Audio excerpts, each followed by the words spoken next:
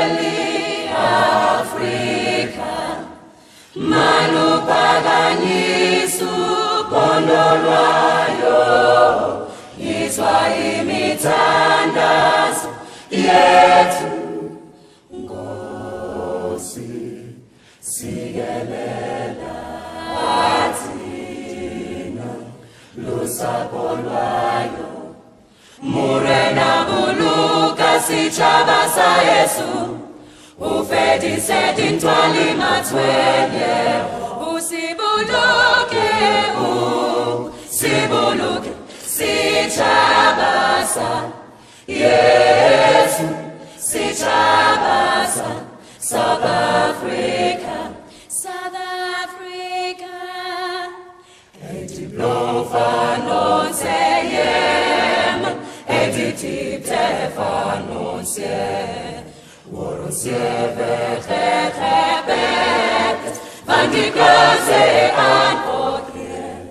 Sounds like call to come together, and united we shall stand. Let us live and strive for freedom in South Africa. T-minus 10, 9, 8, 7, 6, 5, 4, 3, 2, 1, 0. Ignition. Liftoff. Liftoff.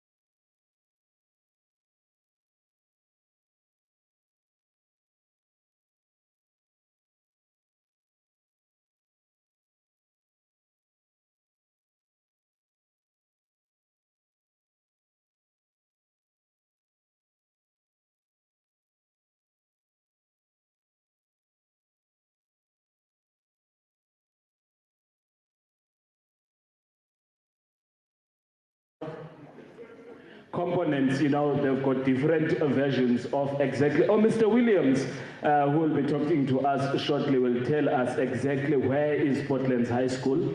I'm Khalid Kungani Givasbadi from Awqaf SA. Now, Awqaf SA is a charitable endowment organization that works and invests, you know, in the community. Though our downstream projects, you know, in health as well as education and infrastructure development to build, you know, a brighter future for South Africa. So this workshop has been going on for 10 years. So if it's your first time hearing of this, then yeah. But it doesn't matter because 10 years ago you were not doing grade 12, so it doesn't matter. Mr. Williams from Portland's High School will just say a few words to us because it is always nice to have our host, you know, talking to us because we don't want to enjoy or overstay, you know, at Portland's High School. So, Mr. Williams, I'll give it to you. Thank you very much. Can I just do a check-in? Is everybody still okay? Okay, I couldn't hear that. Is everybody still okay? There we go. So we are ready to start our second day. We're ready to start our second day on our journey to make sure that everybody in this room achieve the results that they want to. But before we go on to the things that I want to say, there's two things that I want you to do. And this is the part where you use your hands and you make as much noise as you can with your hands. I want you to give a round of applause to the OKAF Foundation first. Go!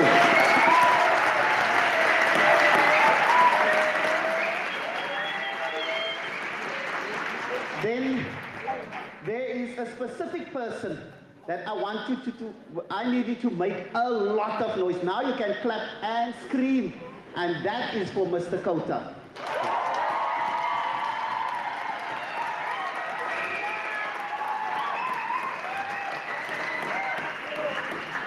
Now, learners, you may not get it, but you are the fortunate group. 1 week before your exam, you've got an expert to make sure you get those last few marks that you were hunting for. So there's not enough words to express our gratitude to the full OKAF team. Thank you very much for making sure that this program is on the Cape Flats, in Mitchell's Plain, in Portland, at a school called Portland High.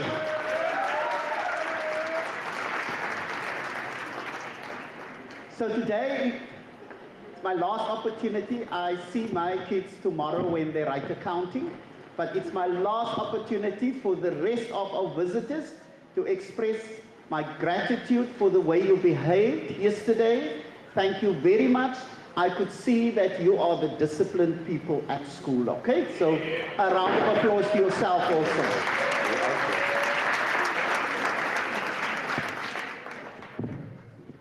It's not easy getting up early on a Sunday morning to come do schoolwork, hey? It's not easy, and that means that you are the brave people. So brave people, deep breath, and let's start and get this thing going. Thank you.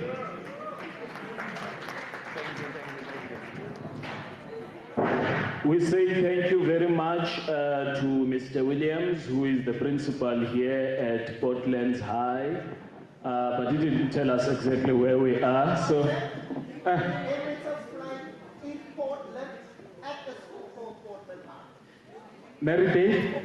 That's the road. Okay, thank you very much, Mr. Williams. Now we also want to thank the Western Cape Education Department that has mobilized you guys to be here. I know it takes your own individual determination to stand up on a Sunday and not go to church but come here. Hopefully it will pay the results in January. All of us will get a distinction. Now we want to thank Mr. Kota as well, the maths facilitator, who always flies from Joburg, to be with us. He's going to fly back tonight, so we wish him a safe journey.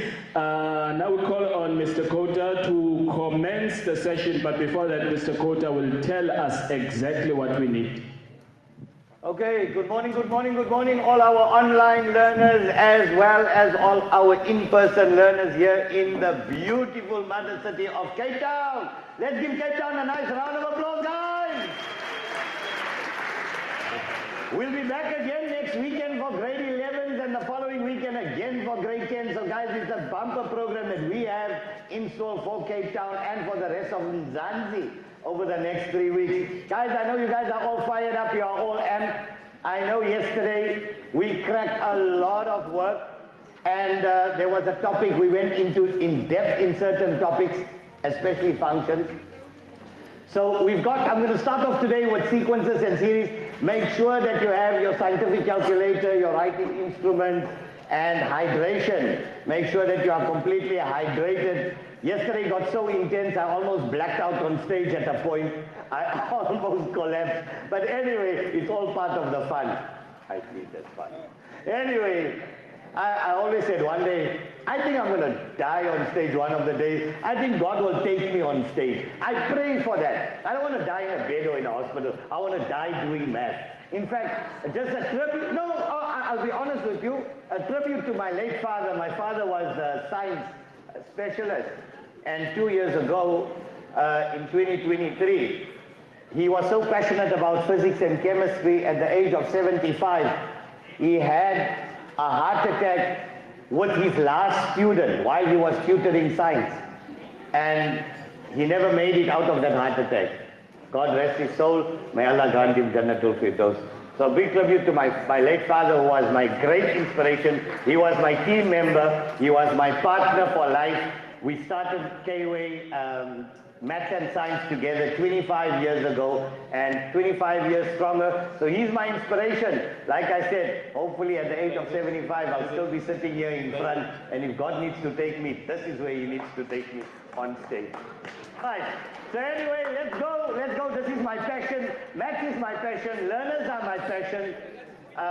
Grade 12, this is time now to change your life. Remember, our workshops are there to change your mindset, to change your perception, and to make you believe that you can. If I could, you can. Hear me. Hear me carefully, guys. If I could, you can.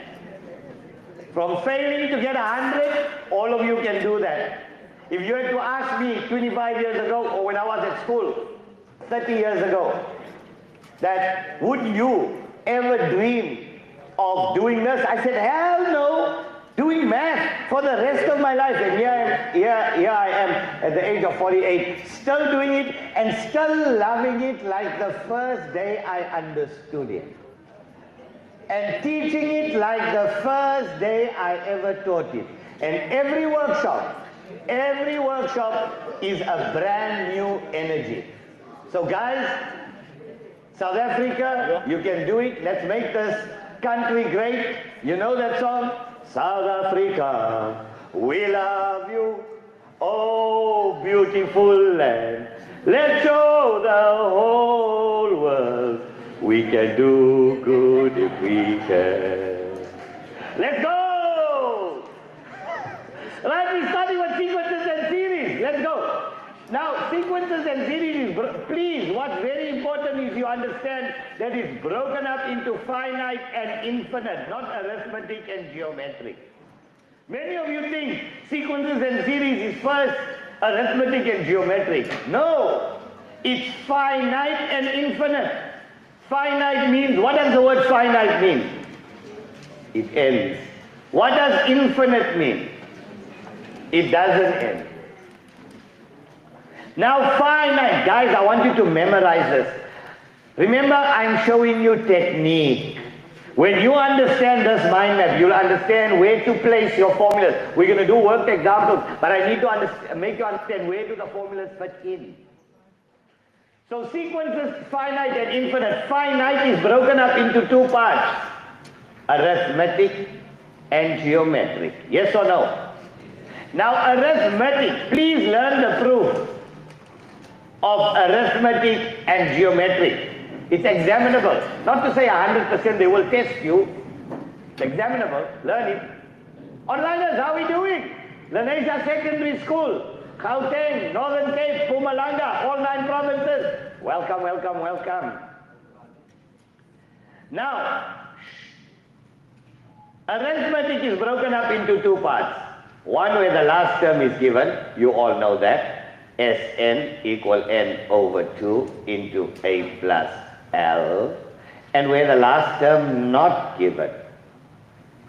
What is that? Sn equal n over 2 into 2a plus n minus 1 times b. Yes or no? Geometric is also broken up into 2 parts. One where r is greater than 1, where r is a whole number. What do we know? Sn equals a into r to the power n minus 1 over r minus 1. Or where r is less than 1, but greater than minus 1, where r is a fraction. And we all know, but this is also finite, where it ends. So what do we know? Sn equal a into 1 minus r to the n over 1 minus r. And there we go. It's important. Take this down and memorize it. Now, infinite is only geometric. We're dealing with R. You can't find the sum of an arithmetic infinite. 2, 4, 6, 8, 10 is arithmetic going on to infinity. Calculate the sum. You can't. Goes on. But the main one that we're going to be dealing with this year is what we call convergent or converging series. And that is if r is less than 1 but greater than minus 1 if r is a fraction. And there, s to infinity equals a over 1 minus r. Divergent. Convergent means as I add more and more terms, the sum comes towards a number. Divergent means if you add more and more terms, the sum moves away from a number. But we're going to be dealing with this, convergent. Divergent has been dropped.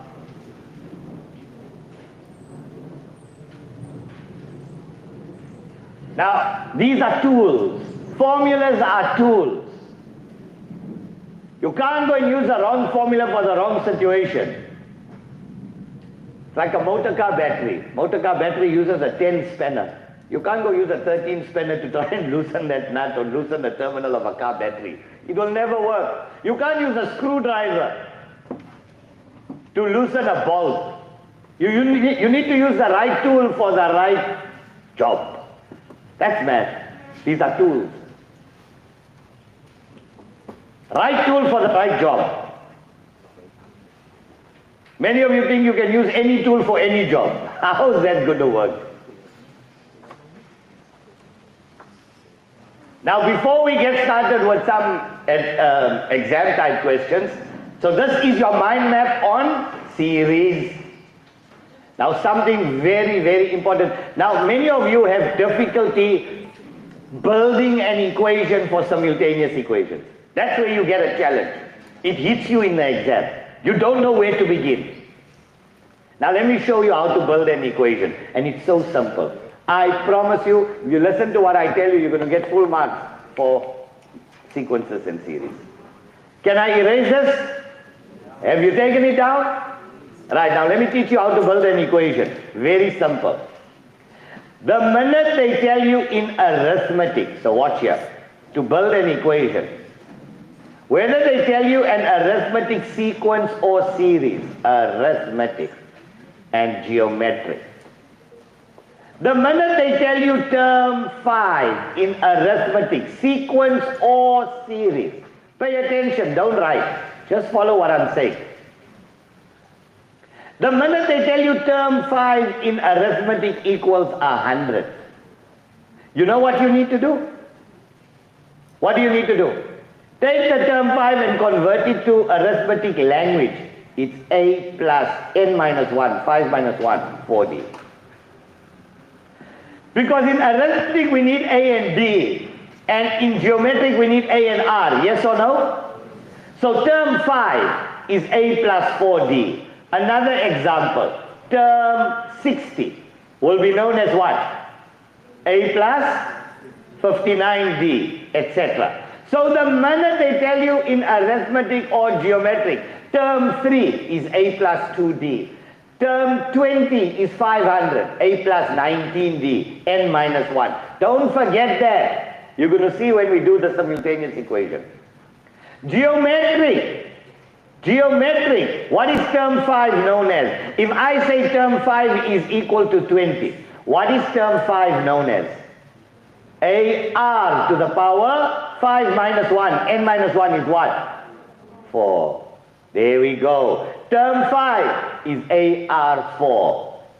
Term 20 is what? AR19. Term 10 is what? AR9. Term 6 is what? If you know that, you sorted. With this plus that equation that I gave you, bada bing, bada boom, problems are going to be solved like a hot knife through butter. That's how it's going to be done. That's the technique we're going to be using. Are you all with me? Right, let's start. Let's go into some of these. Now I'm going to give you a couple of templates that's going to help you formulate your mind. Thereafter you can go and now try on all your past papers. But keep these baseline templates in your head. Keep these baseline templates in your head. So let's start. Let's start with examples. Let's start here. Let's say in an arithmetic sequence. Take this down, guys. The 5th term is 4 and the 11th term is 100. Fine. Now, I don't know, you want to do it sequences or should I just jump one time into series and say find the sum of the first 20 terms? One step at a time, alright, so then, okay, let's say find the first 3 terms. Find the first 3 terms for 5 marks. Now, the same question could be find the sum of the first 10 terms. So you'll still have to do find the first 3 terms, then you find the sum of the first 10 terms, right? But anyway, you said one step at a time. Let's do sequences first, then we move into series. Right. Now the minute, guys, they give you 2 random terms. They give you the 5th term and they give you the 11th term. So they're giving you 2 random terms. Whenever they give you random terms in arithmetic or geometric, we use simultaneous equations. Right, let's go. In our answer. The minute they use the word and, it separates 2 equations. Equation number 1 being here, whatever comes after and is equation number 2. I'm helping you to determine how to construct your equation. So let's start with equation number 1. Term 5. What did we just say in arithmetic? What is term 5 known as? Because we need to find the first 3 terms. So we need to find, in arithmetic, we need to find A and D. If it was geometric, I would need to find A and R. So term 5 is known as what? A plus 4D is equal to how much? 4. Equation number 2. The 11th term, T11, is known as what? A plus 10D is equal to how much? 100. Equation number 1, equation number 2. Now you can do it, because you got A and A, I can subtract the 2. Or you can do it by substitution, whichever simultaneous equation form of solving you like, you do. You want to do it by elimination, which I'm going to do now, good for you. If you want to do it by substitution, you want to say A equals 4 minus D, and then put it here, you're going to get the same answer. So let's do it. I'm subtracting the 2. Equation 2 minus equation number 1. So A minus A is 0. 10D minus 4D is what? 6D. 100 minus 4 is how much? 96. So what is D equal to? 96 divided by 6 is 16. Now I can take this and put it into any equation. Let's put it into there, into equation number 2. A plus 10 into 16 equals 100. A plus 160 is equal to 100. A equals 100 minus 160. A equals minus 60. We need to find the first three terms. So we got A is minus 60. So let's go. Here's your answer. Here is your answer. Minus 60 is your first term. Your common difference is 16. Minus 60 plus 16 is how much? Minus 44. Minus 44 plus 16 is minus 28. Dot, dot, dot, dot, dot. There we go. Your first three terms. Simultaneous equations. So this is when two random terms are given. This is when two random terms are given in arithmetic. Let's do another arithmetic, another style. Then we're going to do geometric random.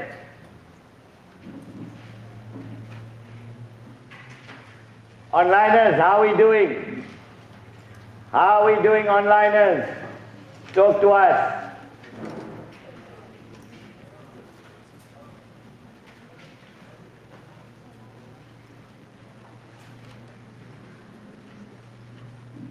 I'm just erasing the question. Now the next one, watch here. Example number 2. Example number 2, or template number 2. 3p minus 4. You've seen this in the exam.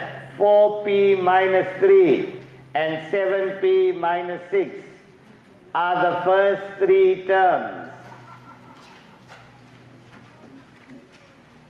of an arithmetic sequence.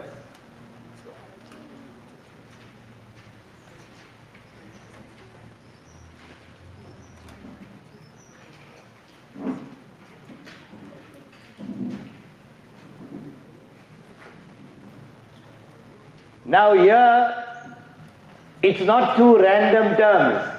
Unknowns are given.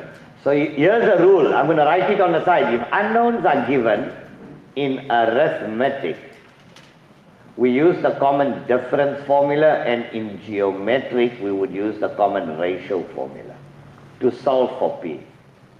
To solve. Remember this. This is crucial information. So let's give you the questions. Question number 1. Solve for P. Question number 2. Find the first three terms.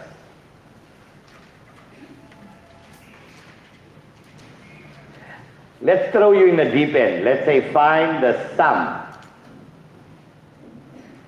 of the first 20 terms.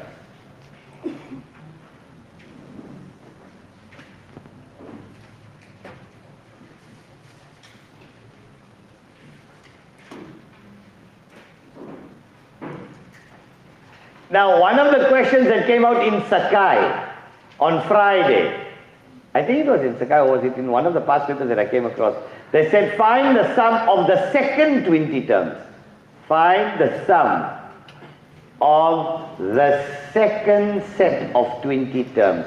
The second set of 20 terms of the above series.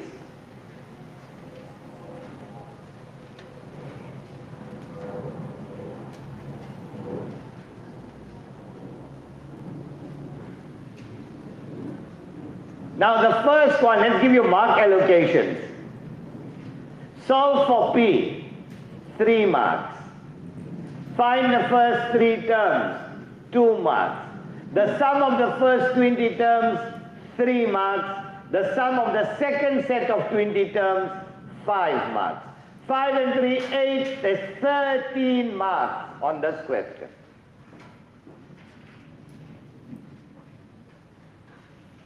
How's our onliners? How's our comments coming in there? Khalid, talk to us. How's South Africa doing? South Africa amped and ready.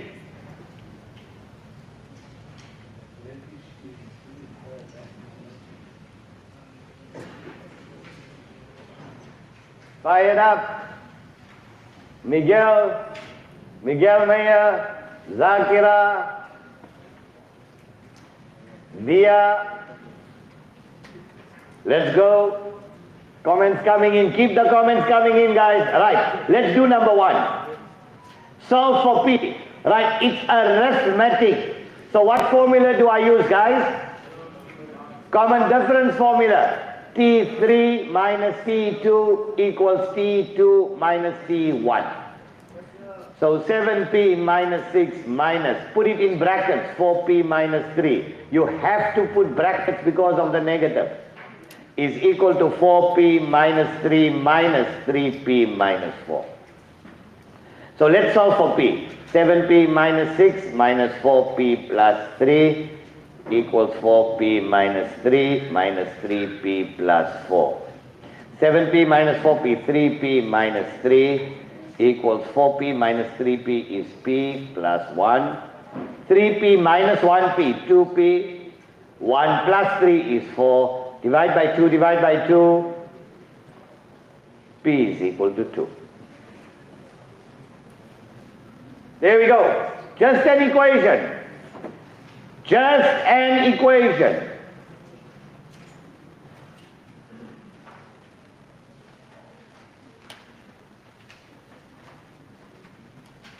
Find the first 3 terms. We just substitute it back into the original. So 3 into 2 minus 4, 4 into 2 minus 3, 7 into 2 minus 6. So 6 minus 4 is 2, 8 minus 3 is 5, 14 minus 6 is 8. We don't think we right, we know we right. 258 is arithmetic. 258 is arithmetic. So do we think we're right or do we know we're right? We know we're right. I'm giving you all exam templates. I'm not doing rough calculation now. It's as if we are writing Friday's paper. You will see different variations, but that's where your practice from past papers will come in. But I'm showing you how to move in math.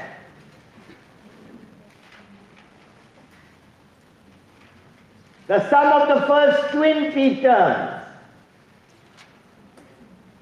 The sum of the first 20 terms. So let's answer question number 3. So they want the word. Whenever they use the word sum, it's series, it's not sequence. So it's finite, because it's 20. Is the last term given? No. So therefore, Sn equal n over 2. Correct tool for the right job. So S20 is equal to 20 over 2. 2a is 2 plus 20 minus 1 is 19. Common difference is 3. So that will give you 10 into 4 plus 57. Am I right? 19 times 3 is 20, 40, 60, 57. That's correct. That's 10 into 57 plus 4 is 61. And yes, somebody gave us an answer there. Ayatandwa. Main brain again for today. 61 times 10. Our answer is 610. Well done, well done, well done, well done.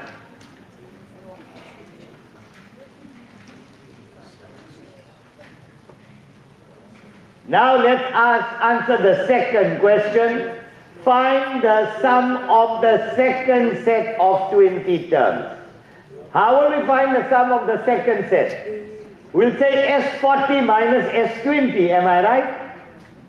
Guys? How will I find the sum of the second set of 20? Second set, so it's 20 plus 20 is how much? 40. So for the second set of 20, I must find the sum of 40 minus the sum of 20. The sum, right, let's go. So let's answer question number 4. To answer question number 4, we're going to say the sum of 40 minus the sum of 20. So the sum of 40 will equal to, let's do it in brackets, minus the sum of 20. Let's put, sum of 20 we got, 610. The sum of 40 is n over 2 into 2a plus n minus 1 times d. Let's go again. Let's go again. Let's do this together, guys. 40 over 2, the sum of 40 is 40, into 2a was 2, plus 40 minus 1 is 39. Your common difference was 3. Minus the sum of 20 was 610. Let's go again. 40 divided by 2 multiplied by 4 plus 39 times 3. 40 times 3 will give me 120. What's that? 117.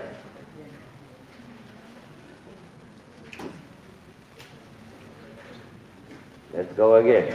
20 into 4 plus, open brackets, 39 times 3, close brackets, close brackets. You get 2420 minus 610.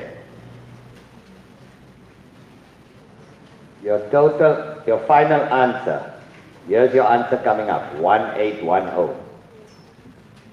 Yes or yes? Jade Hendricks, well done, 1810, Jadine. Yes, you've got another way. If you still get the same answer, no problem. If you still get the same answer, no problem, you may speak in your chat group. So somebody's got a different one, a different way of doing it, you're welcome to do it. Okay. Let's go into geometric.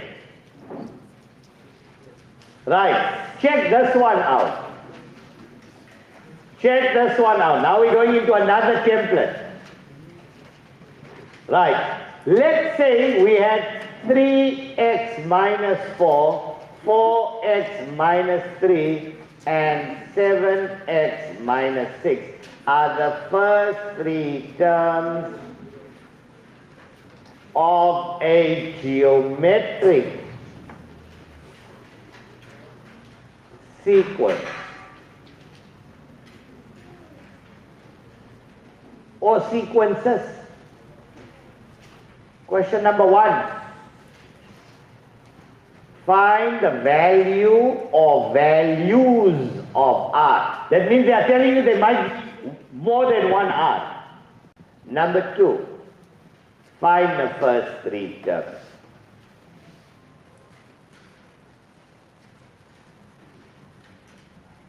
Find the sum of the first 10 terms of the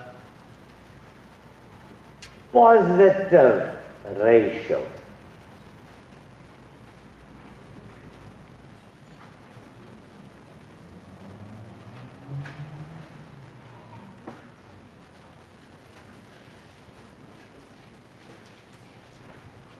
Question, answer. After this, I'm going to do a simultaneous equation with geometric. Then we're going on to series. I'm going to show you some machine things. I promise you, you're going to love this. You're actually going to wait for this in your exam. Fantastic, fantastic, fantastic. No problem as long as you get the same answer. Right, let's answer this. Value or values of R. Now don't panic. Don't panic. You give an unknown. What did I say? If you give an unknowns in arithmetic, common difference formula. We give an unknowns in geometric, what formula? I can't hear you. Ratio. So what's your ratio? Term 3. Start off this way. Guys, don't shout out. Pick up your hand. If you need to ask a question, pick up your hand. Don't scream out answers. Term 3 over term 2 equals term 2 over term 1. So 7x minus 6 over 4x minus 3 equals 4x minus 3 over 3x minus 4. Term 3 over term 2 equals term 2 over term 1. Right, now we need to solve for x, guys. Now we need to solve for x, so cross multiply. Cross multiply, when you got one fraction equal to one fraction, you cross multiply.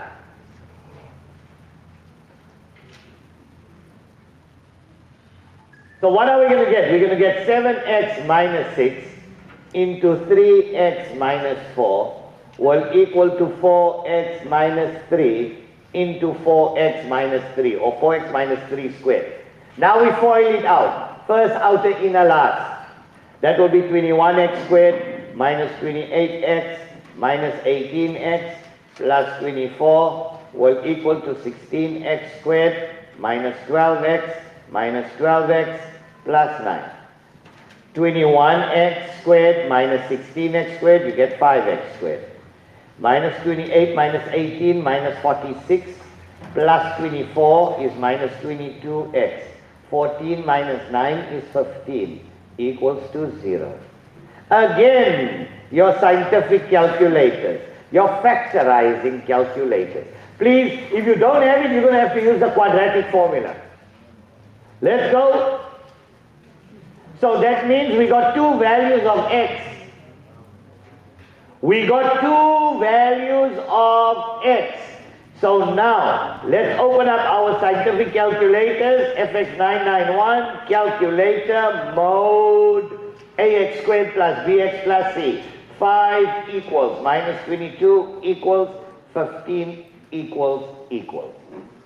No. Let's go again. 5 equals minus 22 equals 15 equals. You get 0,84. Or you get 3,56. We get two values of x. That means there are two sequences. Which one's valid, which one's not valid? Both are valid. Both are valid. Yes?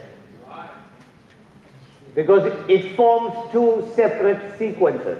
There are two separate, both of them exist. If you put in 0,84, you'll get a geometric sequence.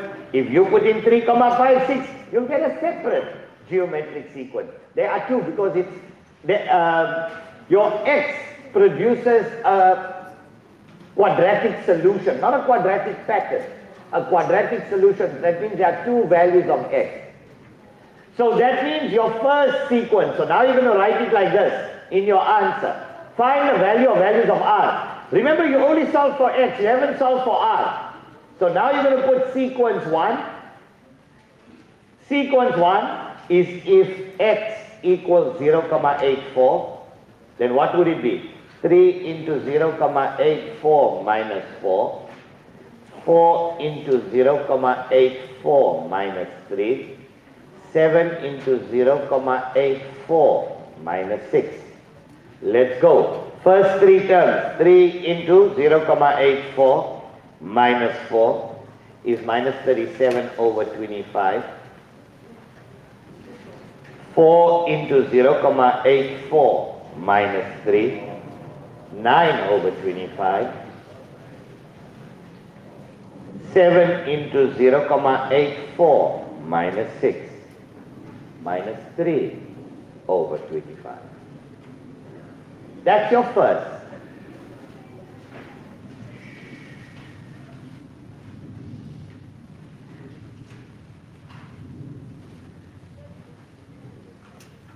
Right. Pay attention. And now, in fact, they gave you of the first 10 terms of the positive ratio. In fact, let's say positive ratio greater than 1. Let's just include that. Okay, now you got 3,56. So sequence 2. Sequence 2, if x equals 3,56, so you're going to get 3 into 3,56 minus 4. 4 into 3,56 minus 3.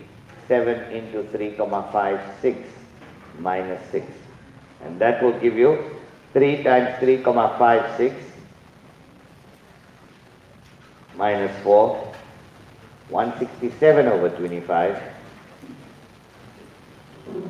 4 into 3,56 minus 3, 281 over 25, and 7 into 3,56 minus 6, 473 over 25. That's the 8. So there we go. Now find the sum of the first 10 terms. So it's finite. 10 terms. 10 terms, it means it's finite geometric.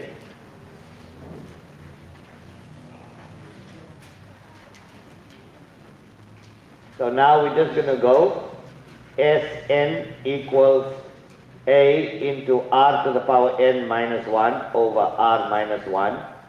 So S10 equals A, 167 over 25.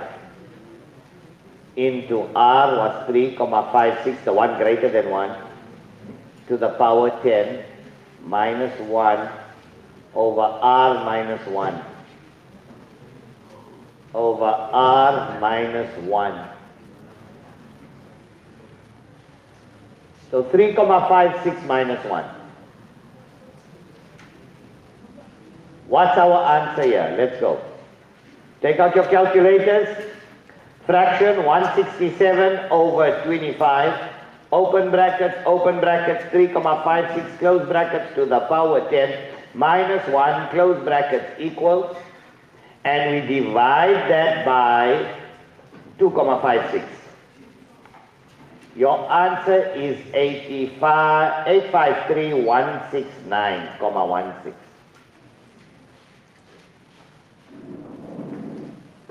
And that's your final answer. Quiet. Are we good? Everything all right? Lovely. Right, now what's the next one?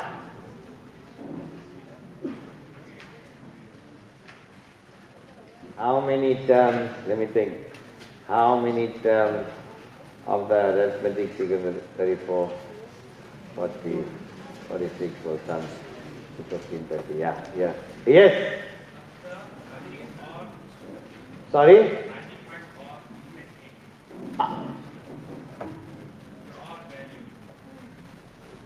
Oh no, this wasn't our R, am I right?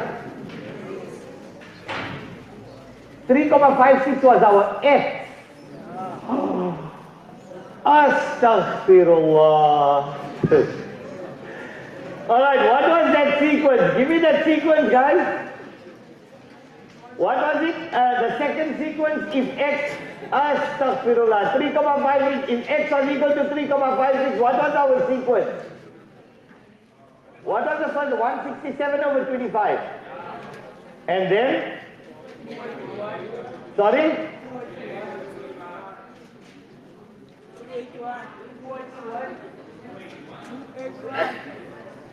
And the last one? Like that. So, 473. Okay. So, A equals 167 over 25. Thank you for that. Yeah. You see how easy it is to make a mistake in the exam? I did it on purpose. I was waiting for somebody. Whatever. What's your R? 281 divided by 25 divided by 167 over 25. 1,68, bruh. Let's just double check on the other side. Let's say 473 over 25 divided by 281 over 25. 1,68.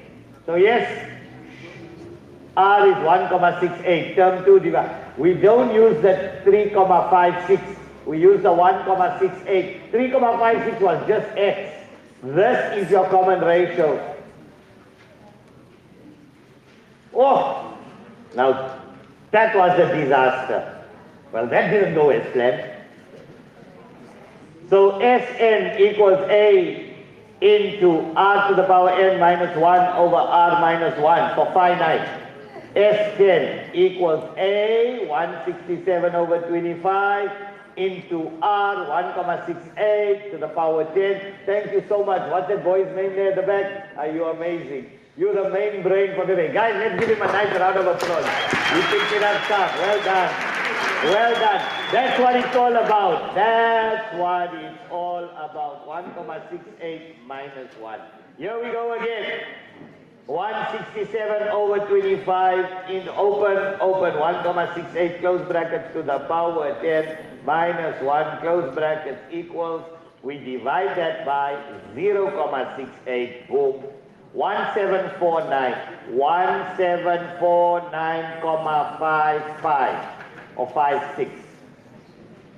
Well done, well done, well done, well done. Yes, great combo.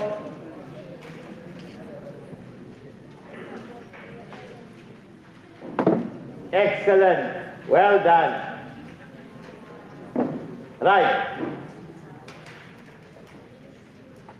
How many terms? Take the next one down. We're moving into series now. How many terms of the arithmetic sequence? 34, 40, 46, ... will sum to 1530. 5 months. Well done, onliners. You guys are locked in. You guys are cooking.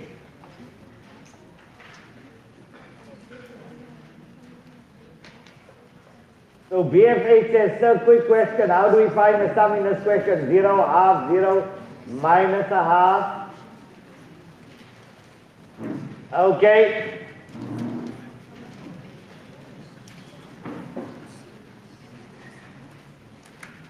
Very easy there, BFH. You got two, it's a combined sequence. You got two separate sequences. You got 0, 0, 0, 0, every alternate one. You got half, minus 3 over 2. I think you know where I'm going with this. The second one is geometric. They're both geometric.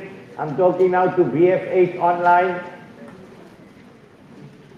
Half, minus 3 over 2, 5 over 2 is geometric sum to infinity. It's a convergent series.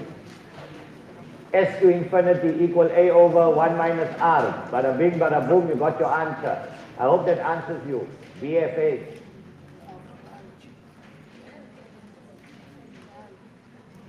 Right, let's do this one. Question. Answer. Right. Will sum, although they use the word sequence, they use the word sum. So what is it, sequence or series? Series. It sums to 1530, so it's finite. Is the last term given? No. Sn equals n over 2 into 2a plus n minus 1 times p. So S, in fact, BFH, I'm going to do this one. Thanks for giving that question. No problem. You want me to dalite for you? Let's do it. Dalite live. S10 equals 10 over 2. Right? No. So now we'll sum to 1530. So 1530 is equal to n over 2. We're looking for n. 2, 8 is 34 plus n minus 1. Your common difference is 6. Right, solve for n. Whenever they say how many terms, they're looking for n. Right, let's do the algebra. Multiply this side by 2, multiply that side by 2. So 2 and 2 is gone. So 2 times 1530 is 3060 equals n into 2 times 34 is 68 plus 6n minus 6. So 3060 equals n into 6n. 68 minus 6 is 62. So 3060 is equal to 6n squared plus 62n. So I'm just moving over to the side. 6n squared plus 62n minus 3060 equals 0. Use your scientific calculators, factorizing again. N equals minus 85 over 3, or n is equal to 18. Can n ever be negative? No. So how many terms will sum to 1530? Therefore 18 terms will sum.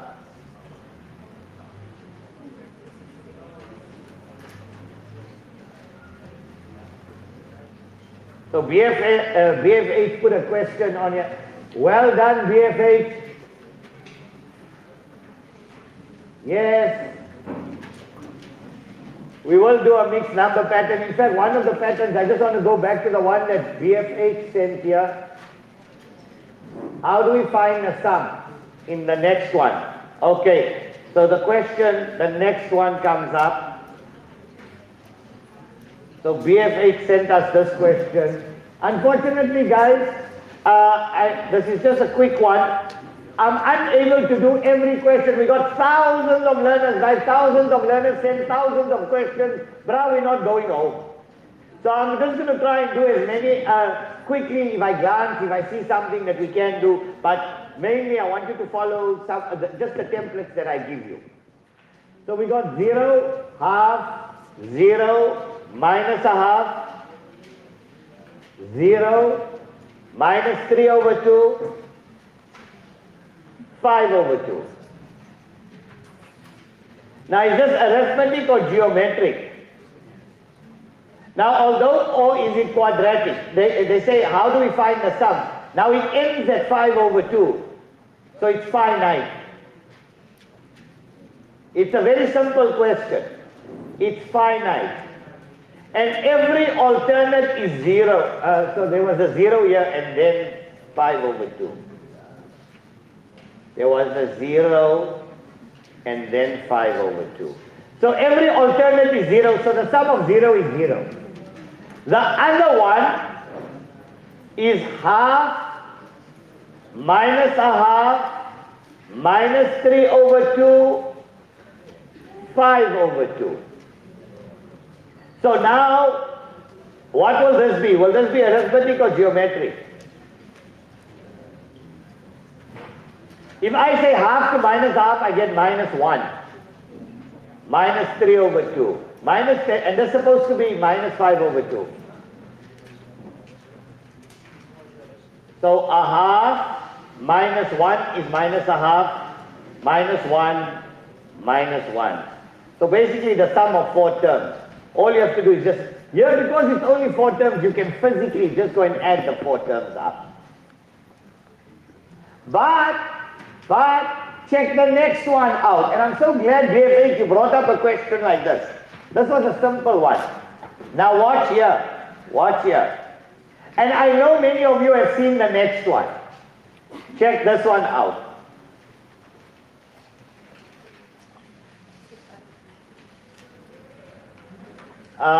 If Sn equals 4n squared plus 4n, find the 8th term.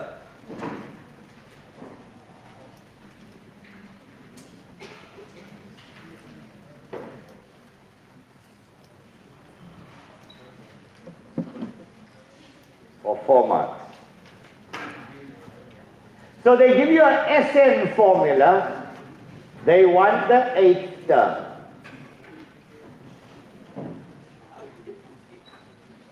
We're going to do one more higher order question in terms of series after this. Then I'm going to show you there's only 3 types of infinite that you could see, and sequences and series are done. Please learn your quadratic number patterns too from last year. I'll show you something quiet. I'll show you a new formula for finding out the, you use 3 formulas, 2a, 3a plus b, a plus b plus c for quadratic number pattern. I'll give you one formula. Make you wait.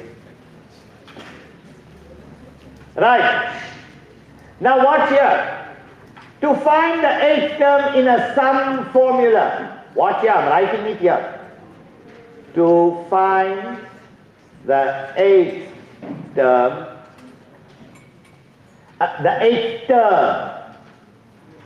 in a sum formula or in a series formula, series or sum formula. It's a rule. You take S8, watch here, this is how you do it. To find the 8th term, you take S8 minus S7. It's like this. There's 1, 2, 3, 4, 5, 6 learners sitting here in the front. There's 6 learners. If I say the sum of 6 learners' ages is 100, and the sum of 5 learners' ages is 80. How old is the 6th person? 20. How did you find the 6th term? You took the sum of 6 minus the sum of 5. Yes or no? So if there were 8 learners, you'd find the sum of 8 minus the sum of 7. If there were 100 learners, you'd find the sum of 100 minus the sum of 99. So let's do this. Check how quiet this thing works. It's a template. If you learn it, you don't need to think in your exam. You've learned it. It's in your toolbox. You see it, you apply it, you get it right. It's as simple as that. So let's go. T8 is equal to S8 minus S7. Let's do this together. S8, they give you a formula, is 4 into 8 squared plus 4 into 8. Minus S7 is 4 into 7 squared plus 4 into 7. Let's do this together. So this gives me 8 squared is 64 times 4 is 256 plus 32.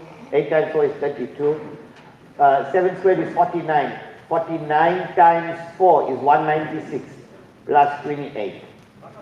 This is equal to 288 minus 226 plus 8 is 4. Your answer is 64.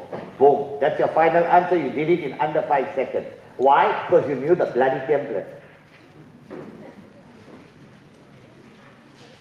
You know the template? 5 seconds is all it takes. I told you, no time to think in your exam.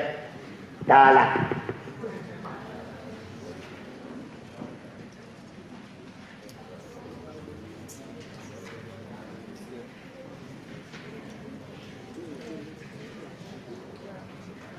Right, let's go. Next one. The last one. So learn these. These are little rules on each tile.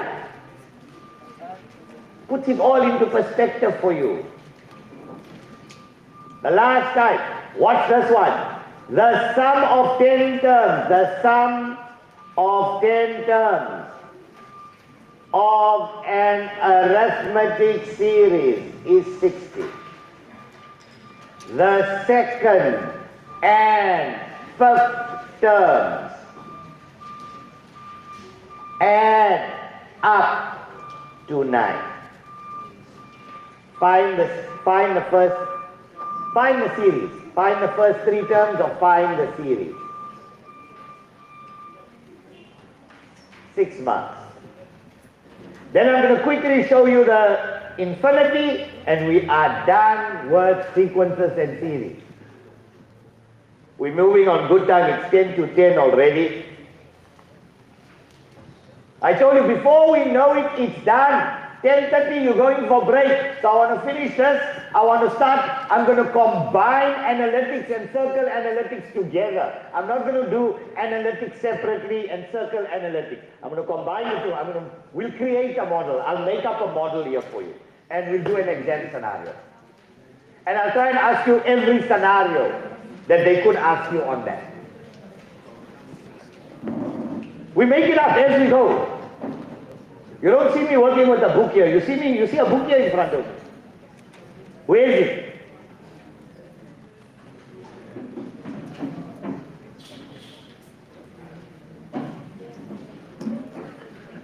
You're going to make up your own problems.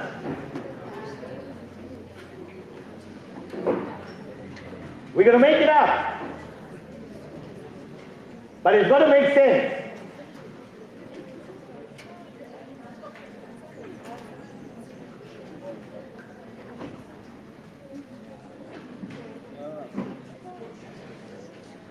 Right. Come, start with this one. Don't wait for me. Are you waiting for me to give you an answer? No. I told you, watch here. The sum of 10 terms is 60, equation number 1. The second and fifth terms add up to 9, equation number 2. It's arithmetic, so we are solving for A and D. So convert this to A and D, convert that to A and D. Bob's your auntie.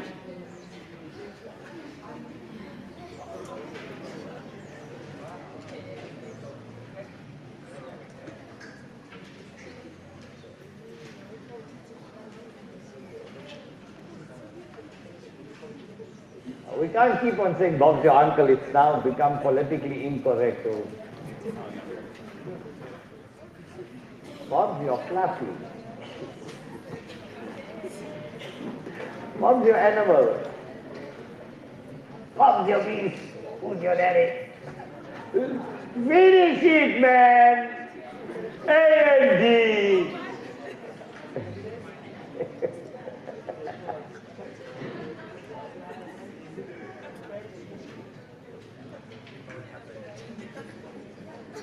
You're not right, Ali. It was there. That's why we said.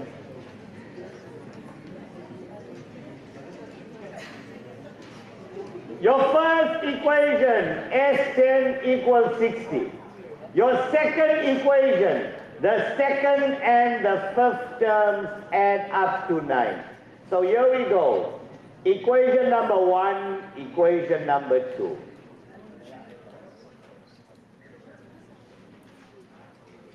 How's our onliners? Are they on fire there? Are they on fire? Talk to us. Right. So Sn equals n over 2. So 60 equals 10 over 2 into 2. A we don't have. Plus n minus 1. 10 minus 1. We don't have our common difference. So 60 equals 10 over 2 is 5. 2a plus 10 minus 1 is 9d. Divide by 5, 2a plus 9d. 60 divided by 5 is how much? 12. Equation number 1. Yes or no? Yes or no, grade 12? Now do term 2. Term 2 is known as what in arithmetic? Didn't I say a plus 1d? Isn't term 5 a plus 4d? So term 2 is a plus 1d, yes or no? Plus. Here's your plus. What's term 5? A plus 4d equals how much? So a plus a is how much? 2a. 4d plus 1d is how much?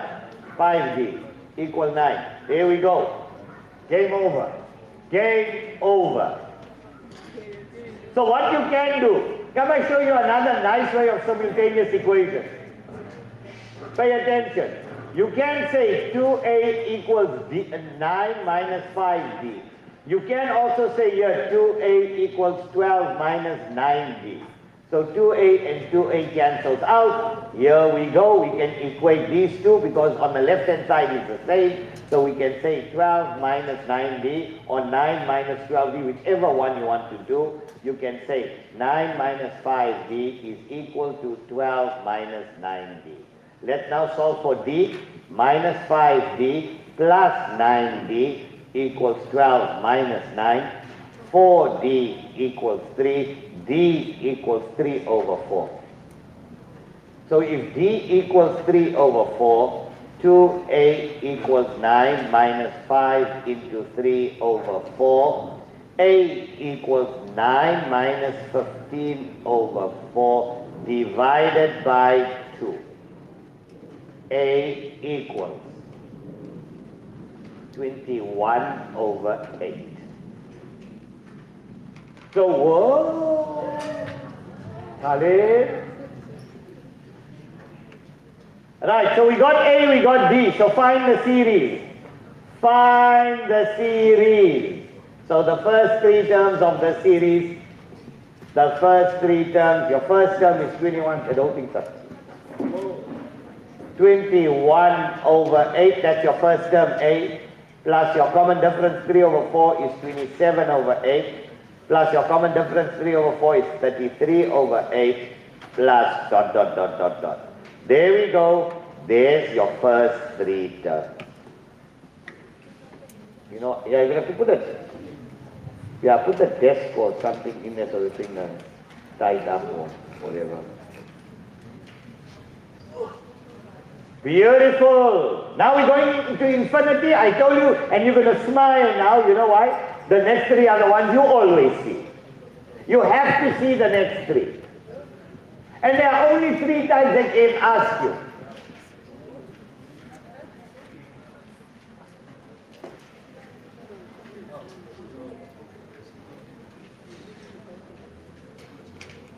Okay, put the heading infinity. So the first one, let's say, okay, let's do that one. That same, let's say 2 over 3 plus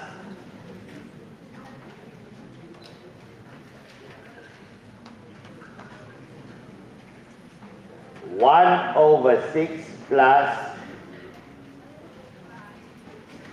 1 over 24 plus 1 over 96 plus ... So this is a level 1 question. I'm going to do a level 1, level 2, level 3. We're almost at the end of this, guys. I promise you I won't take you a second after 10:30. After we're done with these 3, depending how much time we have, it's 10 o'clock on the dot. I'll draw the circle.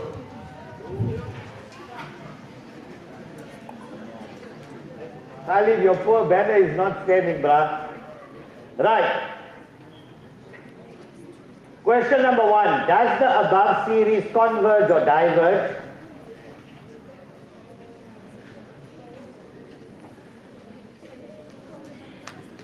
Or they can say prove. They can also say prove that it converges. They can also say prove that it converges. So 2 ways in which the question can be asked. And the next one, find the sum to infinity.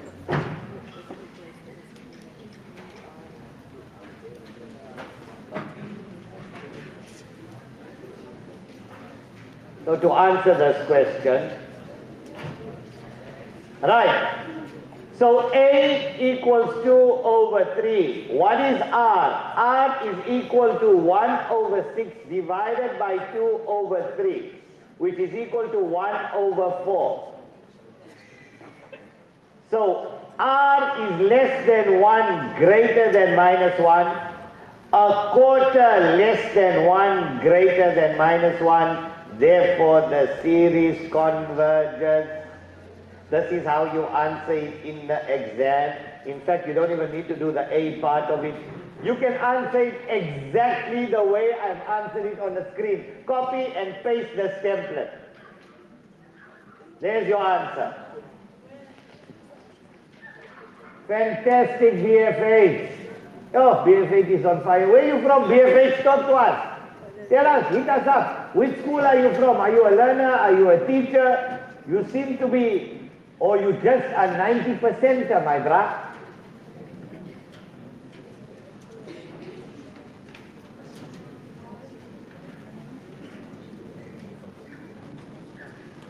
This is how you do maths.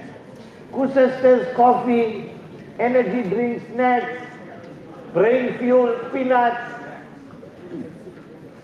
and a whole lot of math, a whole lot of numbers.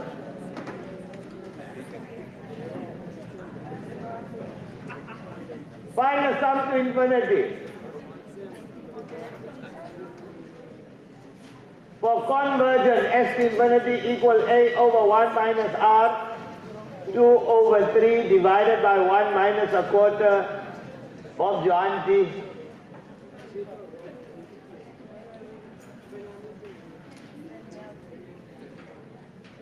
Eight over 9.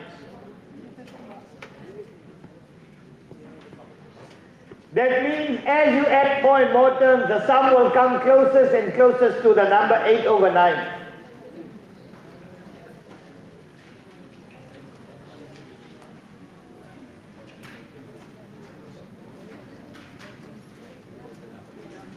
The next one. We're almost at the end. Number 2. Template 2 for infinity. I know you've all seen this in the exam. 3x minus 1 over 2 plus 3x minus 1 over 2 squared plus 3x or 3p or 3m or whatever they put.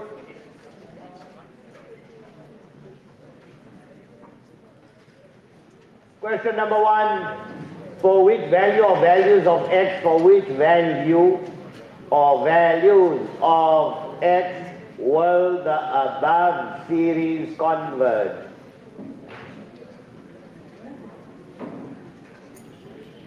And number 2, find the sum to infinity if x equals minus 1.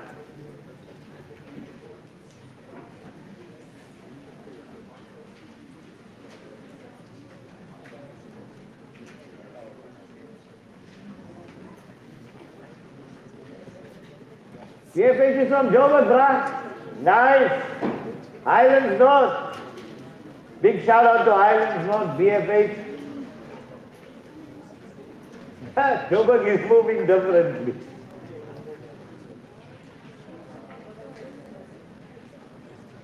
Nice, guys, nice. I hope you guys are enjoying it. I hope you're cracking it.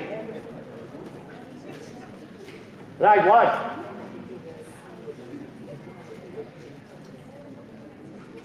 Answer to question number 1. Guys, this is a template. You answer it exactly the way I show you now on the screen. So now, you say for it to converge, R must be less than 1 but greater than minus 1. So you start, because they say for which values will it converge. So start off with that formula. Now watch here, watch here. What is R? It's term 2 divided by term 1. So it's 3x, let's write it out properly. 3x minus 1 over 2 squared divided by 3x minus 1 over 2 less than 1 greater than minus 1. We are solving for x in the middle. Now 3x minus 2 squared divided by 3x minus 1 over 2 is just 3x minus 1 over 2 less than 1 greater than minus 1. Remember, 3x minus squared, 2 minus 1 is 1. Remember the power here? 2 minus 1 is 1. Right, now solve for x. Now solve for x in a double inequality. So times s by 2, times z by 2, times z by 2, 2 is gone. We now, so 3x minus 1 less than 1 times 2 is 2, minus 1 times 2 is minus 2. Let's solve for x in the middle. 3x less than 2 plus 1 is 3. Minus 2 plus 1, we take the 1 over on both sides. Minus 2 plus 1 is minus 1. Divide by 3, divide by 3, divide by 3. So x less than 3 over 3 is 1, greater than minus 1 over 3. Now you write, for these values it converges. For all other values, or values of x, the series diverges.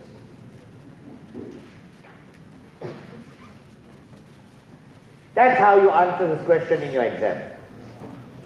It's a template, copy and paste it. Let's see our comments there, Khalid. Talk to us onliners. Excellent.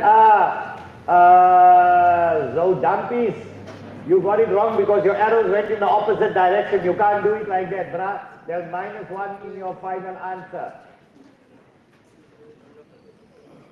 So Dumpties, make sure that your arrows, you can't have arrows, one arrow pointing in one direction. I can't say I got less than 10 rand and more than 10 rand in my pocket. It's got to be between two intervals.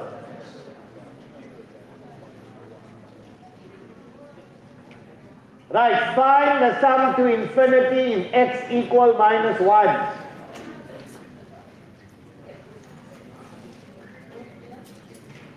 Find the sum to infinity, so s to infinity equals a over 1 minus r. So 3x minus 1 over 2 over 1 minus 3x minus 1 over 2. If x equals minus 1, 3 into minus 1 over 2 over 1 minus 3 into minus 1 over 2. What's your final answer? We can do it here. That's minus 3 minus 1 is minus 4. Minus 4 over 2 is minus 2 over 1 minus 2. So that's minus 2 over 1 plus 2 minus 2 over 3. There we go. Faiza, well done. Ayatandwa, well done. That's your answer. Let's wrap up. What's the time? 10 past 8. Okay, never mind. Let's see you guys do the next one, right? Template 3. Template 3.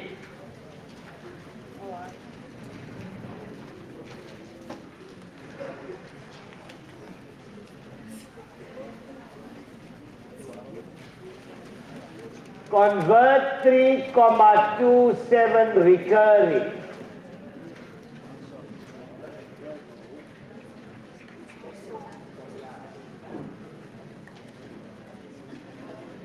to a common fraction using series formula.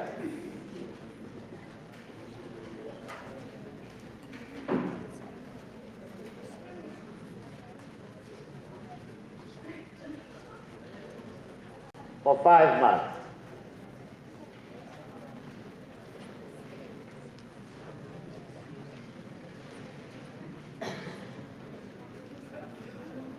Onliners, how we doing?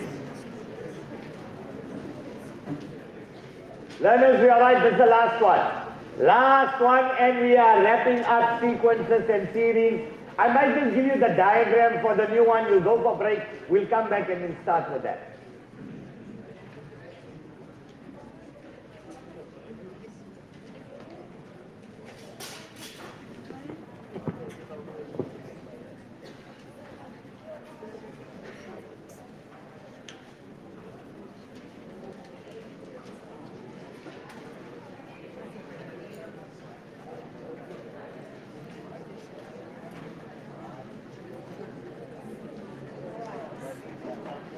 Right.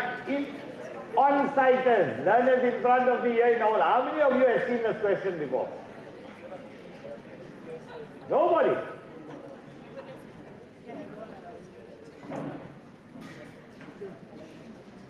Guys, in your answer, here's a template. Watch here. Watch. This is equal to 3,27, 27, 27, 27, going on to infinity. Yes or no? Agreed? Pay attention.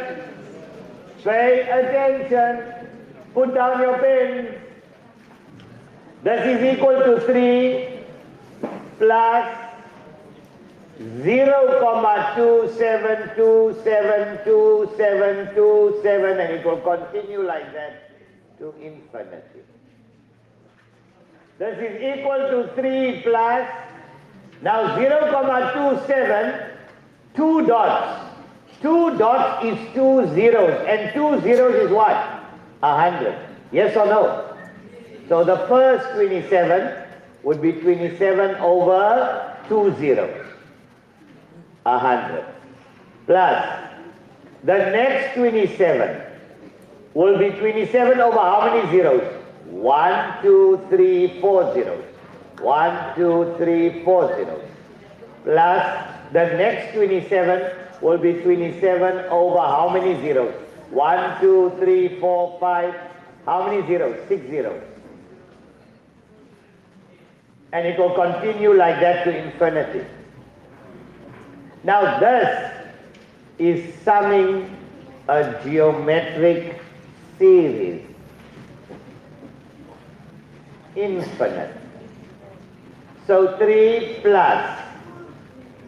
This here, to sum an infinite geometric series is A over 1 minus R. 3 plus. What's A? What's your A here in this series? 27 over 100 divided by 1 minus. What's your common ratio? It's this divided by that is 1 over 100. This is equal to 3 plus. You can do this on your calculator. You're going to get 3 over 11. 3 plus 3 over 11 is 3 and 3 11. That's how you convert it to a common fraction using series formula.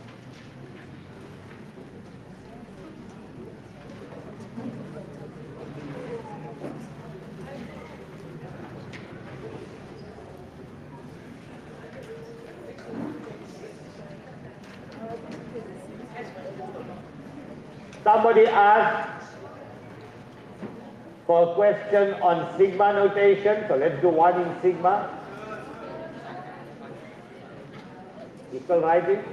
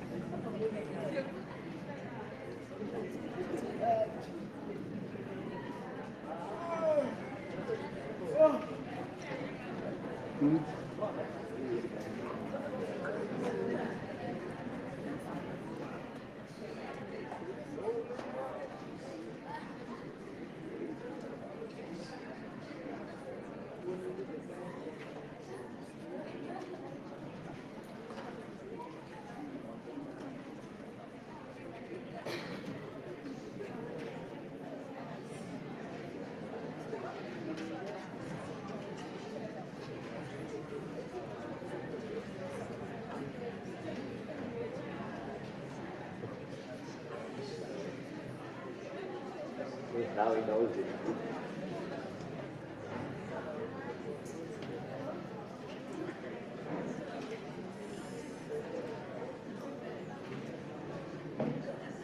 Right. Calculate or evaluate. Take this one down. This is where we'll wrap up.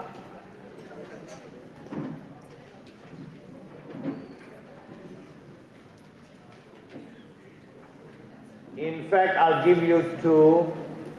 Take this one down. The next one, I'm going to give you that. I'll give you 15. I'll tell you n equals -2.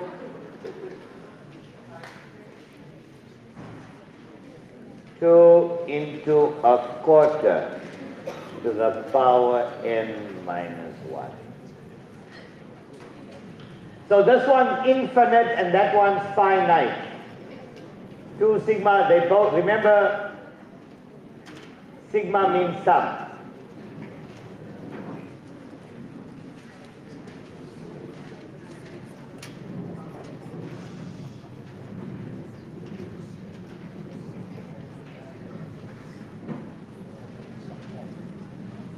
Okay, in the first one, the first thing we're going to do in our answer, we know it's infinity, so we don't need to find our number of terms. So you start substituting from 1 inside.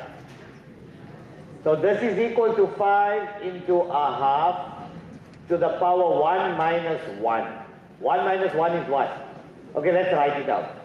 Plus 5 into a half. Now you put it in ascending order. 1 minus 2. Plus 5 into a half to the power 1 minus 3 plus ... Now this will give me 5 into a half to the power 1 minus 1 is 0 plus 5 into a half to the power minus 1 plus 5 into a half to the power minus 2 plus ... 5 times 1 is 5 plus this will be 5 into 2 to the minus 1 to the minus 1 plus 5 into 2 to the minus 1 to the minus 2 plus ... 2 to the plus 1 is 2 times 5 is 10 plus 2 to the plus 2 is 2 squared is 4. 4 times 5 is 20 plus ... Now A equals 5. R equals 10 over 5 is 2. R is not a half. R is 2. R greater than 1. Basically, this is divergent. So S to infinity equals A over R minus 1. So what's A? 5 over R minus 1, 2 minus 1. Your answer, 5 over 1, your answer is 5. How did you get minus 5? Who got minus 5? R is greater than 1. Zaka. How is everybody getting minus 5? R is greater than 1. So it's A over R minus 1. It's not A over 1 minus R.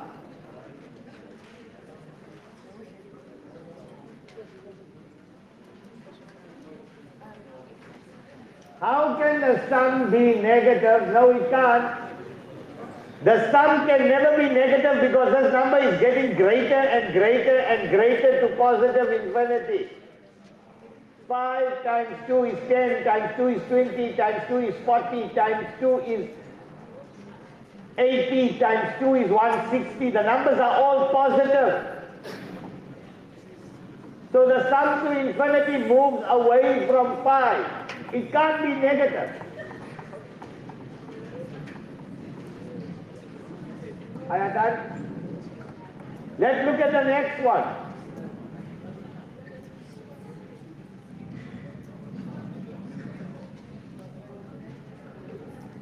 Right, now be careful with the next one because it's finite. Pay attention. Because they give you a number on the top, it means it's finite. That means we've got to look at our finite formula, not our infinite formula.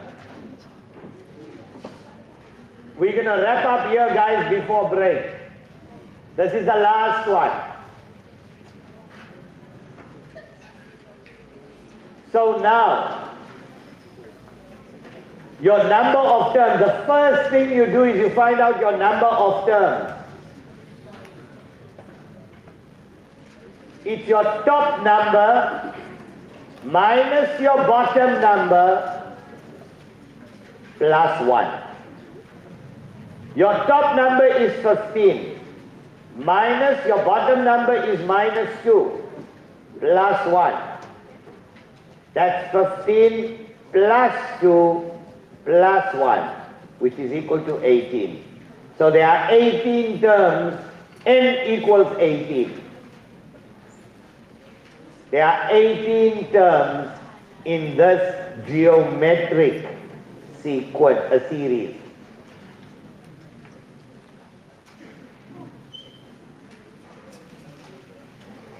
Now, you can do it exactly like this. That's step number 1. Step number 2, start substituting minus 2 into there. So 2 into, you expand, do the first 3 terms. 2 into a quarter to the minus 2 minus 1.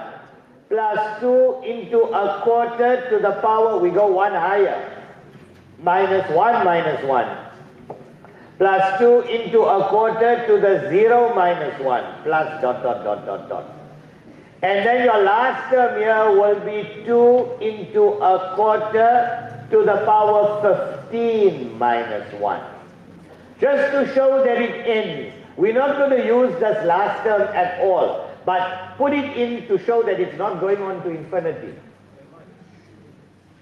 So this is 2 into a quarter to the power minus 3, plus 2 into a quarter to the minus 2. Plus 2 into a quarter to the power minus 1 plus dot dot dot plus 2 into a quarter to the power 14. Right, so 2 into a quarter to the power minus 3, 128. 2 into a quarter to the power minus 2, 32. 2 into a quarter to the power minus 1, 8. You can leave that last term as 2 into a quarter to the power 14. We're not going to use that at all. Right. Now it's finite. A equals 128. R equals, you can do it like this or do it like this.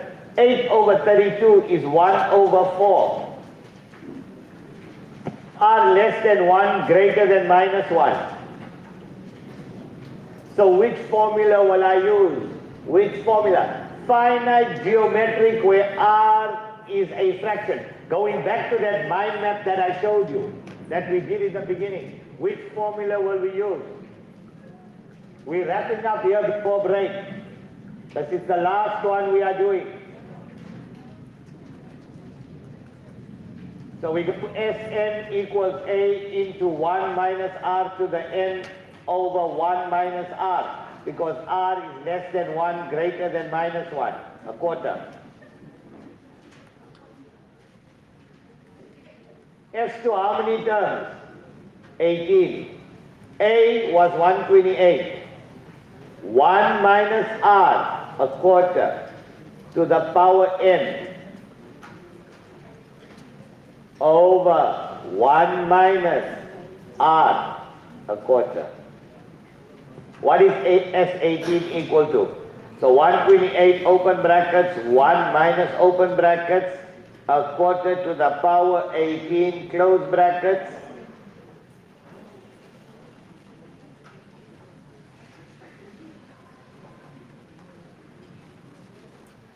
divided by 1 minus a quarter.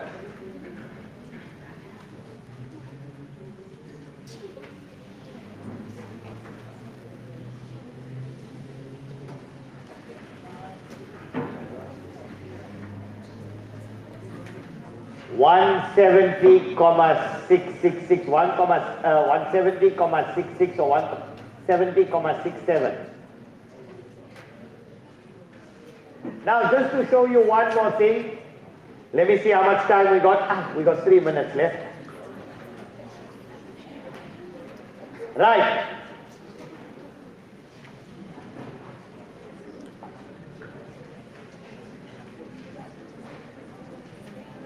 Many of you don't know watch here. Let's say they told you n equal 1 and they told you, okay, watch here, k equal 1, let's 2 into a quarter, right? So let me write it out properly for you. A quarter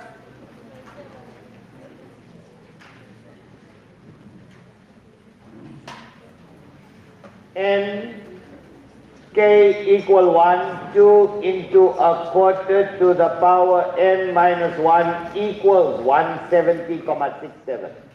Find n your number of terms. The last one, guys. So we know what the answer is going to be. N is going to be 18. What is n going to be? It's the same as the last question. Only thing here, I'm giving you your answer.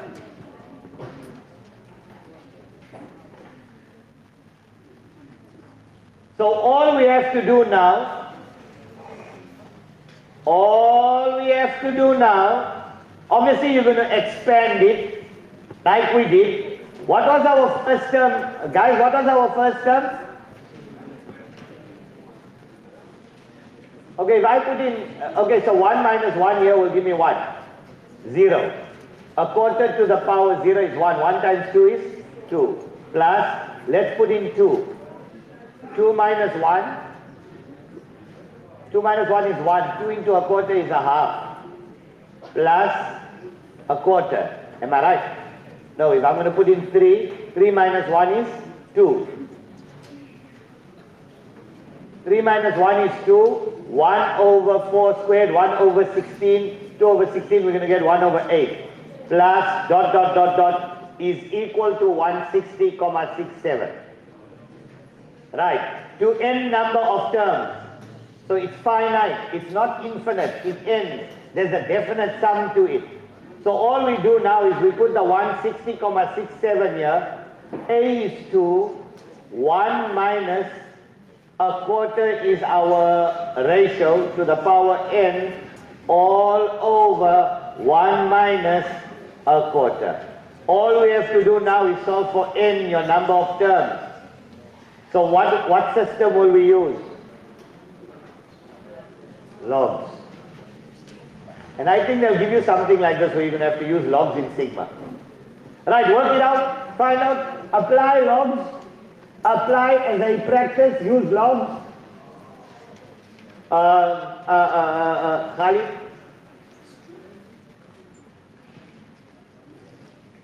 Just connection loss, reconnecting, please just check with the guys.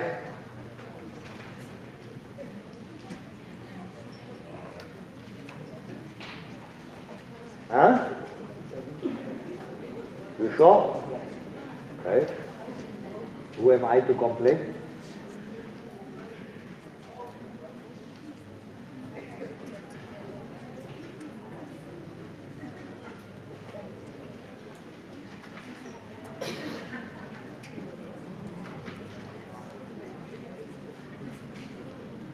Four over 4 minus 1 over 4 is 3, that's 0,75. I'm going to multiply this by 0,75. I'm going to multiply that side by 0,75. I'm now going to get 160,67 times 0,75. 128. So I'm going to get 128,00 is equal to 2 into 1 minus 0,25 to the power n. Divide by 2, divide by 2, 64. So that's gone, that's gone. Minus 1 equals minus 0,25. Like we did yesterday in finance. 64 minus 1. 63. Am I right?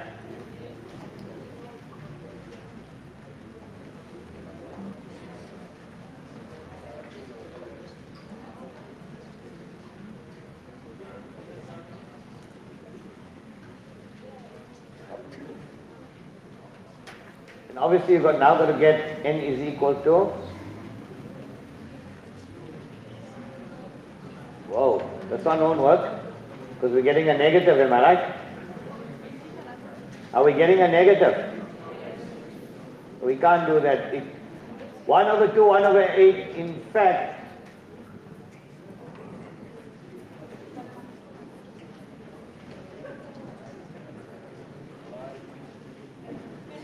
okay, this one won't work because we're getting a negative here.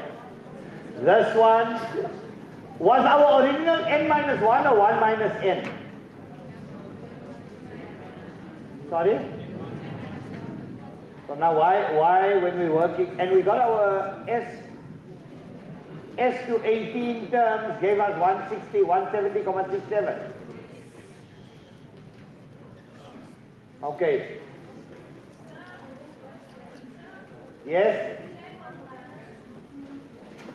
K was minus 2, K wasn't equal to 1. That was our challenge.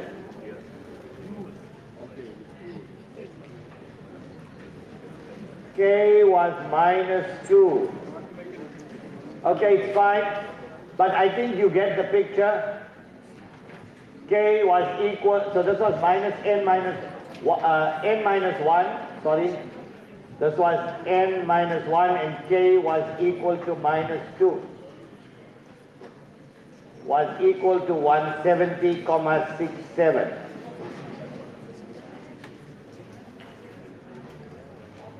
Right, I know it's 10:30, you're all hungry. Okay, let's go for break. Let's go. Guys, wait.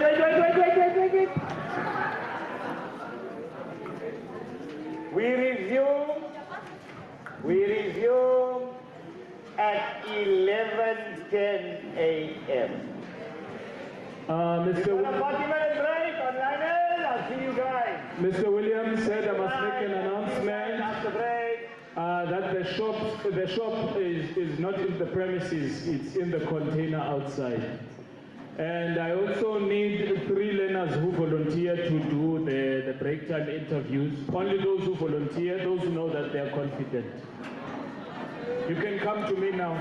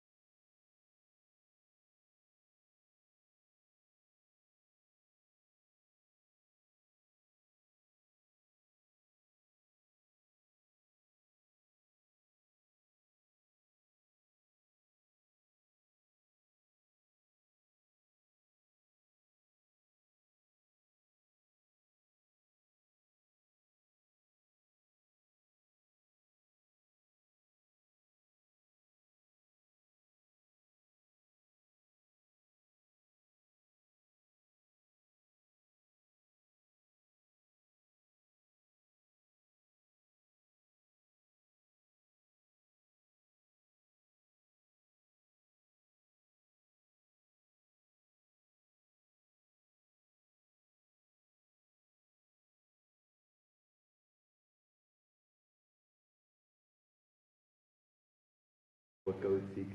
But with Mr. Kota's help, I definitely know that we can make it happen for finals. Are you feeling confident, as we are approaching the final exam, especially for mathematics, because it's quite an important subject? I am feeling quite confident. I think what Mr. K said yesterday about removing that mental block. So when you see a question, you ask yourself, what is it and how do you get into it? So that's definitely a big confidence booster that I picked up over this past few days. What has perhaps been your highlight of this workshop this weekend? Definitely the food, because that braai burger was unburned. And then from the topics which we eat, calculus, algebra, anything, geometry? I must say it was the functions when Sir showed us those tricks, and they even with the series, like some of those questions I haven't seen since last year, so it was a very good refreshment. Now it's still break time. After break time, we are going to do finances. Are you well acquainted with finances? Are you excited? I'm definitely excited. We didn't have the best finance approach last term, so hopefully with Sir's help today, I'm reassured with the knowledge. Okay, Daniel, I want to ask you this question again. Did I say your high school's name right? And if not, how do you say it? You butchered that one up, man. It's Swanwick High School. Swansbeek, not Zivansbeek. Oh. Swansbeek. Swansbeek High School, and where is it? It is in Retreat Tokai, opposite the station. What was the final mark last year, and how are you planning to improve it? Last term? Last year. Okay, last year it was 72% for grade 11. And I plan to improve it by just having that confidence, and like Sir said, no matter how much past papers you have, it's more about knowing how to approach the question. So definitely to be knowledgeable on what to expect for the exams and to go in with a plan. If not now, I'm sure the teachers will be watching this interview later. What do you have to say to them? Thank you, teachers from grade 8 to now, for really being the educators, the light for not just myself, but for all matriculants in grade 12, and I know that for our last paper coming up on Friday and Monday, we can definitely apply what you guys have taught us in and out of the classroom. Daniel, you are now doing grade 12. What is it that you actually want to do after grade 12? I know you want to go to university, you won't be driving any taxis, but in university, what is it that you want to do? Definitely civil engineering. Why? My grandfather actually inspired me because he used to go with him to church, to go fix up some broken things there, and in the roads to go watch the council workers clean. So definitely that inspired my passion when I did some research on what type of careers align to those things, and civil popped up, so I did the job shadowing in grade 11, and I know now that is where I want to, the pathway I want to go into next year. And then after that, obviously, where do you see yourself in 10 years from now? Hopefully in 10 years, we are in Kuwait or Dubai with those infrastructures building on there, and then sending money back to the family. Yes, South Africa. And part of the reason why Awqaf SA, hosts this intervention is to obviously, improve South Africa. So you're not planning to stay here? Not really, but at the same time, in our own country, there is opportunities that's right in front of us. It's just that we don't see it. But I want to get that mindset switch from overseas people and hopefully come back and apply it here. Daniel, just before I let you go, you said that you're from Swanwick High School. Hopefully I said it right this time. Daniel, what is your final message, to the class of 2025, be it at your school or in South Africa generally? Definitely, it's to believe in one another. Now you know that competition for top 10 in your school is now done now. The only competition is whether you yourself can compete with your previous years, and knowing that when it comes to the final marks, you need to get into university. So that mindset of not helping each other or gatekeeping needs to kind of stop now, because now it's no longer about the validation, but it's about how we can break the generational cycle and definitely earn a living and keep on hustling, guys. From now till we get our results, don't just sit around at home. Let's go out there, be more social and build our network. There's 100% on the paper, and which percentage are you aiming for? Honestly, just 80 on the dot. Why 80? There's a whole 20% that you've left behind.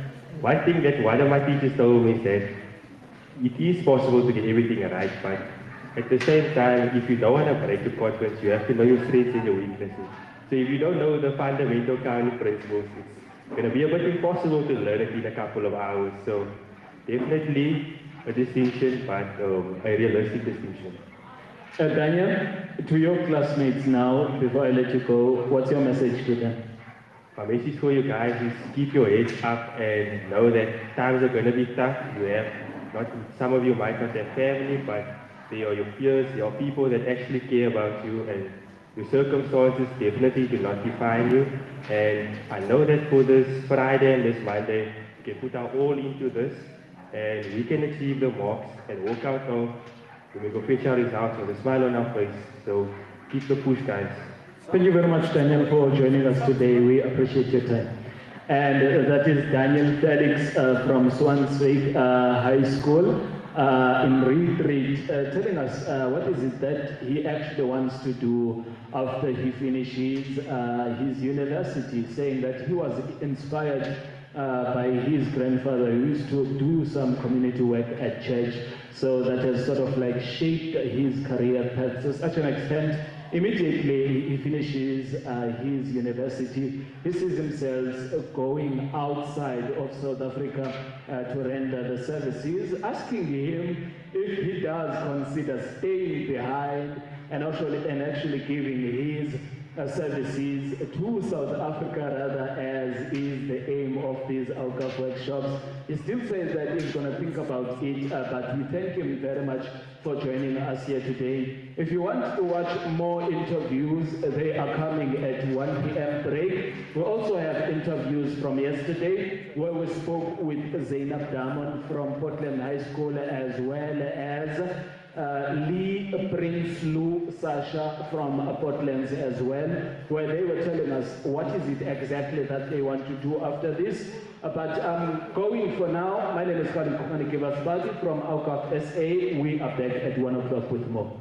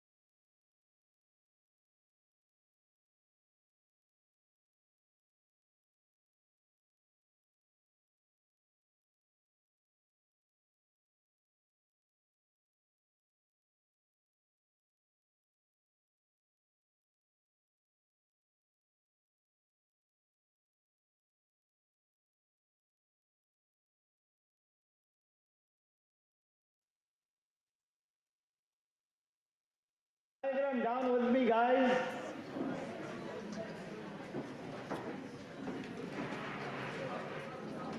Take this diagram down with me.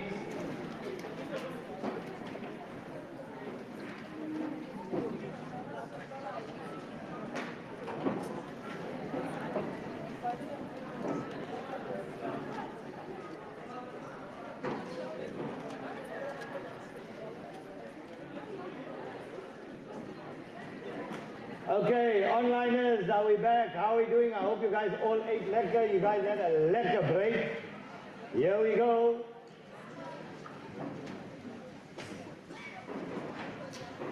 Point P is the center of the circle. Point P is the center of the circle.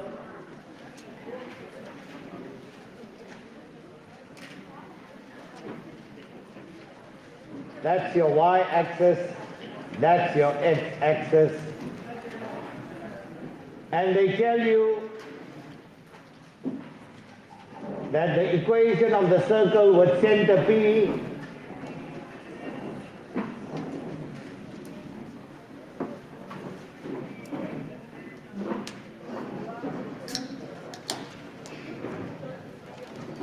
okay, let's go.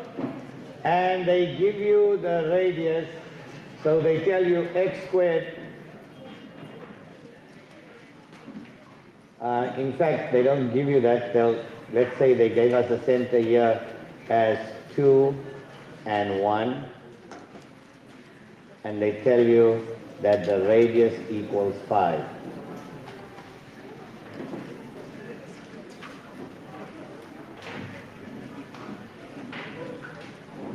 Right, this is point A, B, C, D, E. And they tell you that this here is angle theta. Take this diagram down. Right, question number 1, they want the equation of the circle.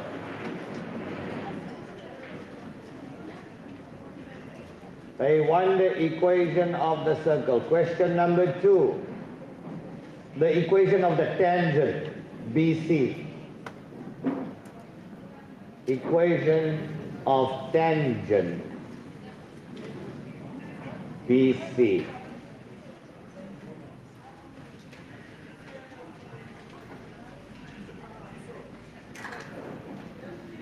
And let's say C, let's say point A's coordinates. In fact, do me a favor, they don't give you this. Let's put in A's coordinates. Let's put in A's coordinates minus 3. Let me write it clearly here for you. A's coordinates is negative 3 and 4. The equation of line BC, the tangent BC. Question number 3.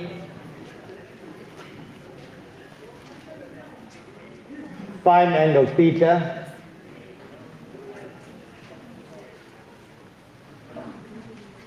Question number 4.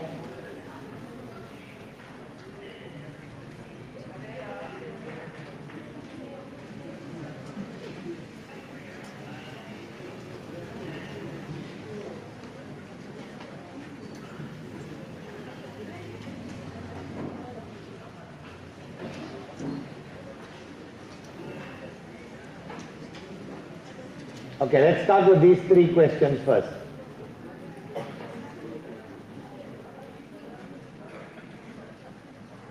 All right, let's go. Let's go, onliners.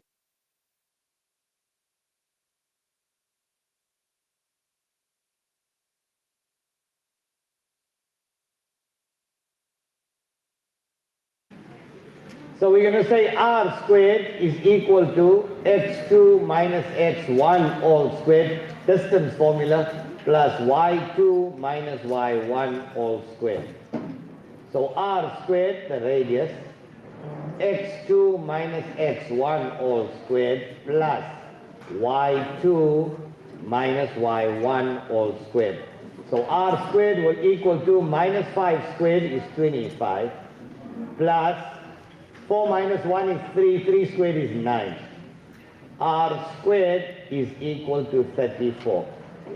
Therefore, the equation of the circle x minus x1 squared plus y minus y1 squared is equal to r squared. x1, y1 represents the center of your circle. So x minus 2 squared plus y minus 1 squared is equal to r squared, which is 34. And there's your first 3 to 4 marks for this. This is easy, guys. Finding the equation, and if the equation is given, how to find the center. So we know that r is equal to the square root of 34. Onliners, are we okay? Khalid, talk to us here. Let's check how's our onliners doing. Are we all back? Everybody all good? There we go. That's your equation of a circle. Those of you who are good, you can start with the next one already. The equation of the tangent BC. Now BC is y equal mx plus c. We need a gradient and a point. We've got a point. We need to find the gradient.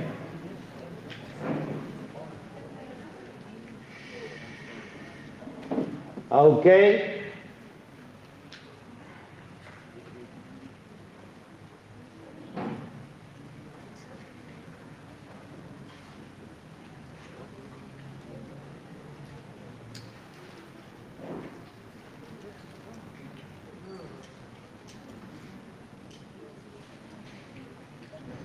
Right, are we raising question number 1? Come guys. Finish up here, take this one down. That's just finding the radius. The equation number 2, we know that this is 90 degrees. A radius is always 90 degrees to a tangent. So here's another template for finding the equation of a tangent. You find the m of your radius. The m of your radius is y2 minus y1 over x2 minus x1. So m of your radius will equal to 4 minus 1 is 3 over negative 5, or you can say minus 3 over 5.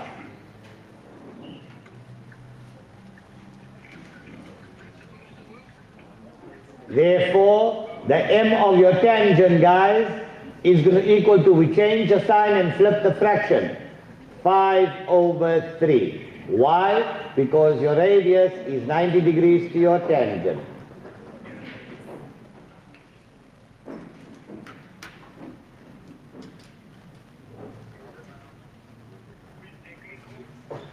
Now let's just give you this one here is minus 10 and y. Let's just give you these coordinates. Well. We don't need to use it for now, probably for the next one. Probably for the next one.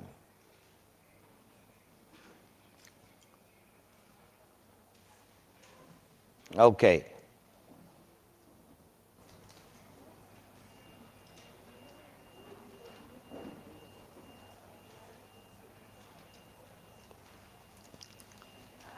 Therefore, your equation, so now we got what? We've now got the m of the tangent. The m of this line is equal to 5 over 3.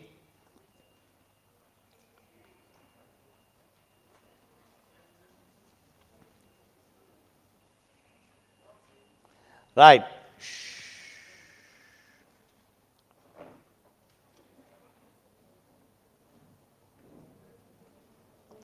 Okay.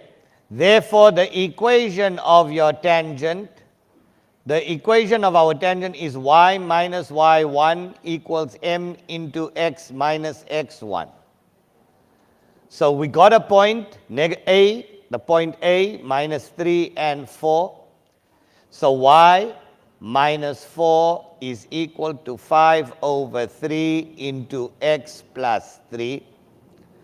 Y minus 4 equals, multiply this out, 5 over 3x plus 5 times 3, 3 and 3 will cancel, plus 5. Your final answer, y equals 5 over 3x. 5 plus 4 is 9. So we get the equation y equals 5 over 3x plus 9.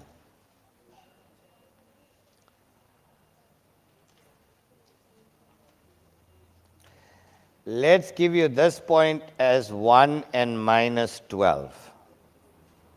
Let's give you E as 1 and minus 12. Sorry?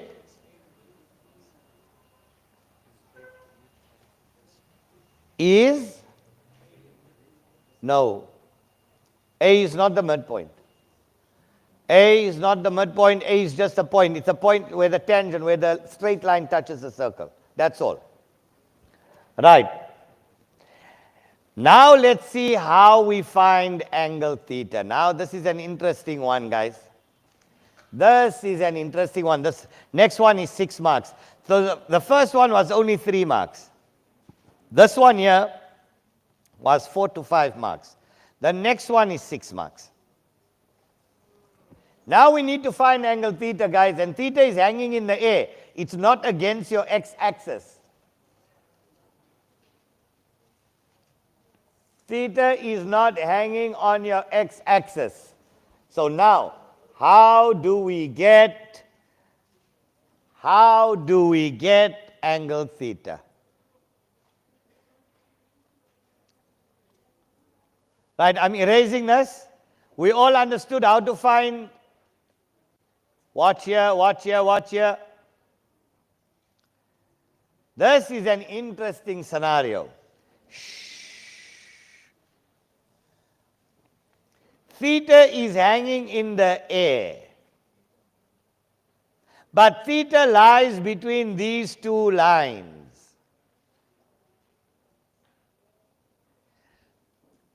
We can use angle of inclination. So there are 2 ways of finding angle theta. We can either use the angle of inclination method, or which other method can we use? The other method is going to be a bit of a long way, but which other method can we use? The cos rule from trigonometry. Yes, you could even use that cos rule because you got 3 sides. You can find the distance here. You can find the distance. But you know what? We don't have this point. We don't have that point. It's going to be a problem. We got this one, but you know, that's going to be a long way. There's going to be so much of calculation if you had to use the cos rule. Because look here, we got this point here is 9 here on the top. We need to find the distance of this triangle if we're looking at the triangle. Then we're going to have to find that point there. So we're going to need to find the equation of this line and then find that one's coordinate. Then we're going to have to find the length of this side, length of that side, length of that side. Then use the cos rule. That's going to be about a page of calculation. So I'm thinking, let's use the angle of inclination. Now be careful because it's hanging in the air. How will we do it?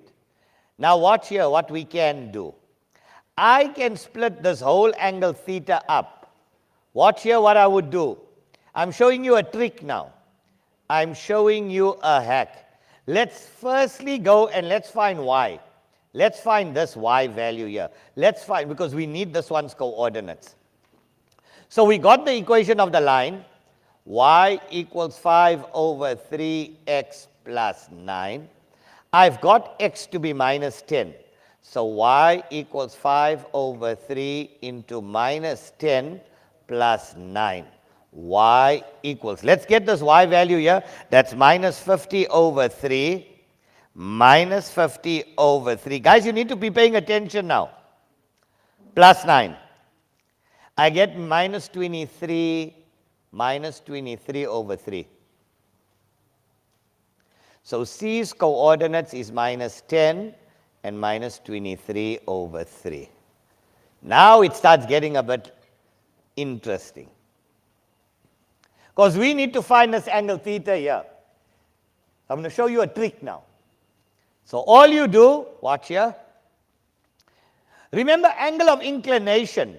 Angle of inclination is always from your x. If you got a line, it's always from an x-axis up. Yes or no? Do we have an x-axis here? Theta is hanging in the air here. Do I have an x-axis there? So watch what I do. I'll show you something. Make you vase a little bit. Watch this. I make another x-axis through that point. So I split the angle up. Watch here. Watch what I do. Pay attention.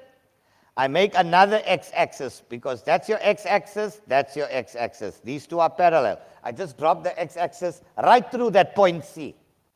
Why am I doing that? To split it up into theta 1 and theta 2. Top angle, bottom angle. And that whole angle, theta 1 plus theta 2 will give me the whole of angle theta is what they're looking for. Are you with me? Now watch what I do. Here's the trick. So step number 1, I made the false x-axis. Here's step number 2. Let's erase that. Here's step number 2. Let's extend this line, because the same gradient at the bottom would be the same gradient on top. Watch here, watch here. So that means when I get my angle of inclination using this line, here's gradient. That will give me from my x-axis up, that will give me theta 1. Yes or no? Now watch here. Watch here. When I use this line's gradient, it's going to give me from here right up to there. Yes or no? And isn't 180 minus this will give, isn't this two angles on a straight line? So 180 minus this big angle will give me theta 2. So then I got theta 1 on the top. I got theta 2 at the bottom, and all I'm going to do is add the two angles up. So let's do it again. Watch what I do. Watch here. Watch, watch, watch, watch, watch. Let's go all the way back.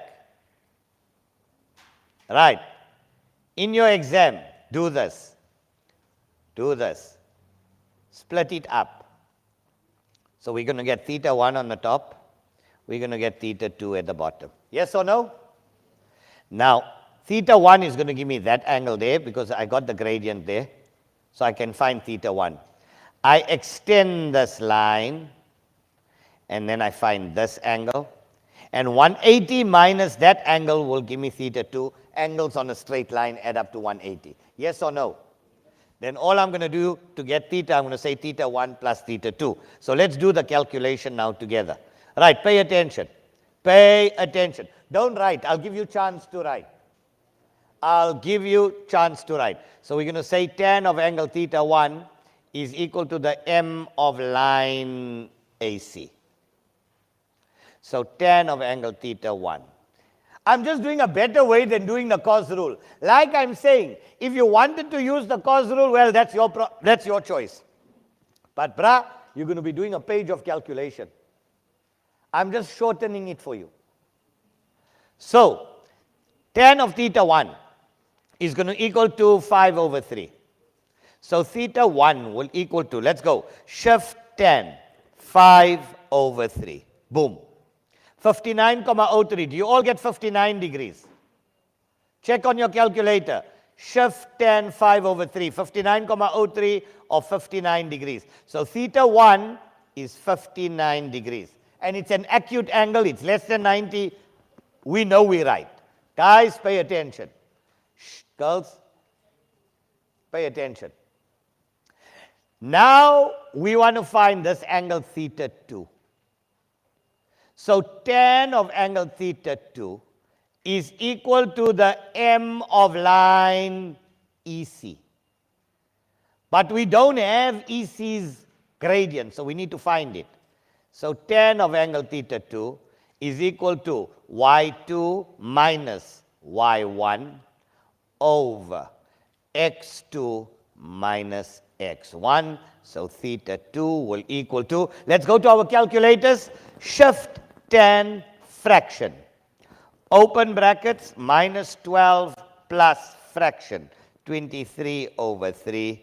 Close brackets, come down. 1 plus 10 is 11. Go to the side, close your brackets. I get minus 21,5. So basically this theta 2 here is your minus, is your negative angle. 0 minus, that's your x-axis. 0 plus is on top, 0 minus. So that's 21,5. So therefore, angle theta will equal to 59 degrees plus 21,5, because I split the angle up.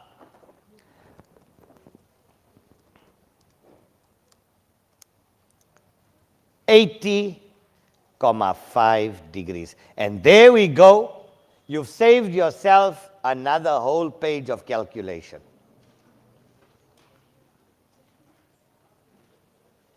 Learn this. Have you ever seen splitting an angle before? Where you draw a false x-axis? Never. First time you're learning it. Learn it.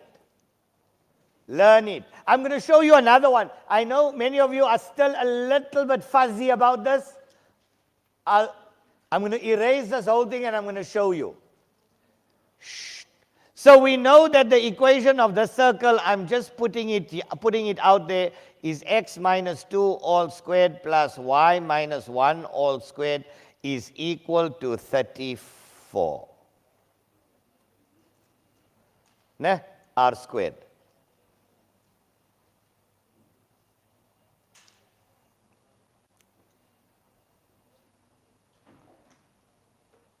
Okay.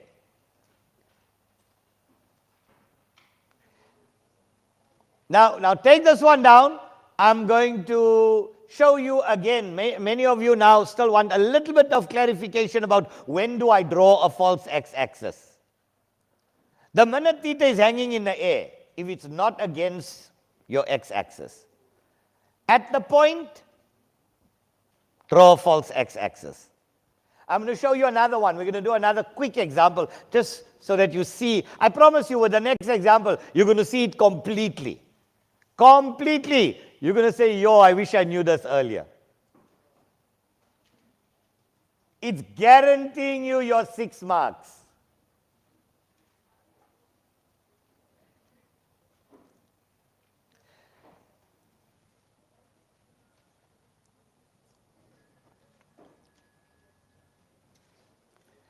Right, here we go.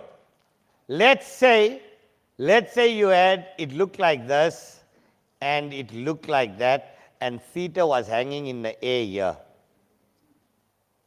Right, doesn't have to be here. Now let's say this is point A. Let's say the gradient of this line, let's say the gradient of this line is a positive gradient, right? Shift 10 and that. Shift 10. 16,69. That's a third. And let's say the gradient of this line that you found is equal to minus shift 10, negative 4. Minus 4. Right. Find angle theta.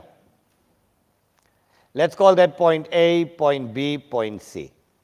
So I'm showing you now how to apply this false x-axis method. Right, I'm erasing this. We don't need it, we got it. We got that, we got that. We don't need any of this anymore. But I want to keep that formula at the bottom for the next question. Right, watch here. Now, the question for 6 marks. Find angle theta. Where's theta? Let's say your x-axis was, let's say your x-axis is there. Angle theta lies there in the air. Now it doesn't matter where your x-axis is. If you wanted to, watch here. If you want to draw a false x-axis through point A, at the point where theta is. Now let's extend this line and let's extend that line. So watch here.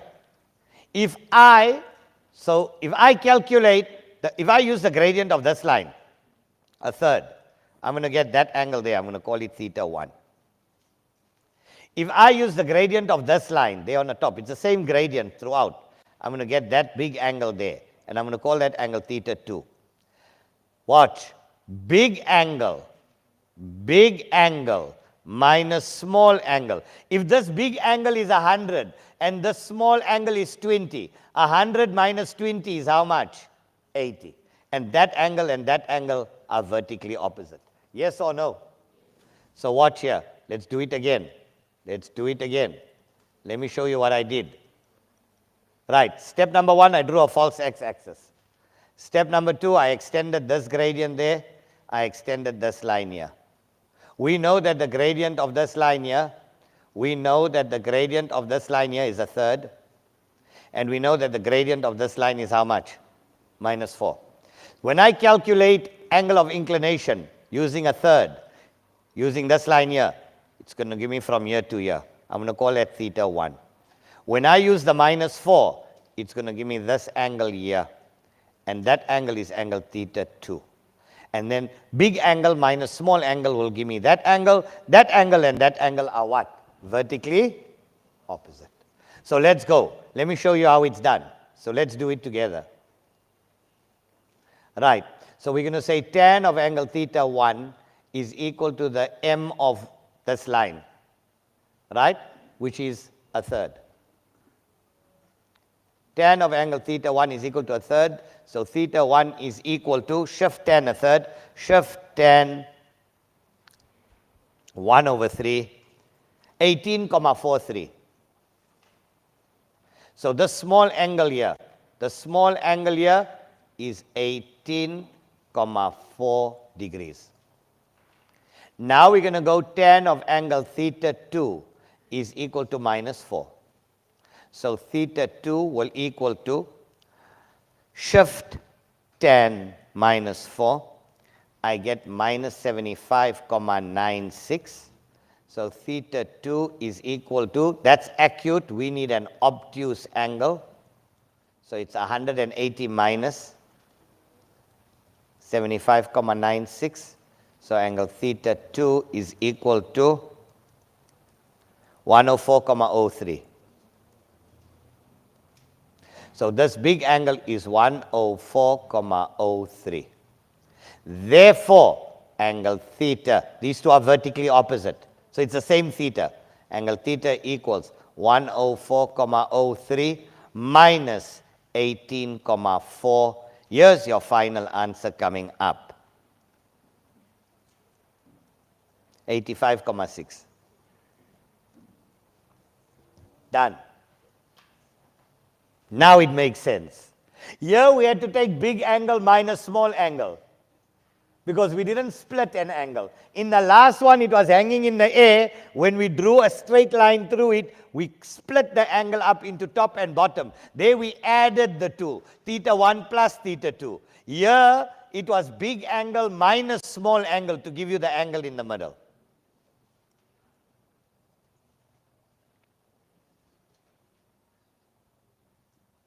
Where's Khalid? Nasir? Where's Khalid? Just call him for me quickly. Okay, onliners, I hope you're understanding this. I hope this is winning. I hope you guys are winning, guys.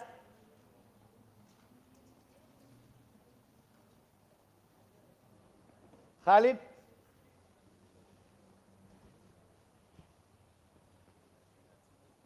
It's? What's happening? Why? But how do they communicate and how do we communicate?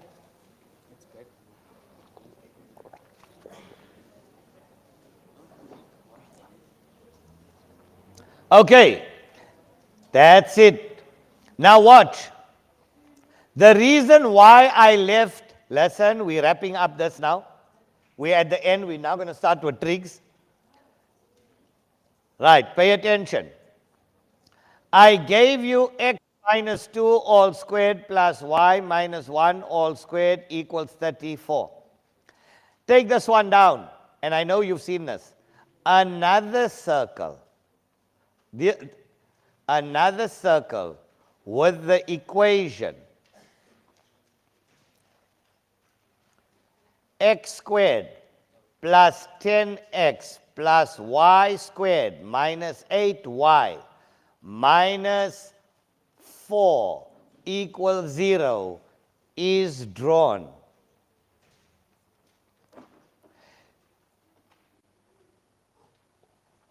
Will the two circles intersect? Show all calculations for 5 marks.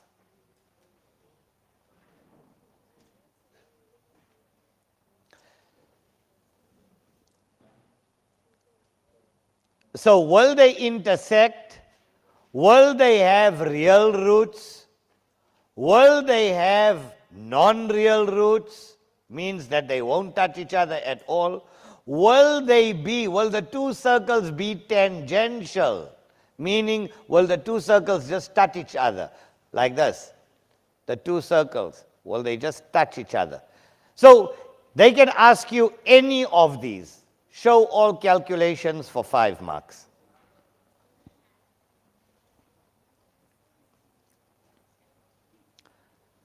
Right, very important. We're wrapping up. We're wrapping up with circle analytics. We know how to find the equation of a line, the equation of a circle, the center of a circle. Right, now be careful. The first thing that we need to do is when they give it to you in this form, we need to complete the square. So we got our first circle there. This is circle 1. This one here on the top is circle 1. They're telling you another circle. That means this is circle 2. Now what's the equation of circle 2? X squared plus 10x plus y squared minus 8y equals 4. You can take the minus 4 on the other side. This is what we call standard form. X squared x, y squared y equals a constant.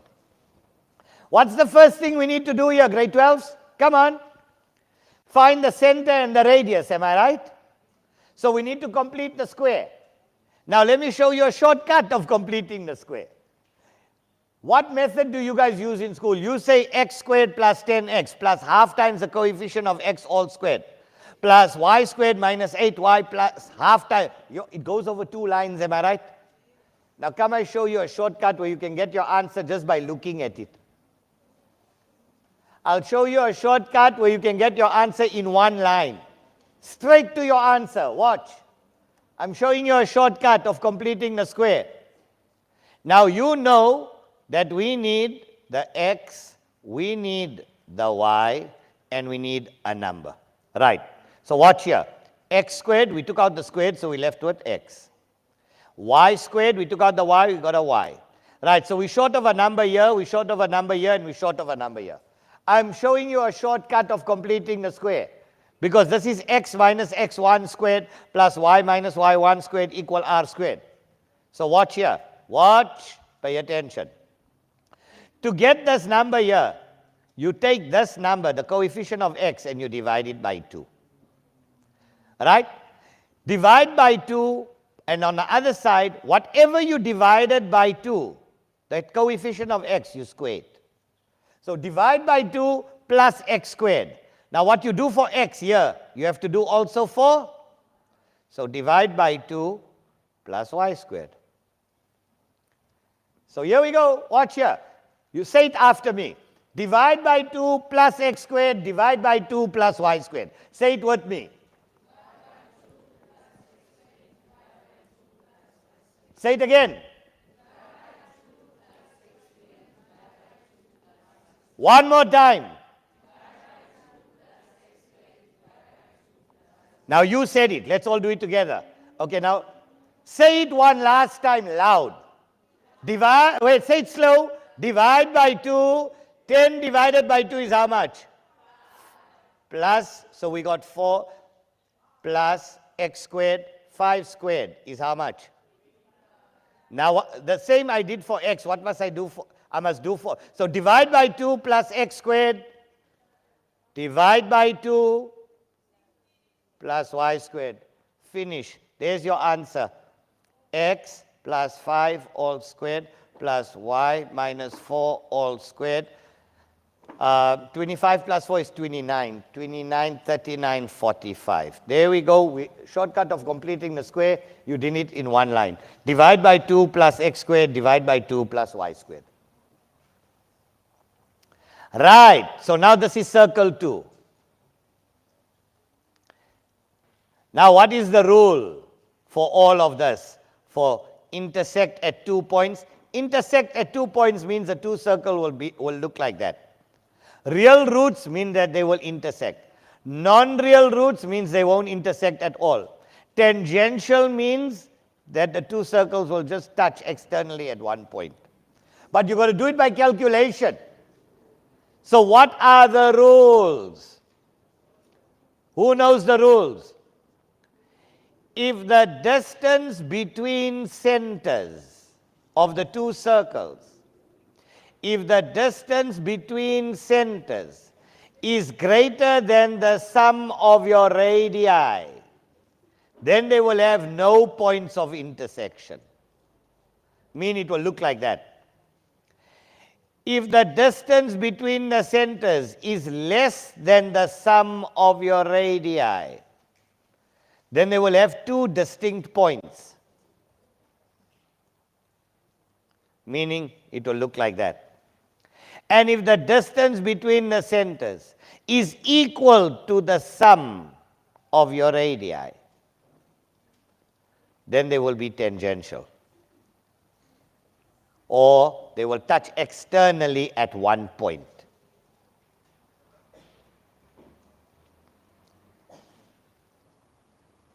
Take this down.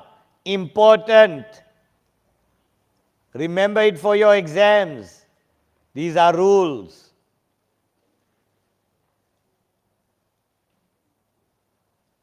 How many of you memorized these rules before prelims?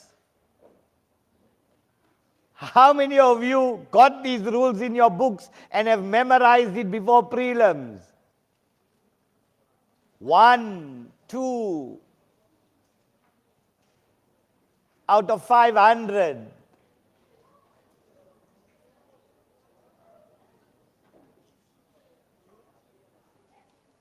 You have to know this. So now work it out. Distance between centers. Now what will they be? So you got circle 1 and you got so I showed you the shortcut now of completing the square. Divide by 2 plus, when you got it in standard form, divide the coefficient by x, of x by 2, then square it on the other side. What you did for x, you got to do for y. Divide by 2 plus x squared, divide by 2 plus y squared. You can do it in one step. You don't need to write it all out. It's going to save you time.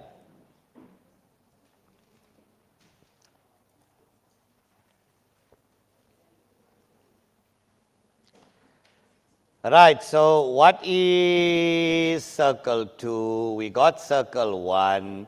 Let's put circle 2 here. Let's put circle 1. Circle 2, you're going to have x plus 5 all squared plus y minus 4 all squared is equal to 45. So here your center of your circle is 2 and 1. Your radius is equal to root 34. The center is minus 5 and plus 4. R is equal to square root 45. Right. Now, distance between centers.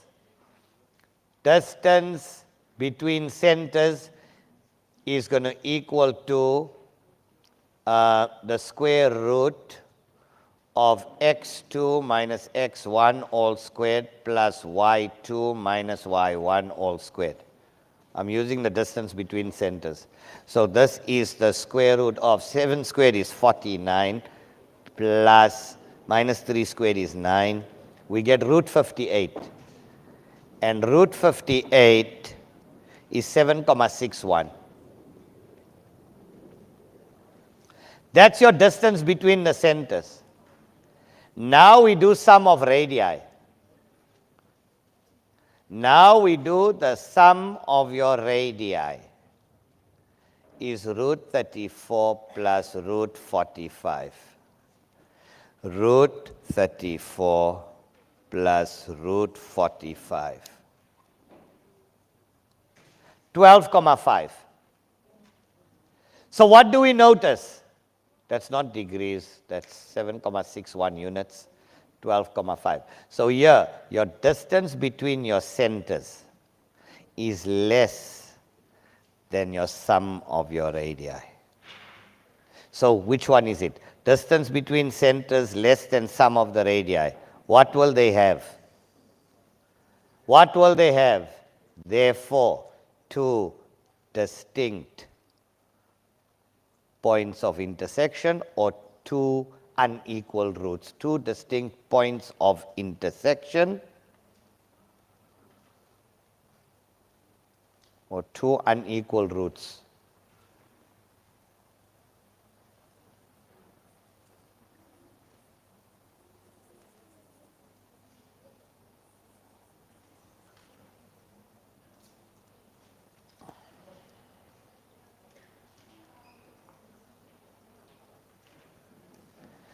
So you have to do all of this. You don't need to write the rules down. The rules are in your head. In fact, what you can do they give you reading time before your paper. You know, the minute you start your paper, go to it and write the rules down on the side. So when you get to it in your paper, you just apply the rule to the question.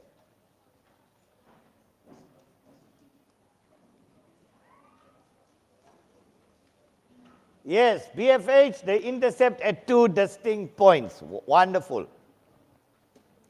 Right, we're done with this. So now we're done with analytics. So remember, data handling. Data handling, paper 1, that's easy. Mean, median, mode, standard deviation. Then regression, line of best fit. That's calculator work, guys. You can work to two, 3 past papers, you'll master it. That's 20 marks. So let's see. Data handling, you score 20 marks.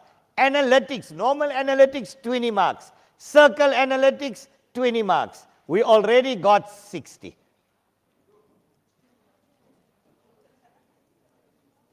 We already got 40%. So those of you who are aiming for 40% data handling and the 2 analytics, if you master that, you pass. But we are aiming for 100. Let's go trigonometry, trigs. Let's go. Let's start. Put the heading trigonometry.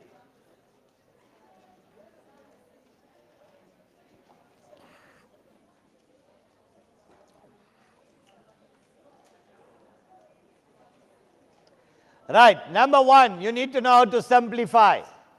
Reduction. Number 2, identities. Left-hand side equal to right-hand side, and your double and compound angles. Number 3, you need to know how to use a diagram. Number 4, general solution. You're going to get one of each of this. Number 5, trig substitution. When they say something equals P, find everything in terms of P or M or whatever. That's also a diagram. Then you have your non-90 degree triangles, your area rule, your sine rule, your cos rule. That's what we call for your 2D or your 3D trigs.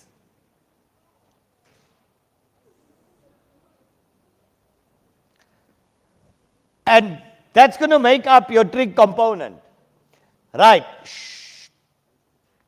Remember, first thing, a little bit of background. Learn the proof.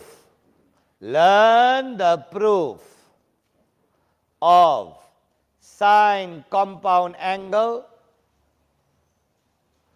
cos compound angle. That's from your textbooks. Don't leave that out. Learn it.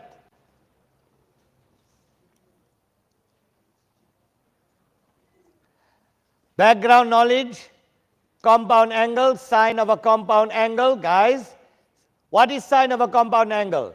Sine cos, cos sine. S for sine, S for the sign stays the same. So S for sine, if it's plus, it's plus. So sine of a compound angle, sine cos, cos sine, the sign stays the same. So if it was sine A minus B, would be sine cos, cos sine, the sign stays the same. Cos, so here the sign stays. That sign in the middle stays. Cos of a compound angle, we all know, is, this is sine cos, cos sine. For cos, it's cos cos, sine sine, AB, AB. C for cos, C for change. The sign in the middle changes. So if it's plus, will become minus. So sine of a compound angle, sine cos, cos sine, the sign stays the same. Cos of a compound angle, cos cos, sine sine, the sign changes.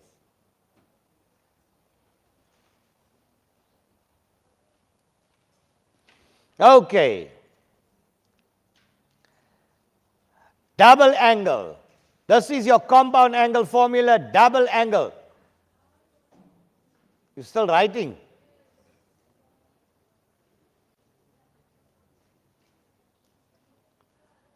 Those of you who have taken it down, you can start with the double angle already. You sine 2 times an angle, and you're going to have cos 2 times an angle.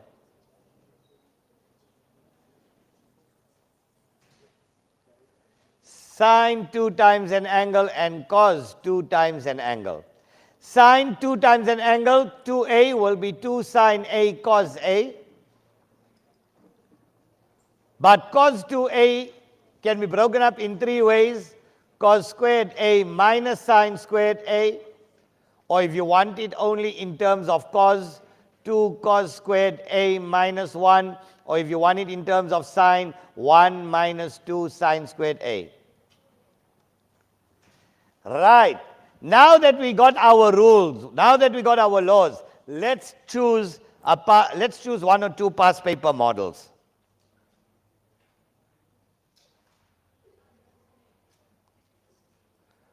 Boom. Let's go.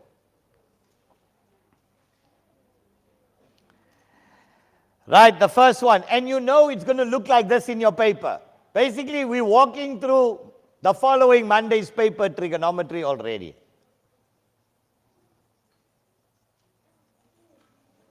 Come on, you guys got this? Like, it's in your books. These are the formulas you know already. Okay, let's go. Right.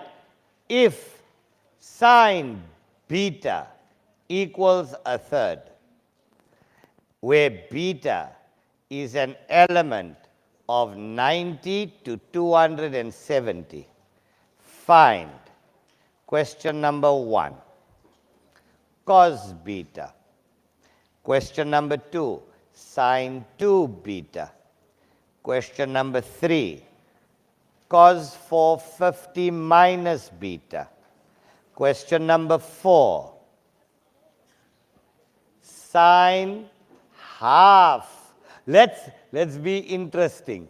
Sine beta over 2. Now, mark allocations. 2 marks. 2 marks. 3 marks. 3 marks.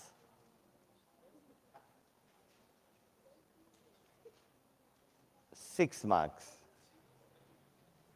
3, 6, 8. 8 and 6, 14 marks. Guys, if you get the last one wrong, you've lost 6 marks for this whole question.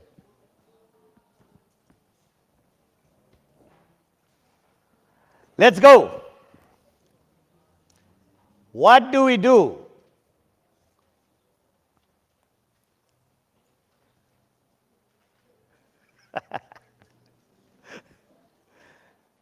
How's it, bruh? You okay? Ons moeg, bruh. Babalas.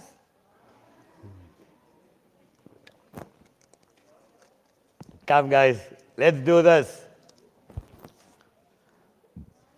Okay, question, answer. Now, first thing we do, acronym time. Like I told you, flippant stupid people, ne? Remember flippant stupid people? In what section was that? Finance, future value for savings, present value for loans, ne? So now here's a procedure for this. Scrap. So whenever you need to draw a diagram, scrap. Standard form, S for standard form, and SOHCAHTOA. C for Cartesian plane, draw your Cartesian plane. R for restriction, check your restriction, draw your triangle in your right diagram, in your right quadrant. A is just for and. P is for Pythagoras. So you use this, you use scrap for this, and you use it for trig substitution. When they tell you that if sine B equal P, if sine 21 equal P, find cos 21 in terms of P, you use scrap again. Every time you need to construct a diagram, you use scrap. So is it in standard form? Yes, it is. Trig function of an angle is equal to a fraction, standard form. SOHCAHTOA, opposite over hypotenuse. Cartesian plane, let's draw it. See how I'm following scrap religiously. S, C, R, restriction 90 to 270. So where is sign positive? In these two quadrants, where is it positive? Second quadrant. So we draw it in our second quadrant. That's 90 degrees. Doesn't look like it, but it's supposed to be. Right. That's angle beta. And now we use Pythagoras. So sine is opposite over hypotenuse. Opposite over hypotenuse.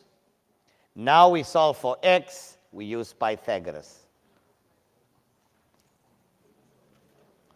So let's use Pythagoras. 3 squared equals x squared plus 1 squared.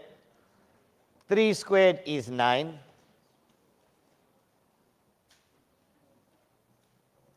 Minus 1 equal x squared. X squared equal 8. X is equal to plus or minus the square root of 8. X is equal to plus or minus 2 root 2.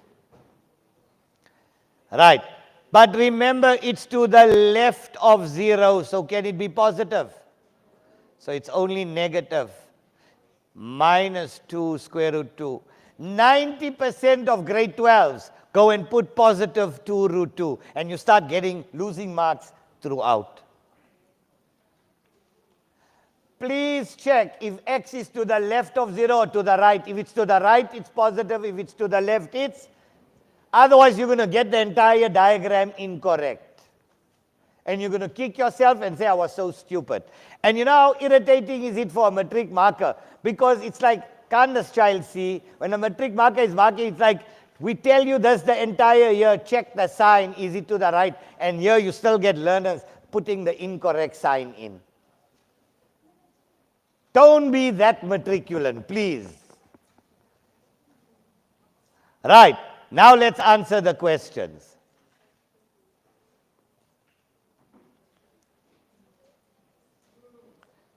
Right, question number 1. Cos beta. SOHCAHTOA. Cos. Adjacent over hypotenuse. So now this here is minus 2 root 2. I'm just going to write it in here, negative, so we got it there. So cos beta is adjacent over hypotenuse, minus 2 root 2 over 3. That's it. Don't go and solve for beta. Cos beta. That's what they're asking you for, cos beta. And that's your answer. Number 2, sine 2 beta. Double angle for sine. What is sine 2? What is sine 2 beta? Yeah. 2 sine beta cos beta. So this is 2. What is sine beta? 1 over 3. What is cos beta? Minus 2 root 2 over 3. Use your calculator if you want. Or 2 times minus 2 is minus 4 root 2 over 3 times 3 is 9. There's your answer. Now let's see, question 1 and 2 is easy. 2 marks, 3 marks, you got 5 out of 14. How much have you got? 5 out of 14. Now get your next 3 marks. That's your higher order question. That's your higher order question.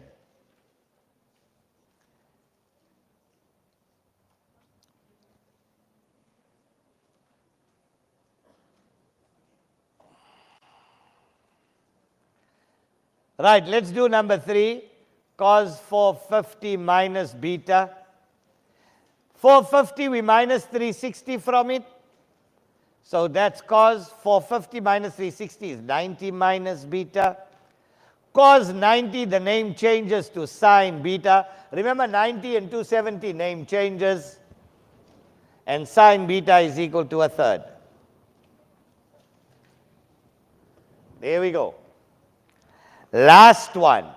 Now this is the one that I want you to apply your mind to. This one here, 90% of the country will get wrong. 90% of the country will get the last one wrong. Besides you guys who have been part of our workshop. Now I'm going to show you a trick. Let me take you out of your misery. We'll sit here the whole day till tomorrow. You won't get it if you don't know how. Shh. Pay attention to this last one. Pay attention. Now the last one, watch here. Watch here for the last one. Okay, I'm just erasing. Let's just write all this out again. I just want to write that sine beta is equal to 1/3. Right, we're answering question number 4. We're answering question number 4. We want sine beta over 2. What do we want? Sine beta over 2, which is the same as saying sine 1/2 beta. Yes or no? Isn't beta over 2 half beta the same thing? Right, now please pay attention. Whenever you have half an angle, here's the rule.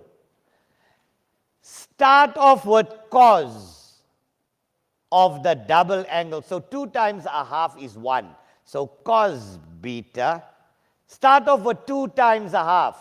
2 times 1/2, which is 1. And start off with cos, because I'm going to show you why.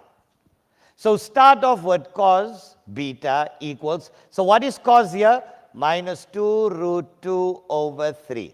Wait, I'm going to explain to you why. Pay attention. Cos 1 will be cos. We're converting it into a double angle. Pay attention. So 2 times, and that's what I want. What do I want? What do I want? What's your angle? Half beta is equal to minus 2 root 2 over 3. Always start off with cos of the double angle. 2 times 1/2 will give me 1. Yes or no? Right, now put your pens down. Do not write. Now, your cos double angle. Which of your cos double angle formulas only got a sine? The question wants sine beta over 2. So which of your cos double angle formulas only got a sign in it? Won't it be 1 minus 2 sine squared of your angle?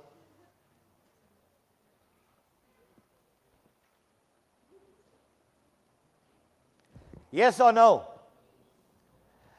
Cos, I'm going to repeat it, cos of a double angle is 1 minus 2 sine squared of your angle. What's your angle? Half beta. There's it. That's what we want. Sine half beta or sine beta over 2. So all we have to do now is make sine half beta or beta over 2 the subject of the formula. So we take the plus 1, take it over, minus 2 sine squared half beta equals minus 2 root 2 over 3. Plus 1 will come on the other side as minus 1. Then we divide this side by minus 2. We divide that side by minus 2. Let's say we divide the whole side by negative 2. So I'm going to be left with sine squared half beta is equal to this whole thing divided by minus 2. Work it out on your calculator. So let's go fraction minus 2 square root 2 over 3 minus 1. Divide that by minus 2. I get 3 plus 2 root 2 over 6. Now I don't want sine squared. What do I want? I just want sine, am I right? So now find the square root.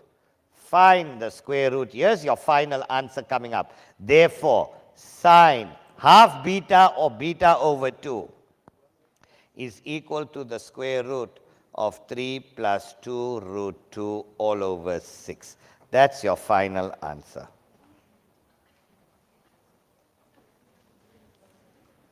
Learn. Learn this.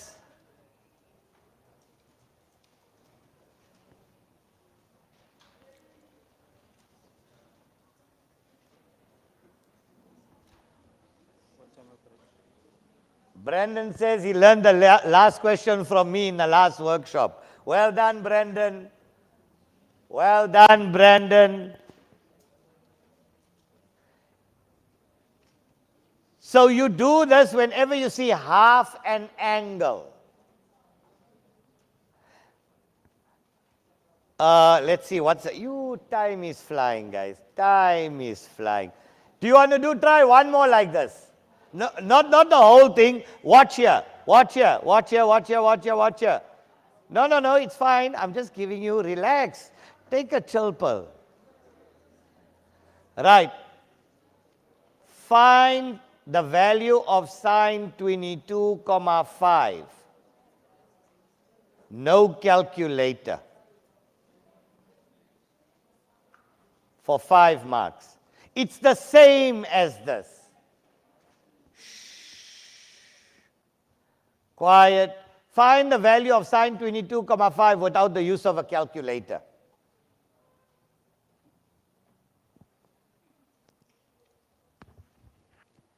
Find the value of sine 22,5 without the use of a calculator.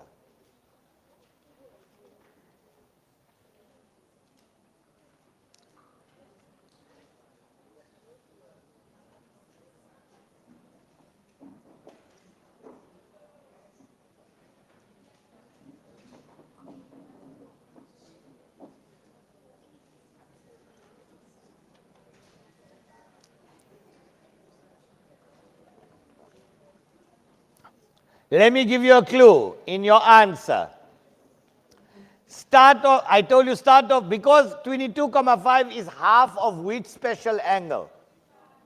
45. So start off with cos 45. Start off with cos of your double angle, and we know cos 45 is square root 2 over 2. Or 1 over root 2, whichever one. It's the same thing. Right. Now break this one up exactly like the way we broke up the previous one. You're going to get, the problem is going to work itself out. These are templates.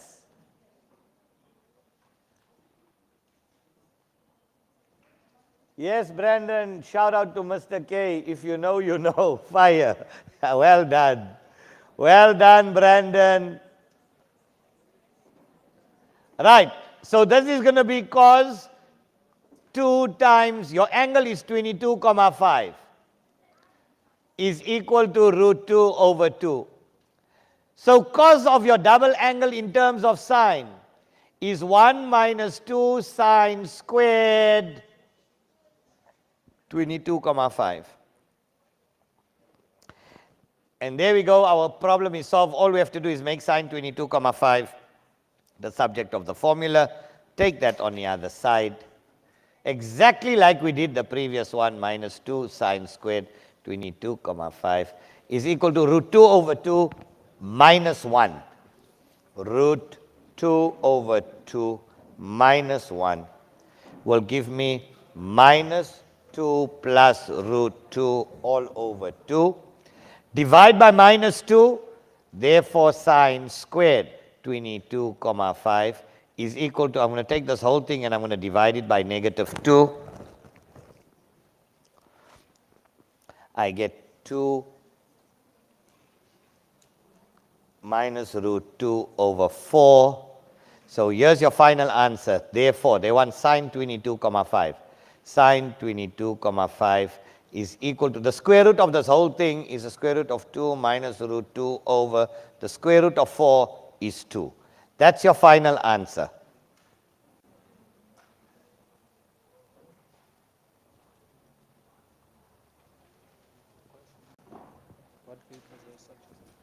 What papers? Everything, as much as you can do. There's no specific question. Just know the rules. Just know the rules. And practice on questions that you are unfamiliar. Make a template for yourself and don't forget the template. So you use my templates I showed you. You can make your own templates from past papers. If you come across something unique, then you say, okay, is that the way we do it? Then you remember it. Then if you see it in the exam, you're adding it to your toolbox. The more templates you have, the better for you. So you say, sir, how many templates must I have? 20. If you got more, better for you. So what you say? 40. If you got more, better for you. How many, sir? 100. If you got more, better for you. How many, sir? 1,000. If you got more, better for you. The more you have, the better for you. That's math. It's a bloody ocean.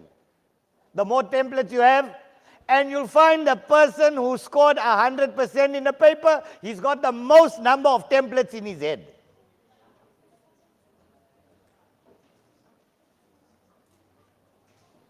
Now you want to walk into the exam with 5 templates.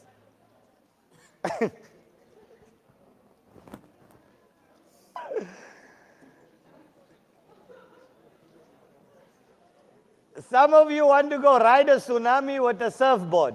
It ain't happening. You want to be the hero.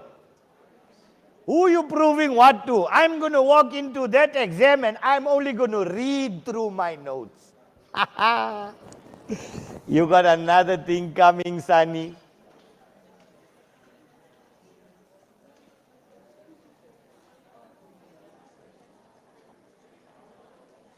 Right, let's go. Next one.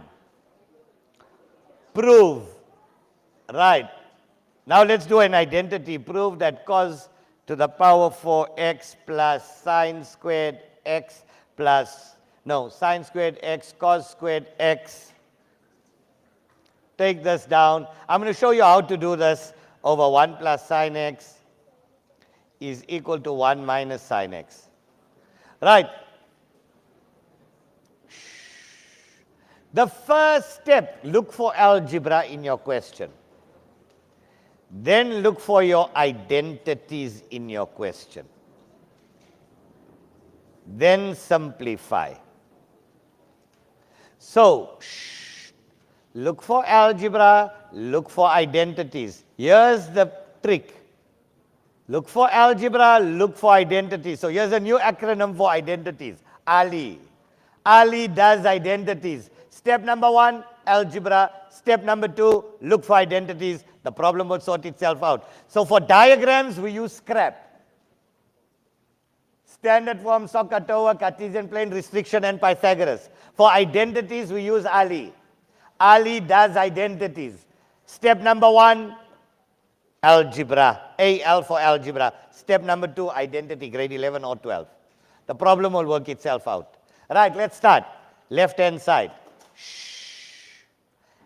Let's do from Ali. Let's do AL. Algebra. Highest common factor is in algebra. So we're going to say this is equal to, we're taking out cos squared x as my highest common factor. I'm left with cos squared x plus sine squared x over 1 plus sine x. That's algebra done. Let's look for your identity. Sine squared plus cos squared is how much? So we got cos squared x into 1 over 1 plus sine x.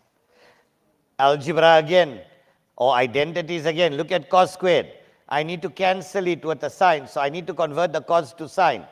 Cos squared as an identity is 1 minus sine squared over 1 plus sine x. Now here comes algebra again. Here comes Mr. Ali again. Difference of 2 squares. 1 minus sine squared is what? 1 minus sine x into 1 plus sine x all over 1 plus sine x. Boom, boom. What am I left with? And isn't that my right-hand side? Ali does identities.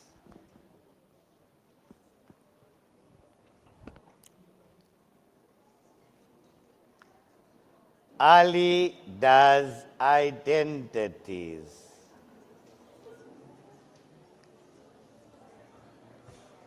I'll give you another one. Prove that sine x plus cos x all squared equals 1 plus sine 2x. 4 marks. Right, we're going to do one more identity after this.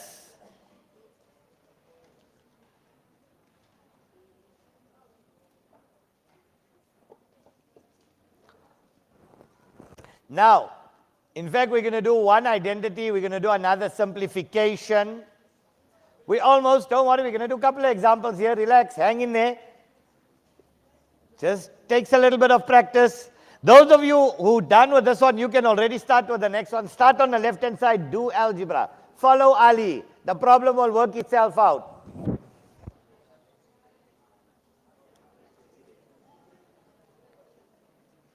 How's our onliners doing? There's it, Jadine, like a boss. They were really waiting for this one. Nice. Don't worry, I'm going to give you a cracker, 2 cracker ones. Onliners, wait for it. It's coming. Bra, we eating maths for breakfast.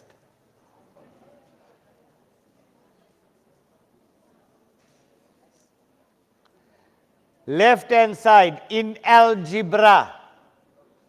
Square the first term, sine squared x. Square the second term, cos squared x. Multiply the 2 and times it by 2, plus 2 sine x cos x. Right, Mr. AL from algebra is done. What's our next step? Ali does identities. Is there do you see an identity in front of you? I see 2. Do you see 2? I see 2. So we both see 2. Sine squared plus cos squared is 1. There's the 1. Plus, isn't 2 sine x cos x my double angle?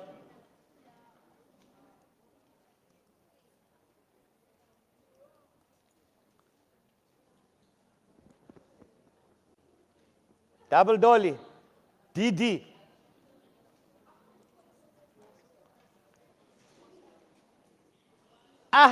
Now comes the next one. From a past paper. The next one's going to clap you for.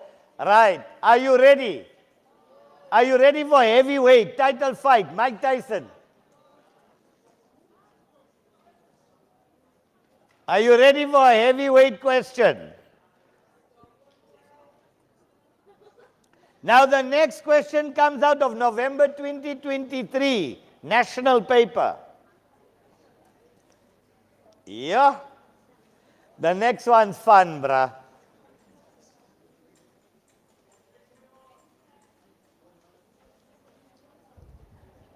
Six marks for the next one.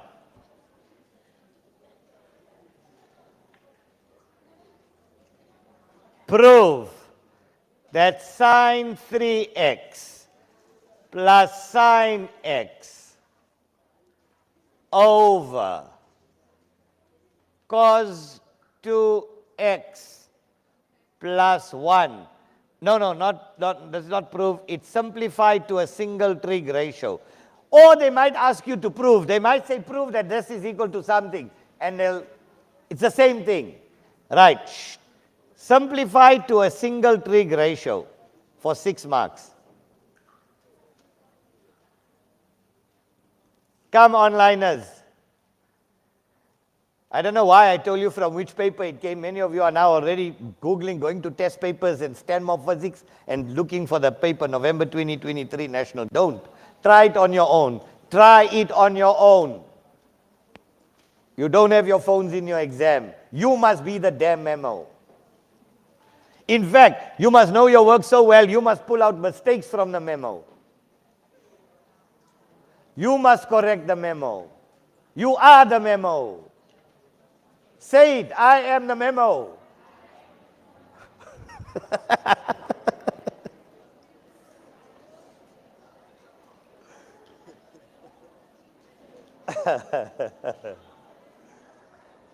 Nice one, this one. This one's a killer. Cracker.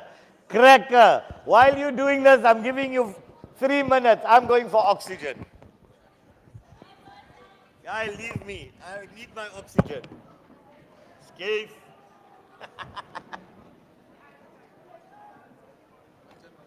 I'm leaving you alone. Swim on your own for 3 minutes. 1 o'clock. We're going for break at 1. It's 25 to 1 already. We're going to do 2. I must still do general solution with you. Relax. I got you.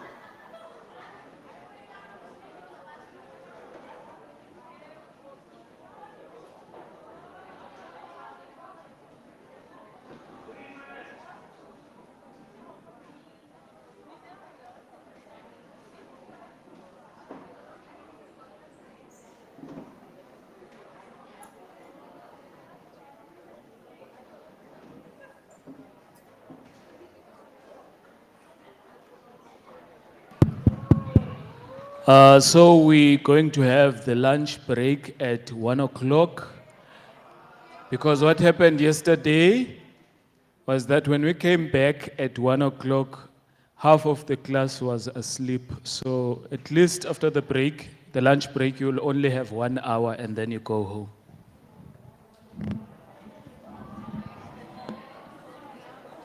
Happy? Happy? Okay, there's yes this side and there's no this side. Happy?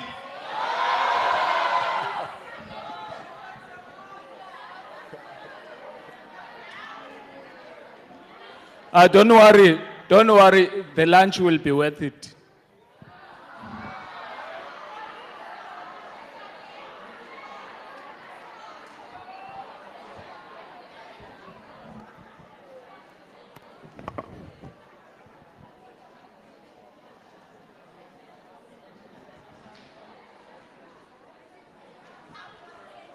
We've got a nice lunch for you, and we've prepared for you a special ginger. I meant to say ginger, not gin.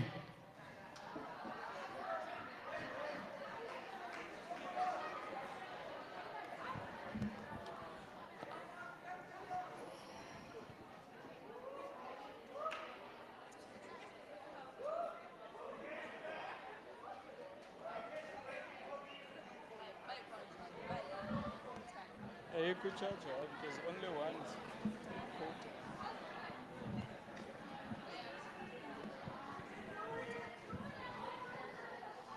No, it's sit type.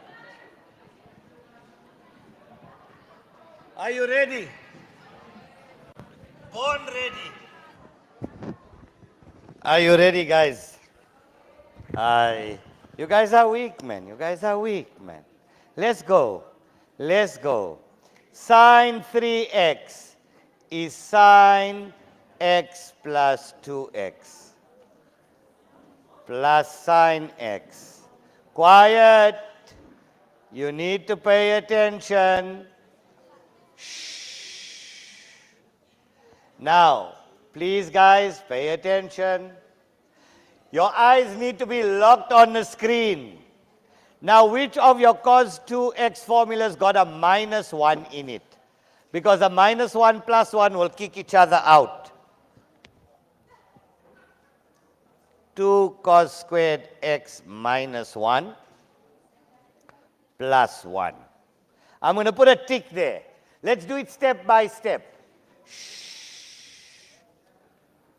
Guys, do you understand today where I put the 3x is 1x plus 2x?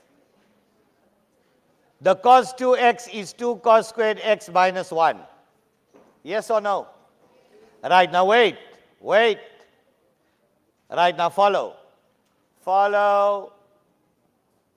The -1 plus 1 kicks each other out. Now this is a compound angle. And that's a separate term. So what is this? Sine cos sine, x, 2x, x, 2x. For sine, the sign stays the same, plus sine x. Please be careful. Follow me step by step. I'm not redoing it, I promise you. I'm only doing it once. It's too much writing. We're even going to continue on the other side. All over 2 cos squared x. Now we're going to convert everything to sine. Now watch. Sine x, there we go. Watch here. This is a very important step.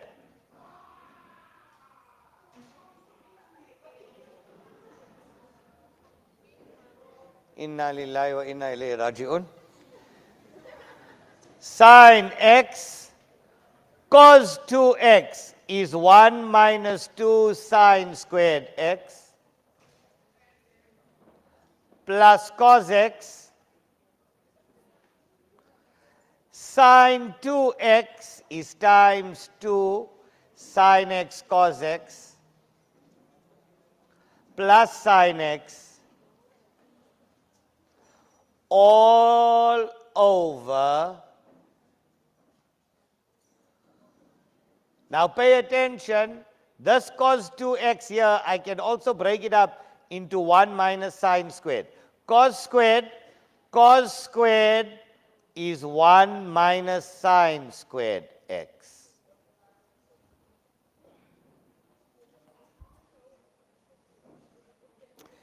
Now, should we have done it or do you leave it? I'm just trying to think. All right.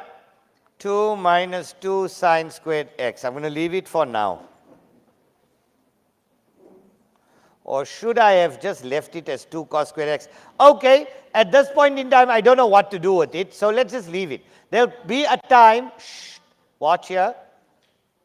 I'm going to definitely get it right. Right, I will get it right. Right, I will get it right. Maths is dead. I can't let a dead thing beat me. Right, let's go. I'm moving over here to the side. Sine times 1 is sine x.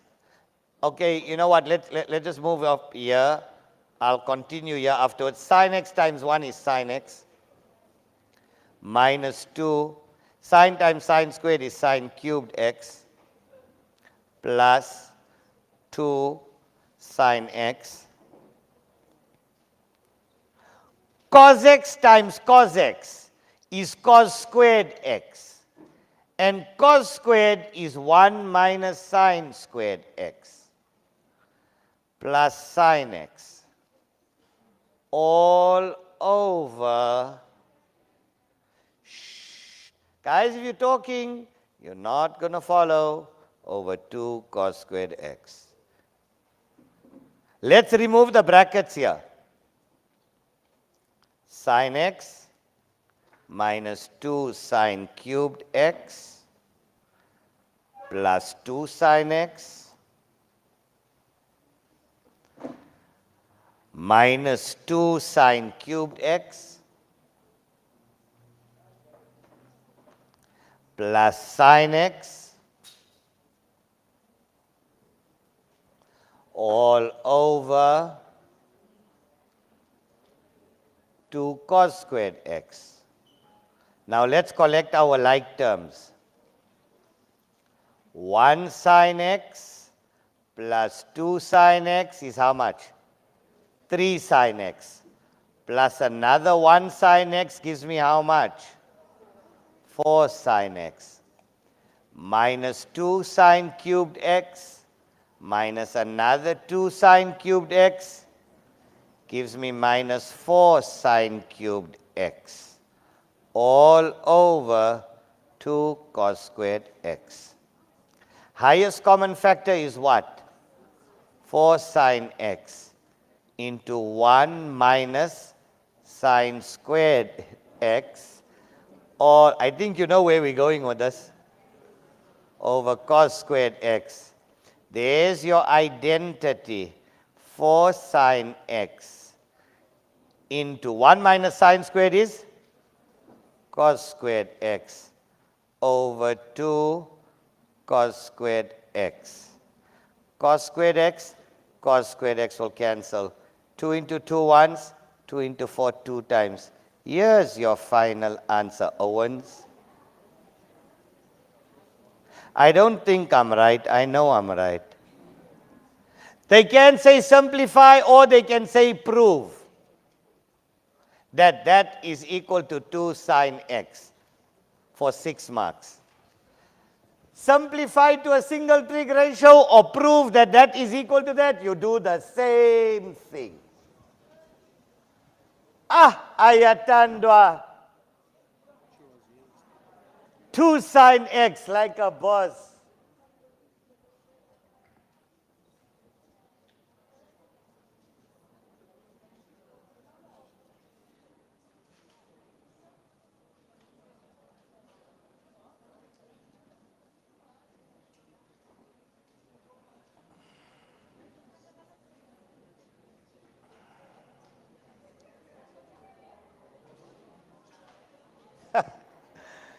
Now Brandon is giving us some higher order questions here. He's just dumping us now.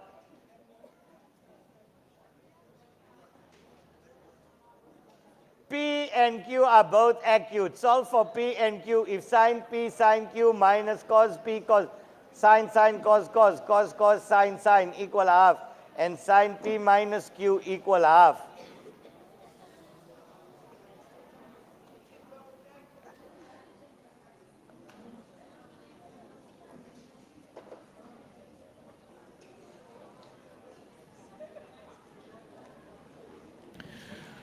Those schools that actually came to me yesterday asking to take pictures, a group photo for each school, they can come to me break time because the camera has to go to a conference. Break time. Sine P, sine Q. Okay, I'm just checking. I hope this question is right, Brandon. Brandon sends us a question. If sine P sine Q minus cos P cos Q equals half and sine P minus Q equal half. I hope this question is correct. Solve for P and Q. I don't know. I'm hoping. This is what Brandon sends us online. Let's check. Let's check. We haven't planned for this one, but anyway, we don't plan for anything. This is what Brandon sends us here.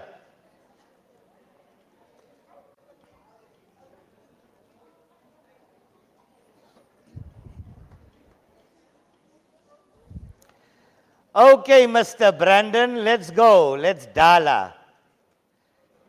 Right. Cos, cos, sine, sine. I'm going to rewrite it. Cos P, cos Q plus sine P, sine Q equals a half. I'm looking at that. Now, minus into cos P, cos Q minus sine P, sine Q equals a half, Brandon. Divide by negative, so that's minus a half.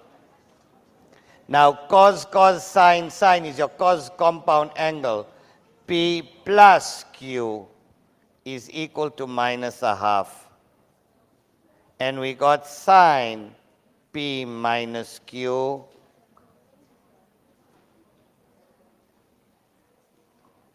sine P minus Q is equal to a half.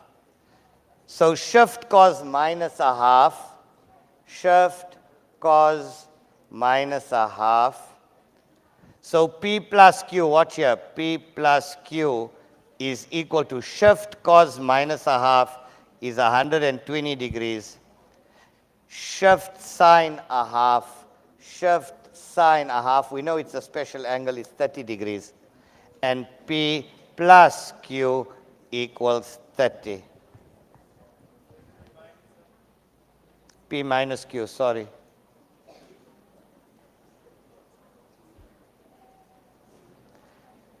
Yes, Brandon, I think you know where we're going with this. I'm going to add the two equations. Equation 1, equation 2.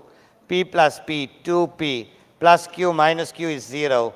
120 plus 30 is 150. P is equal to 75. P minus Q, or P plus Q is, so there's P and Q. So P plus Q equals 120. 75 plus Q equal 120. Here's your final answer. Q equal 120 minus 75 is 45. I think 120 minus 75, 45. Here we go, Brandon, like a boss. P is equal to 75, Q is equal to 45. Whoop, whoop.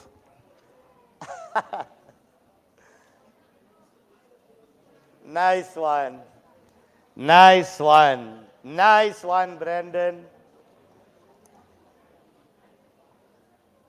Yes, Faiza, P is equal to 75, Q is equal to 45. Yo, there are Varram people online also, guys. Well done, well done, well done. Slut it, mental Aikido, Sani. 7 marks here. 7 marks. Nice one. Nice one.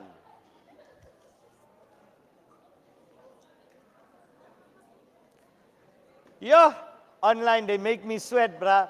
You must know sometimes end of the year, like 2 years ago, we were on TV, national TV, for 2 hours the night before, and people from across the country just blasting, and you have to stand in front of the camera, and you've got to dala those answers straight, live, live.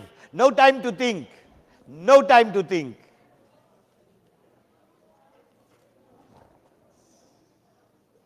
That's the fire. Hellfire, Jahannam.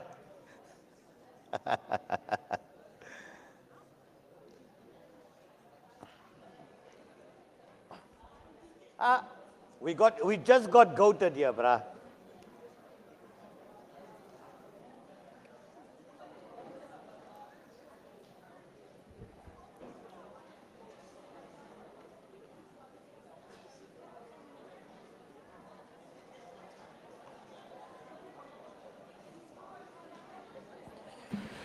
Daniel says we must give a shout out to Janet. I don't know Janet. If Janet is here, Daniel is giving a shout out.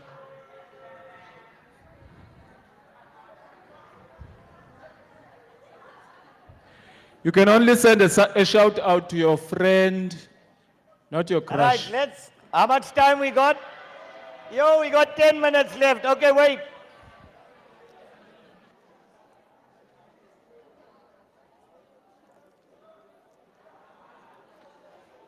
Okay. We're wrapping up the trigs. We're wrapping up the trigs with one last question from a past paper. This is all one question. Without the use of a calculator, simplified to a single trig ratio. Sine 10 cos 440 plus tan 360 minus theta times sine 2 theta. 6 marks. Brah. That's question 6.1. 6.2.1. Okay, we'll do 6.2.1 just now. Let's do this one. Come on, guys. Simplify to a single trig ratio. Onliners, we into the last 8 minutes before break. We into the last 8 minutes before lunch. We're going to come back from lunch. We're going to do some 2D trigs. And then we're finishing off with Euclidean. Oh, yes. Yeah. How about I give, oh, yes. Hey, let me find a general. Okay, we'll do general solution after break. We'll do I'll do 2 general solutions. Just remind me, right? 2 general solutions after break. 2D trigs, Euclidean. Boom. 3 o'clock. Because by the time we come back from lunch, it's 1:30. We'll push for 30 minutes to finish up all of this. That will take us till 2. 1 hour Euclidean. Hambagatle, weekend over. We at the end, guys, we at the end. Right, let's go. We don't have time. Sine 10. Nabil from Oval North, you are making noise. Right.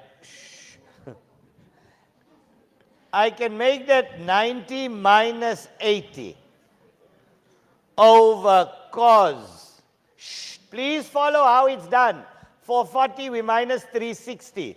We get 80. Plus tan 360, the name will stay tan theta. 360 minus is in your 4th quadrant. Tan in your 4th quadrant is negative. Times sine 2 theta is 2 sine theta cos theta.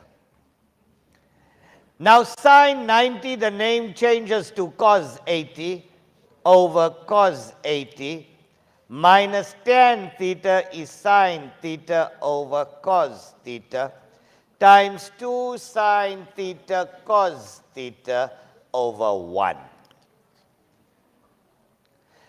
Cos 80 over cos 80 is 1 minus, we multiplying here, cos theta and cos theta will cancel, we left with 2, sine times sine is sine squared theta. This is my double angle for cos. Your answer is cos 2 theta. There's your final answer.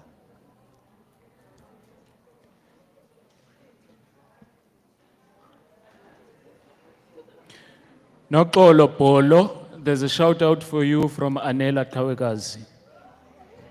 Faiza, cos 2 theta. Well done, Faiza. Faiza was on fire, Faiza. Where are you from, Faiza? Faiza R1H.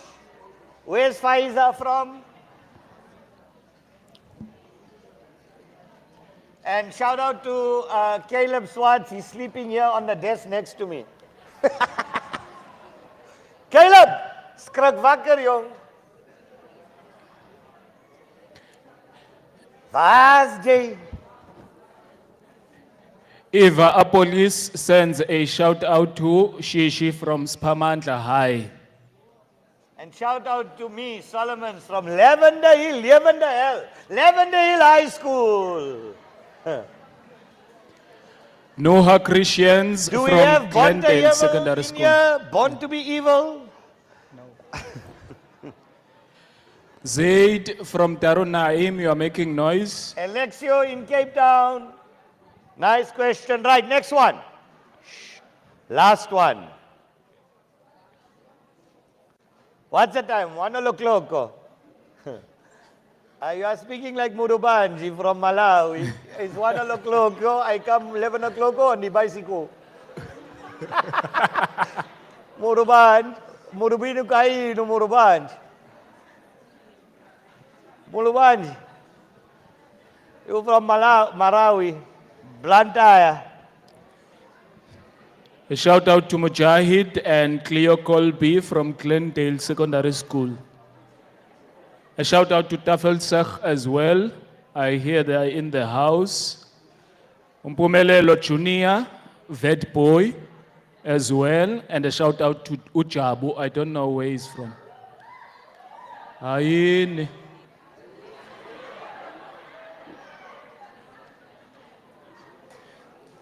Kabakdala nimjongile lo Jabu.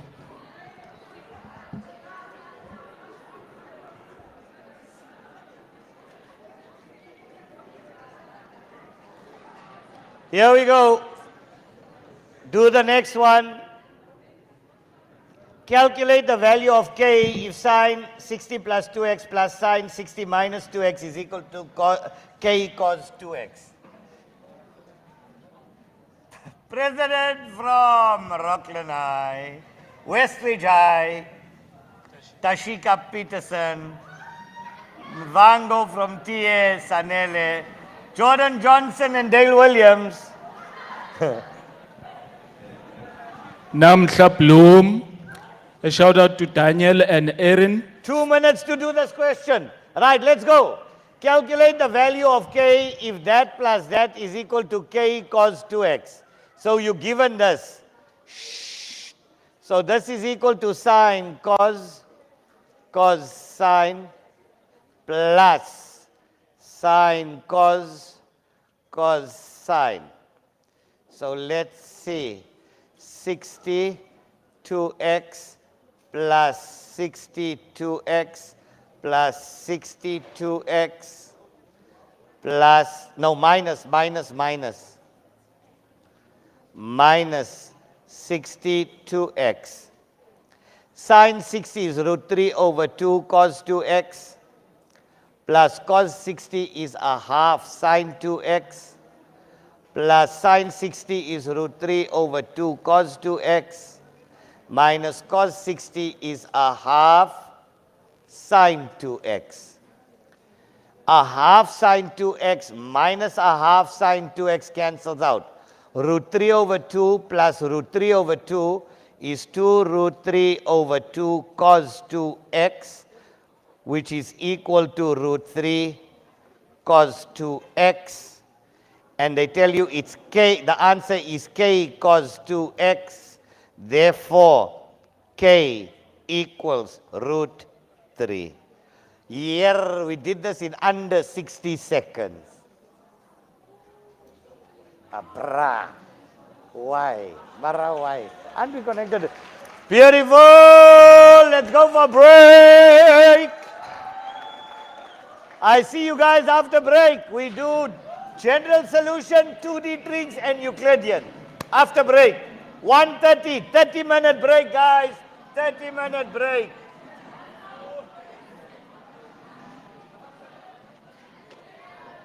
Yo, 1 o'clock on the dot. How we finished it on time like this, brah? Well done. Well done. Well done. Well done. Those who said they want pictures can come take pictures now and then go for lunch.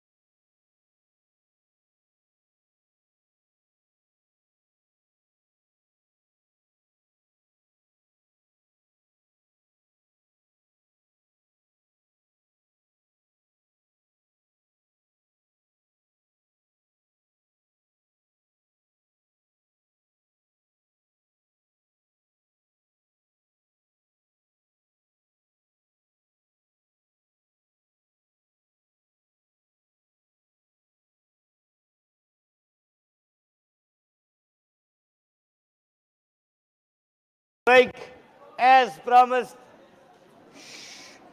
Onliners, are we live? Guys, are we live? Nasir, are we live? Hasanain, just give me the green light here.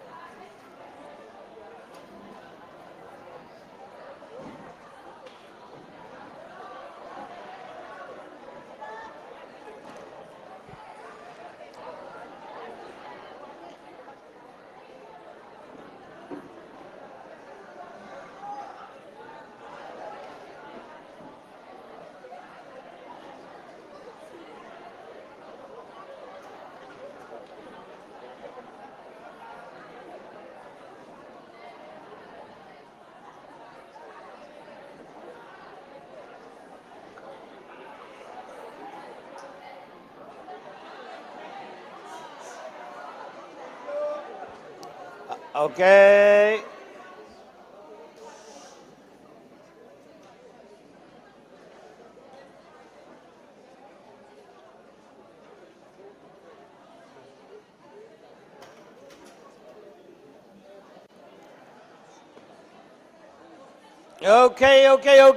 Okay. So take this one down, give the general solution for 7 marks. Now, guys, I'm going to do about 3 different models for you to show you how it's done.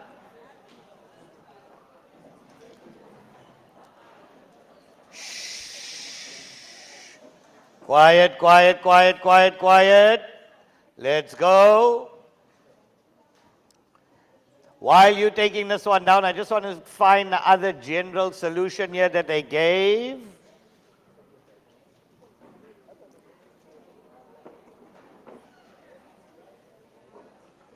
Yeah, I got it. Right, let's go.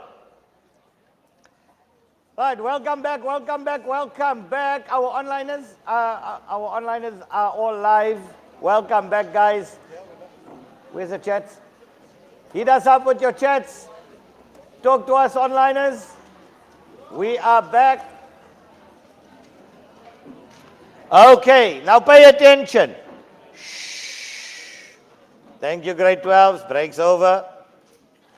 Big stuff now. Remember, you're here because you want to be here, not because anybody is forcing you to be here. You're here because you know the urgency. You're here because you know the importance of being here today. You guys are absolutely amazing. Right, thank you. Let's get started.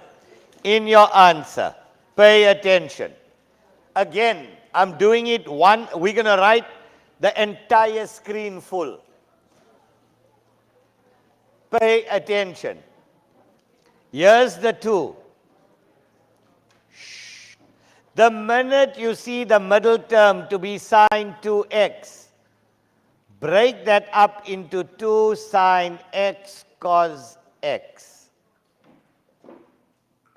So now, that will tell you what to break cos 2x up into. Cos 2x, the only one that has got a sine and a cos in it, is cos squared x minus sine squared x. Hear me out. This is a very important concept that I just explained. Grade 12s, girls, pay attention. I need silence here. You break up the sine 2x first. Now that will give you a clue what to break the cos 2x up into. Because the only cos 2x formula that got a sine and a cos in it is cos squared minus sine squared. Now pay attention. Now what we're going to do, we're going to remove the brackets. We're going to get 2 cos squared x minus 2 sine squared x minus 2 sine x cos x. We got a problem. That's a quadratic equation. These ones will always break up into quadratic equations. I got a problem, the 1. You break up, whether it's a number 1, minus 1 plus 1, minus 2 plus 2, minus 3 plus 3, 5 minus 5, doesn't make a difference. To break that 1 up, it's minus 1, and then you attach to it sine squared x plus cos squared x equals 0.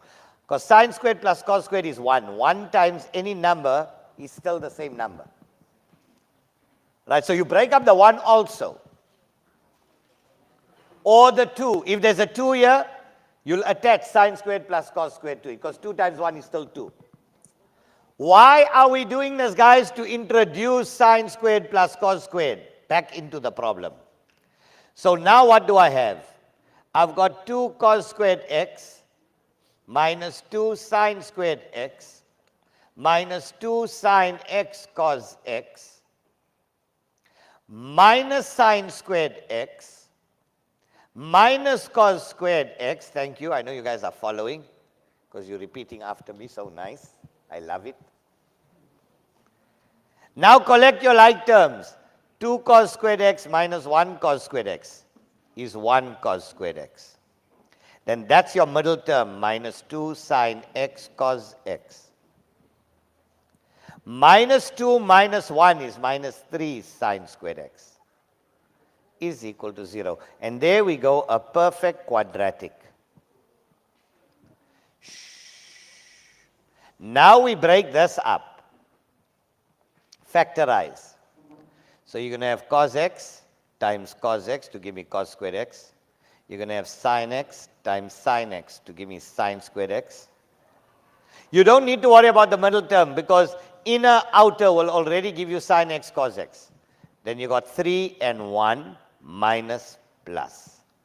So now cos x minus 3 sin x equals 0, or cos x plus sin x equals 0.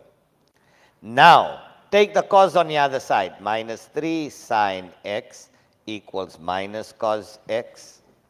Negative and negative will cancel. Divide the side by cos. Divide that side by cos. We left with 1. Divide this side by 3. Divide that side by 3. Sin x over cos x is tan x equals 1 over 3. X is equal to shift tan a third. Shift tan 1 over 3. 18,43 degrees. Quiet. Plus k times for tan 180, where k is an element of integers. And or second solution, because it's quadratic, sin x will equal to minus cos x. Divide by cos. Divide by cos. Boom, boom. Tan x is equal to minus 1. Shift tan minus 1. Minus 45 plus k times 180, where k is an element of integers. You can say 180k or k times 180 is exactly the same thing. Learn this. Memorize this.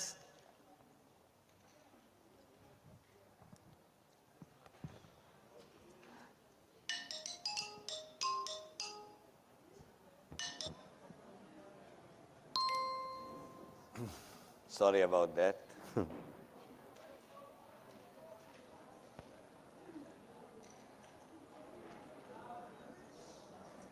Right. Guys, like I said, I'm giving you 3 models. This is model number 1, template number 1. Learn. Master, memorize.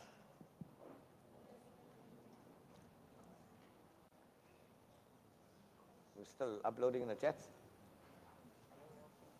Let's see, how's our onliners? Yes, Ayatandwa, there we go, 18,43. You don't need to put, Ayatandwa, you don't need to put the 198. And you don't need to put the other one in. It's just 18,43. It's fine. They just want general. They don't want your specific solutions. So you can just give that one and give that one. That's it. Okay, here's your second model.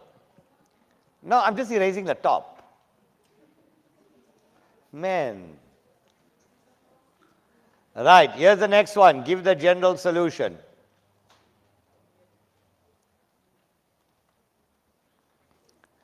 Right.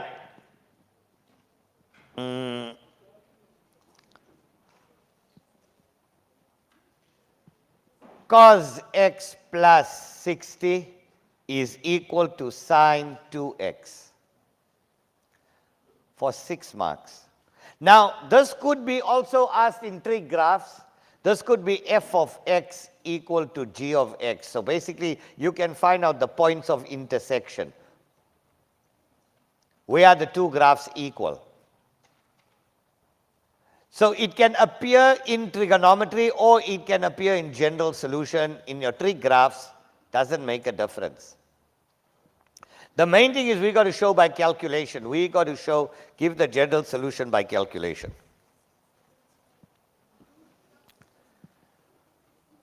Are you all okay? Still writing? The first one?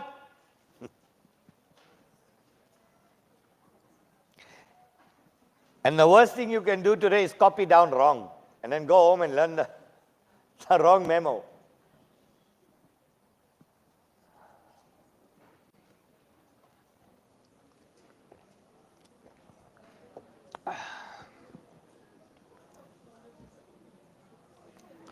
Okay, let's go. What do you do in a situation like this? So there's a rule. Here's the rule. Convert cos to sine. So therefore, that's your question. In your answer, pay attention. Pay attention. Don't change the sign to cos. I know some of your memos give you that as one of the ways to do it. I'm not saying you can't do it. I'm just advising you. I'm telling you, I'm giving you one strict rule you can use all the time. It will always work out nicely. So convert cos to sine. So that means we're going to leave the sine 2x on the other side. We're going to convert this cos to sine. So cos of this would be sine 90 minus x plus 60. Because you know sine 90 will change it to cos. Yes or no? That's how we do it. That's step number 1. Now pay attention, guys. Put your pens down, don't write. Just watch how I unpack it. It's a template. It's a template. Memorize it.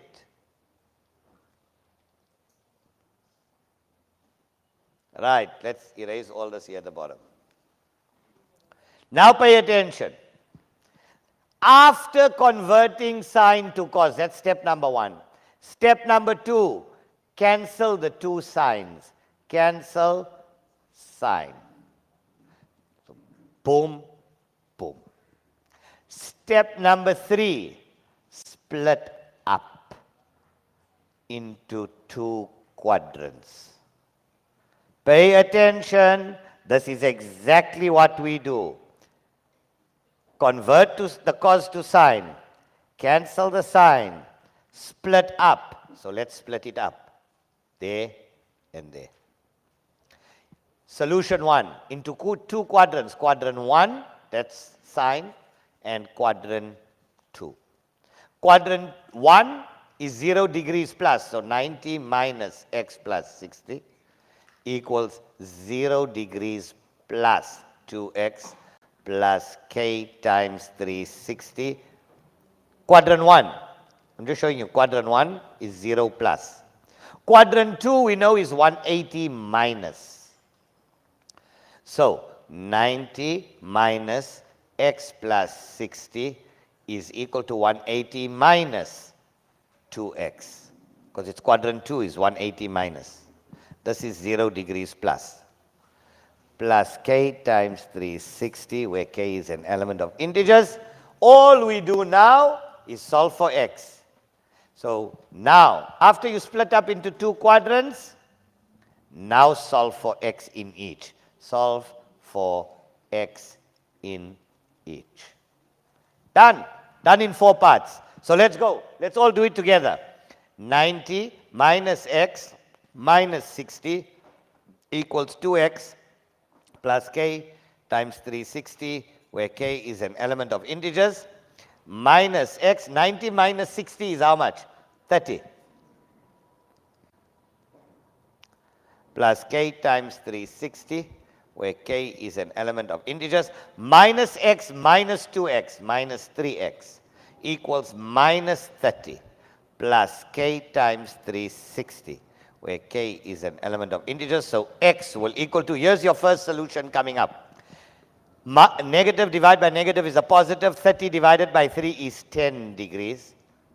Minus positive divided by negative is a negative.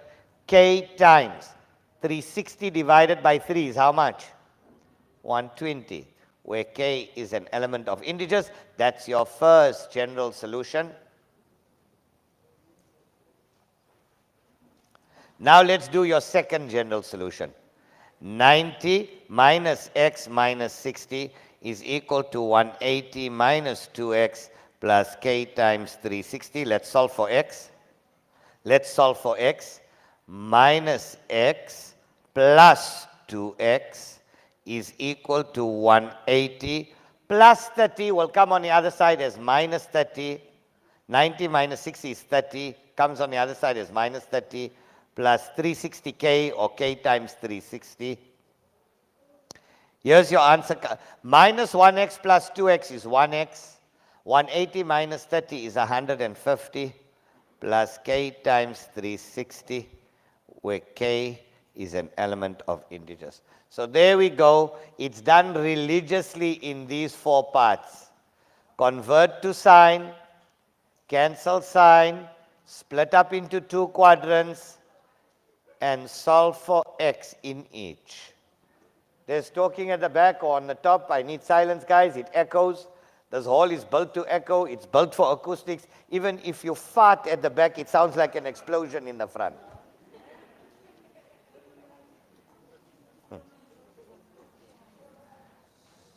Even you got a poop there at the back, just knape, hold it until 3 o'clock.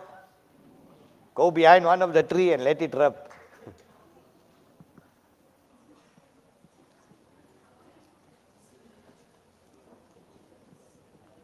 Shout out to the top floor. Shout out to the top floor. The top floor is shouting. How's it, how's it, how's it, guys?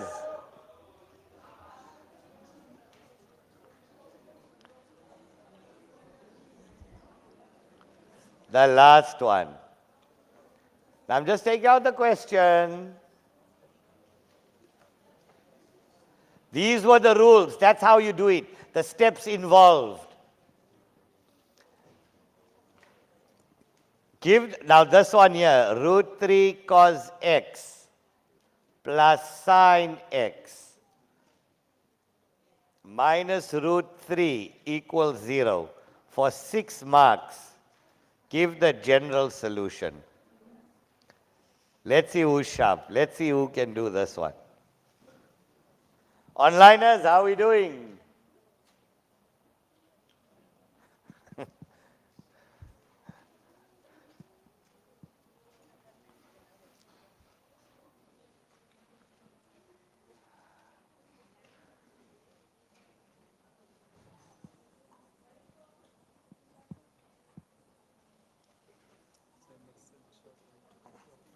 We did that already. This one's a killer. Higher order. And it came out in 3 past papers before. So again I'm saying, that's why I chose it for today. Learn. Big shout out to Oval North. Zakira 786 says, we're cooking here. Lovely, Zaks. How's it, how's it, how's it?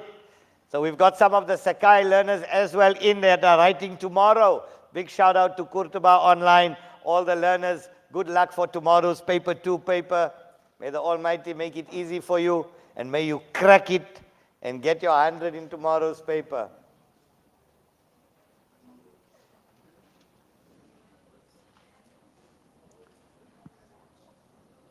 So OG Gamer says, give us time.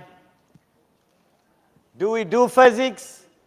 No, my dad used to do the physics, but anyway, he's no longer my partner, he's no longer with us.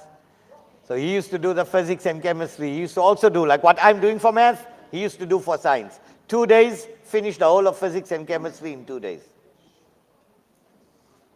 With shortcuts. I remember him saying, he summarized the entire organic chemistry on one screen.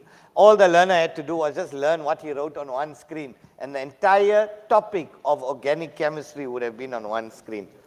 But anyway, I still have his videos. If anybody wants it, you guys can look for me on Facebook also, or on Insta, K-Way Institute or Mohammed Kotab for next year. But yeah, but that's for next year, not for now, sorry. You'll be done already. You'll be done already.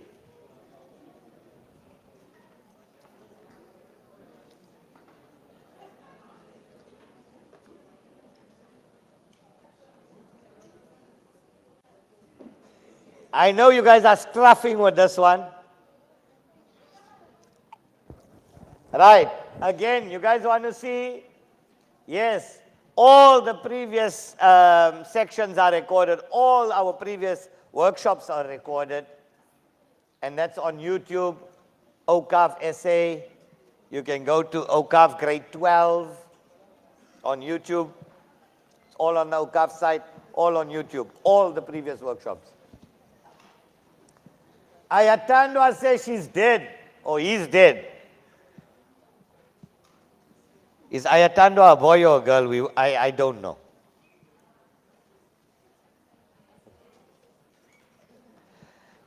Right, now you guys want to see some mathematics.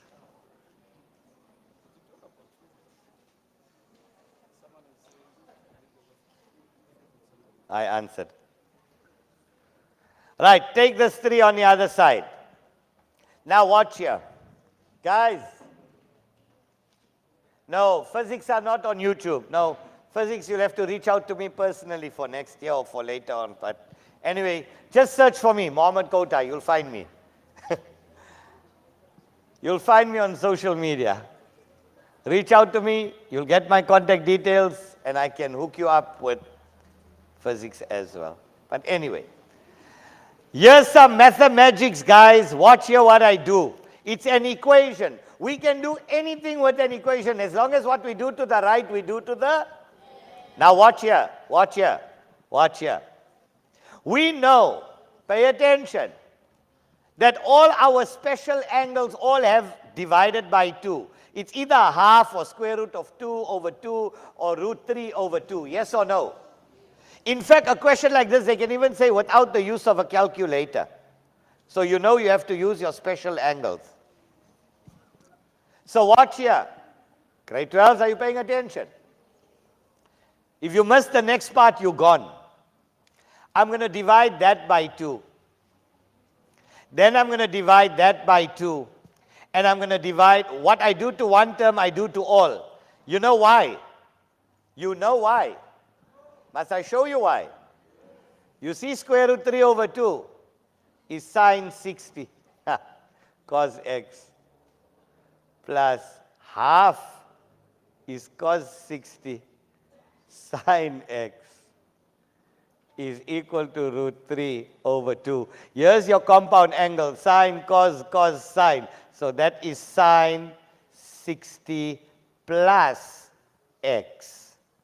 That's your sine compound. That sine compound is equal to root 3 over 2. So there's your angle. 60 plus x is equal to, we split it up, Shift sign root 3 over 2. We know special angle, 60 degrees, plus k times 360, where k is an element of integers, or quadrant 2, 60 plus x is equal to 180 minus 60, plus k times 360, where k is an element of integers. So let's solve for x. X is equal to 60 minus 60 is 0 degrees, plus k times 360. You didn't need a calculator for this. It was all your special angles. Or x is equal to 180 minus 60 is 60. 60 minus, oh, both of it. So x will just equal to 0 degrees plus k times 360. That's basically only got one general solution here.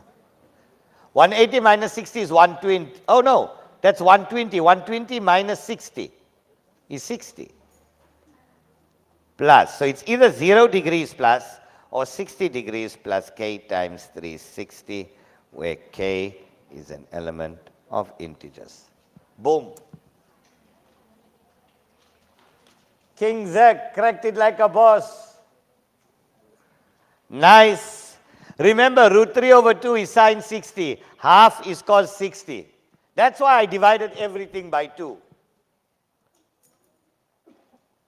So we can get in our special angles.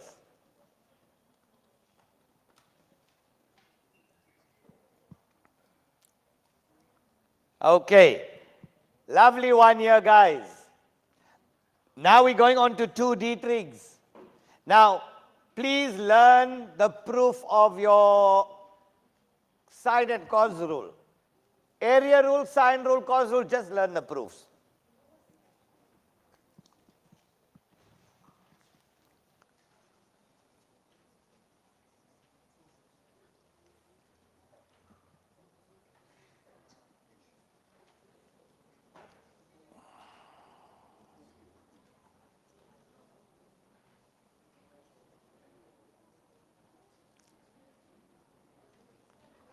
But the most commonly asked one is the cos rule. It's in your textbooks, you just memorize it.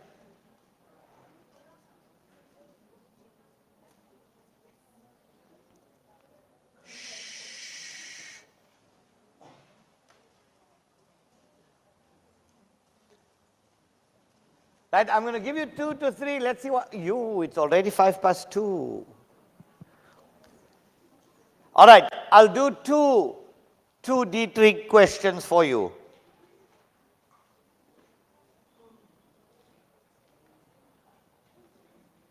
Right. Now, 2D trigs is a very simple concept. I promise you, it's marks you cannot afford to throw away, but I see learners throwing marks away like you cannot believe. People leave it blank, like completely blank. And it's such a simple concept. Watch here. Shh. So, let's say we had a triangle like this.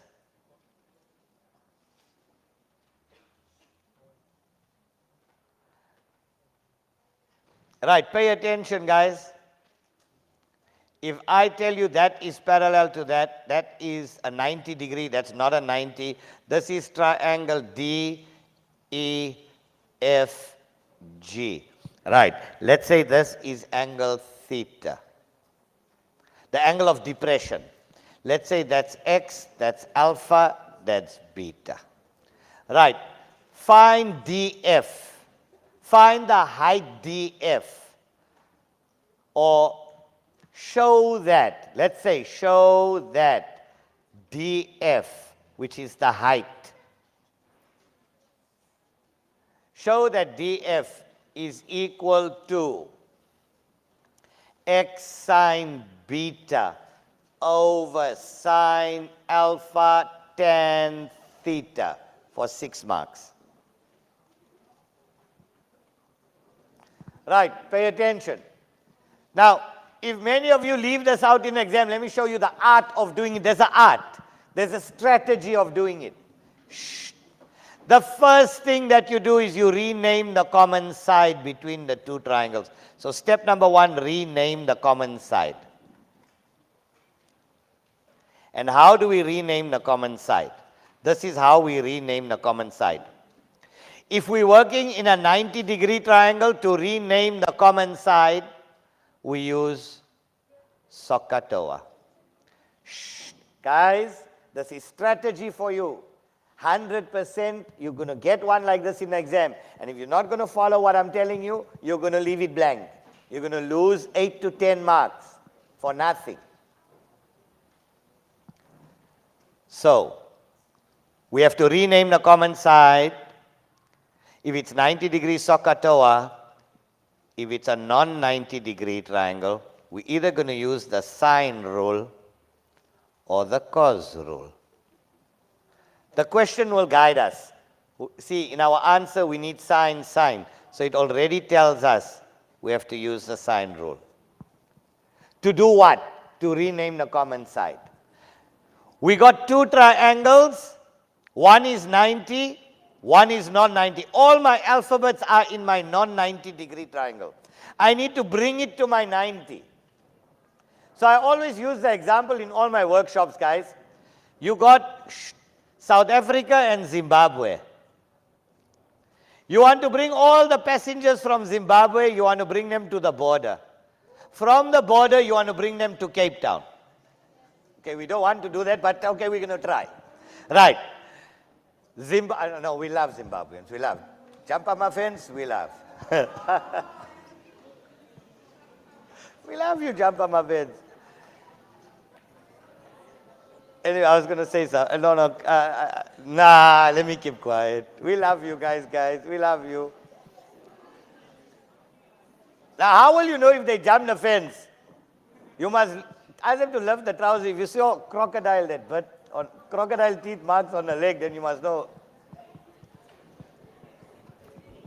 Okay, anyway, let's go. We are talking crap again. Let's get back to math. So we got Zimbabwe and we got South Africa. We want to bring all our passengers. The taxi that we're going to use here in Zimbabwe is the sine rule, to bring them to the border. And from the border, we're going to change the taxi to a quantum and bring them to Cape Town.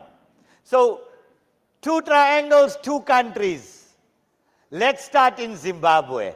So let's start in Zimbabwe, in triangle EFG. We are now in Zim. Let's now use the sine taxi to rename the common side, the border, EF over sine. Remember, Zimbabwe is not 90 degrees. It's like falling off. Right. EF over sine beta is equal to x over sine alpha. So we want EF on its own. EF is equal to x times sine beta times sine beta. X sine beta over sine alpha. And there we go, x sine beta over sine alpha. So we don't think we're right, we know we're right. Now let's go to South Africa. In triangle DEF. DEF is 90 degrees, so we use SOHCAHTOA. So if that's angle theta on the top, we always work with theta inside. So we need DF and we need EF. So what do we need, guys? We need our opposite and we need our adjacent. So opposite over adjacent is which trig function, sine, cos, or tan? And that's where we're going to get our tan from. So we're going to say tan theta is equal to H, which is DF over EF. So I want H on its own. This is just SOHCAHTOA. So H is equal to EF tan theta. H equals, but EF is no longer called EF. What is EF? X sine beta over sine alpha, that's EF tan theta.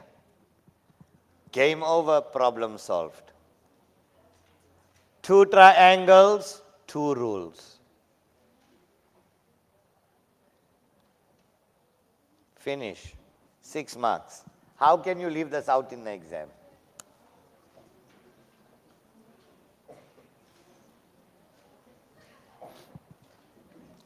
We're going to do another one. This is the sine rule. I'm now going to give you one with the cos rule. This is where we use the sine rule. I'm going to do the cos rule, and then I'm going to give you another one from a past paper. I want you all to do it on your own.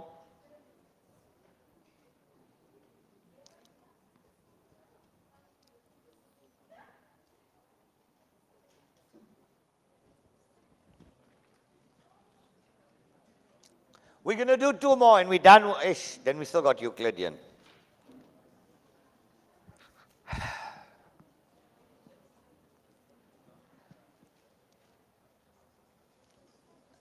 Next diagram.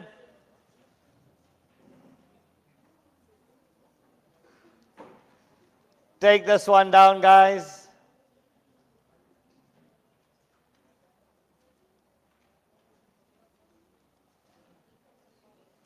That is equal to that. That is x. That is alpha. That's 90. This is h. This is d, e, f, g, and this angle here. So that is parallel to EG. That is parallel to EG. We got that, we got that. That is angle beta. Show that. Right, let's get out of here.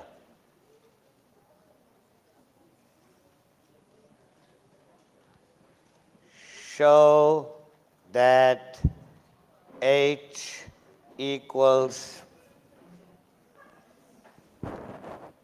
2x tan beta cos theta. 7 marks.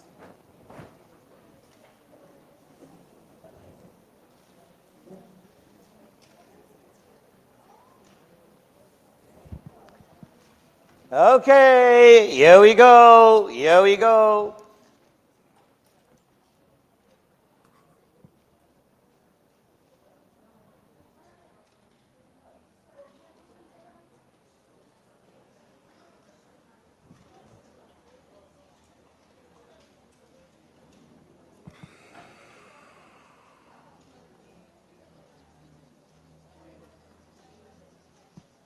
Now we need to rename the common side. The common side is GE or EG. Right, pay attention.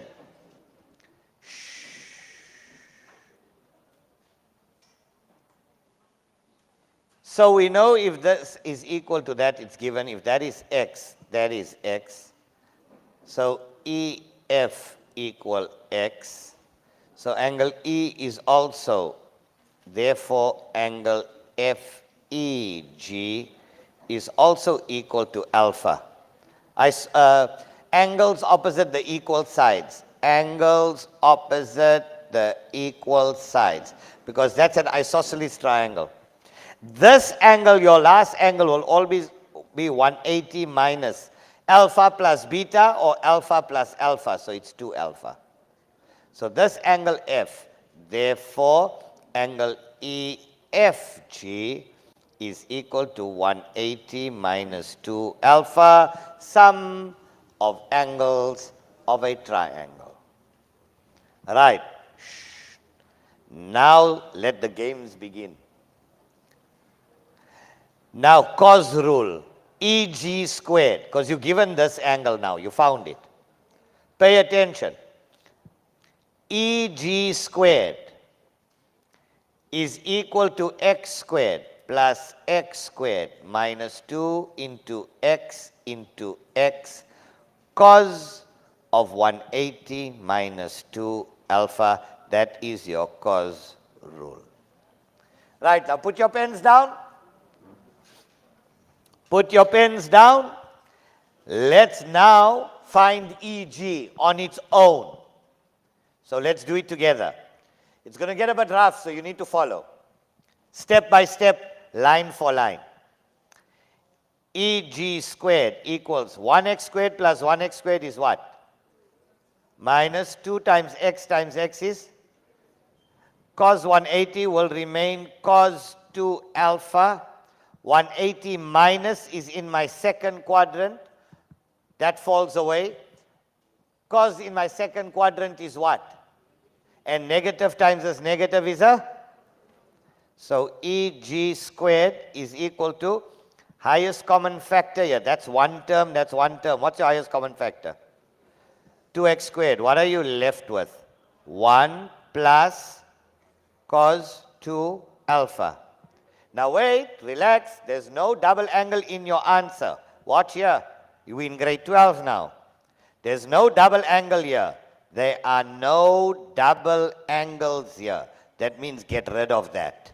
So let's go. We're not yet done with EG. EG squared is 2x squared. 1 plus cos 2 alpha. Which one got a minus 1 in it? 2 cos squared alpha minus 1. Yes or no? So that and that cancels out. So EG squared is 2x squared into 2 cos squared alpha. EG squared equals 2 times 2 is 4x squared cos squared alpha. Therefore, EG on its own is the square root. Now, this is the whole thing is a perfect square. So, the square root of 4 is 2. There's the 2. The square root of x squared is x. There's the x. The square root of cos squared alpha is, sorry, not cos theta, cos, this was cos alpha. There's no theta in the problem. Okay, wait, just give me a second. Alpha.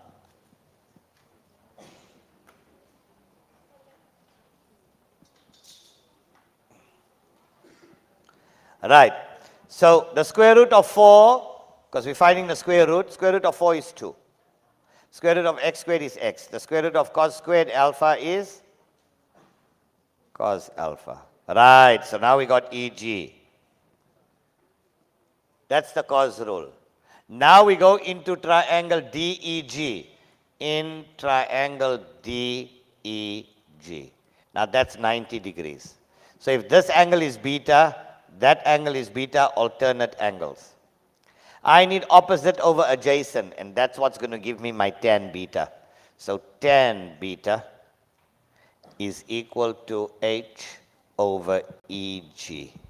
I want H on its own. H equals EG tan beta. Here's your final answer coming up. Therefore, H equals, instead of EG, 2x cos alpha tan beta. It's the same as that what they asked you to find. Comments? Why?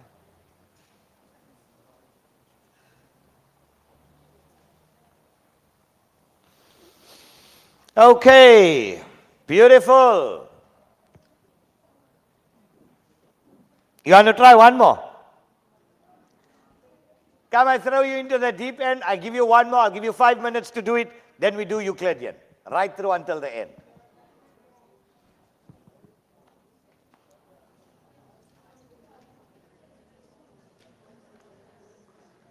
Here's the next one from a past paper.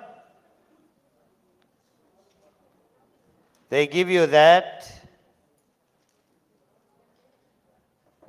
They give you this. They give you that. They give you that. And they give you that. Now that you know the tools on how to move, now you master our templates. Now you go and try about 5 or 6 past papers. Well, you're never going to get, and you'll be lucky if you get something exact. They testing, do you know how to apply? So if you learn our templates, plus you learn another 6 or 8 from another past paper, you practice on it, more than enough. Monday when you write, you'll see it. Now you say, how do I use what I know to answer what they give? This angle is angle theta. This is P. That is H. That is C. That's 90 degrees. That is B.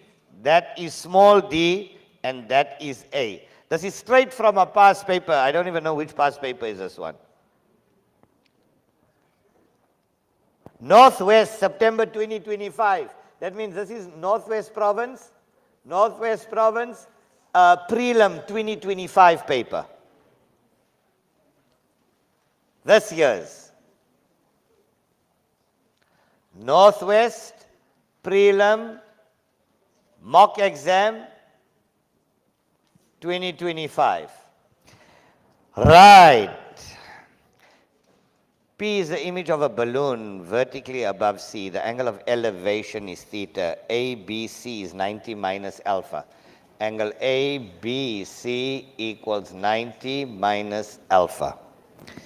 Let's see. BC equals half AB. BC equals half AB. AB equal D.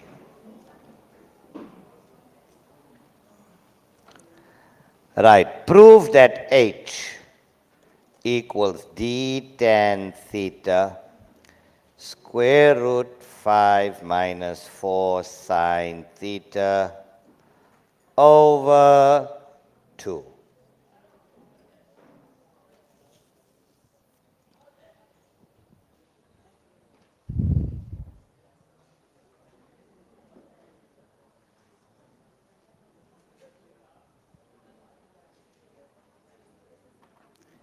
BC equals half AB. So, watch here. ABC 90 minus alpha. ABC 90 minus alpha. BC is half of AB. So that is half of D.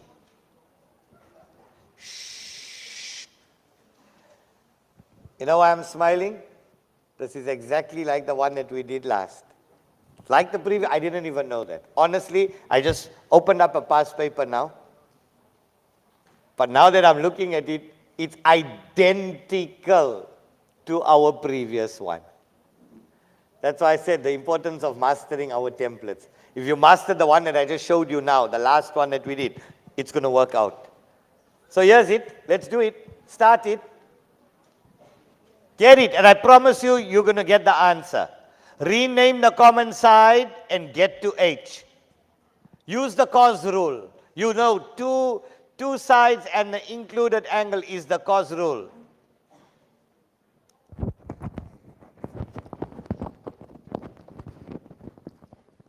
I'm going to give you 3 minutes. Oxygen break.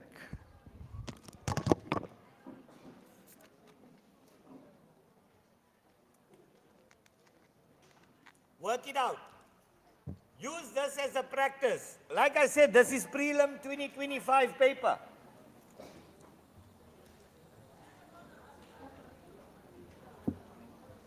Khalid, talk to our onliners there. Keep us going. Keep us going. Khalid, take it away. 3 minutes time.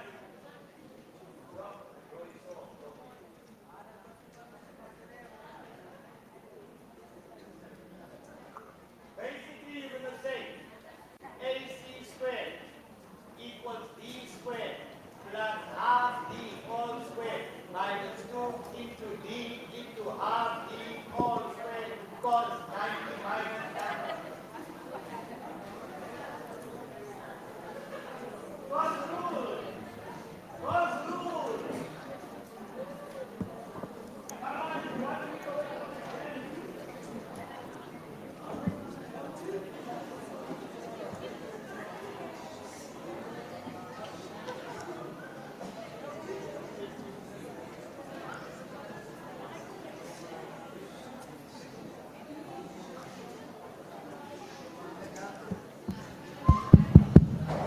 For those of you that actually took pictures here at break time and yesterday, anyone who took pictures, those who would like to have them, you can bring a phone with a cable, then we'll send them to you.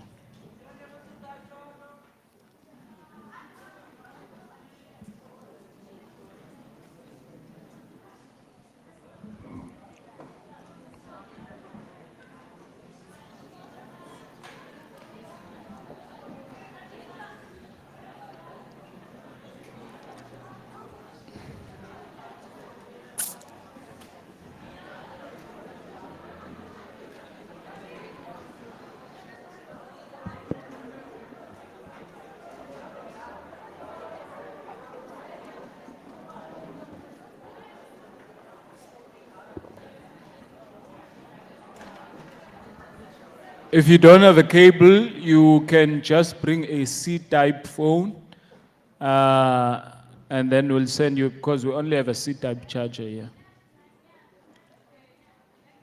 Okay, you should be done. You should be done. You should be done. Come on, guys. Come on, guys. What charger you want?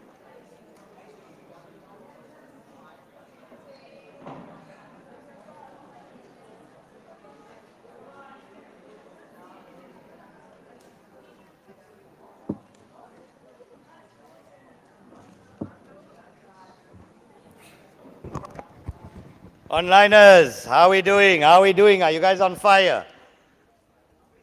Are you guys on fire? Right, let's go. Right, AC squared, the cos rule. AC squared, last side squared, is equal to D squared plus the other side squared, half D, all squared, minus 2 into D into half D cos 90 minus alpha.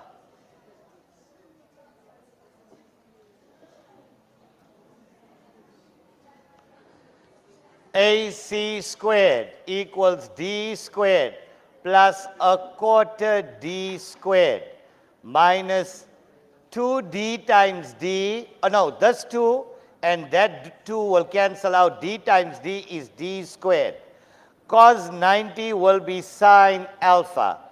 90 minus is in my first quadrant. Cos is positive. AC squared. 1D squared plus a quarter. 1 plus a quarter is 5 over 4D squared minus D squared sine alpha. I don't think we write, I know we write, because that's where we're going. AC, and I don't even have the memo. I'm just working it out from what I put on the board. We're all doing it together as if we are writing it on next week, the following Monday. Or Sakai learners, if you're writing this tomorrow. Take out D squared as a highest common factor. What am I left with? 5 over 4 minus sine alpha. So AC equals the square root of D squared into 5 over 4 minus sine alpha. D squared is a perfect square, so AC equals, take out the D. The square root of D squared is D. There's the D. Square root, that's over 1. So now, wait. So it's a square root of D times that. My common denominator is 4. 4 into 4 once. 1 times 5 is 5 minus 1 into 4 4 times. 4 times 1 is 4 sine alpha. But remember, they want it over 2. So the square root of 4, here we go. AC equals D times the square root, D times the square root of 5 minus 4 sine alpha all over the square root of 4 is 2. So there we go. We got that, we got that, we got that, we got that, we got this, we got that. We got the problem. Now let's go into triangle number 1 is 90 degrees. I need this and that. I need 10. This will even give you a clue. tan theta equals h over AC. H, here's your answer coming up. H equals AC tan theta. Therefore, H equals, instead of AC, D tan theta square root 5 minus 4 sine alpha all over 2. Bada bing, bada boom.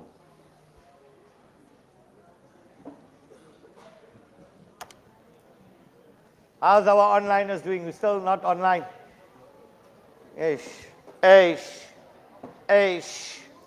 Why don't you use my, can't we get comments from here? From my phone? So what, go to YouTube.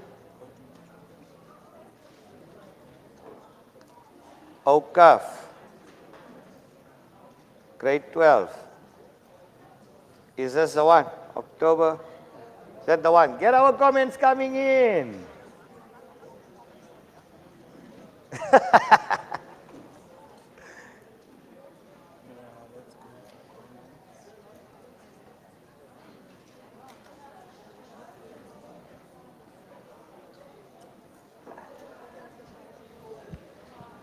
Right, we are, oh gosh, I need, okay, here we go. I'm erasing.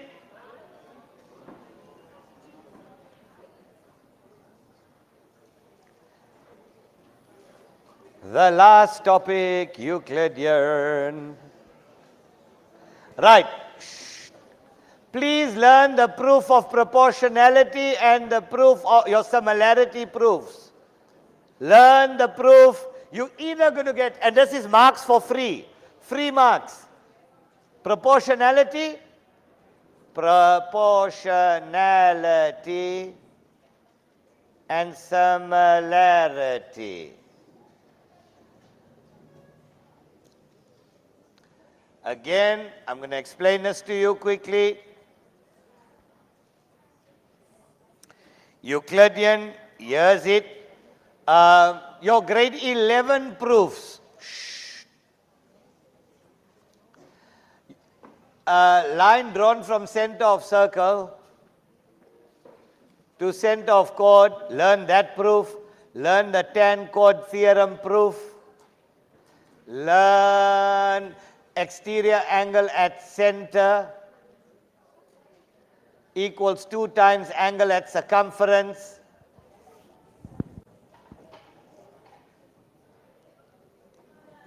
Right. And then all your circle theorems. Not all the proofs, how to apply. Now, if this is out of 50 marks, guys, because many of you panic when you see Euclidean, this on its own is 30 marks. Right, I need silence here, guys. You got the next 20 marks. Learn, they're going to ask you the proof for 6 marks. Learn the proof of, let's say, your prop theorem. They're going to give you a Pythagoras question for another 5 or 6 marks. Then they're going to give you easy prop. Proportionality. That in, and then you've got one higher order question. So let's say all of this is, say, 10 marks. 10 to 12 marks. Your higher order will only be a maximum of 8 marks. So don't panic about this. Make sure you get your full marks here. Make sure you get your full marks here. You already got 40 out of 50. You already got 80% for Euclidean. You can still get your A even if you didn't get your higher order right. So don't panic. So let's say we get full marks for data, full marks for physics, full marks for circle analytics, full marks for trigs, inshallah. Trig graphs, full marks, that's easy. 2D trigs. Come on, you must get it right. And plus you get this grade 11 Euclidean right. Bruh, you got 135 out of 150 already to 140 out of 150. Probably about 90%.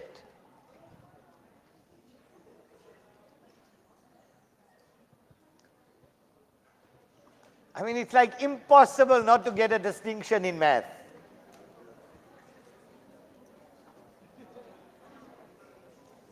Okay.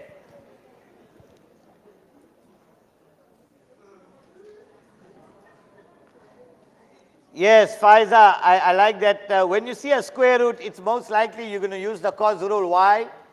Why? Because cos rule states a side squared. So you're going to find the square root on the other side. So in 99.9% probability, it's going to be used, the cos rule would be used. Okay. Right. Let's go.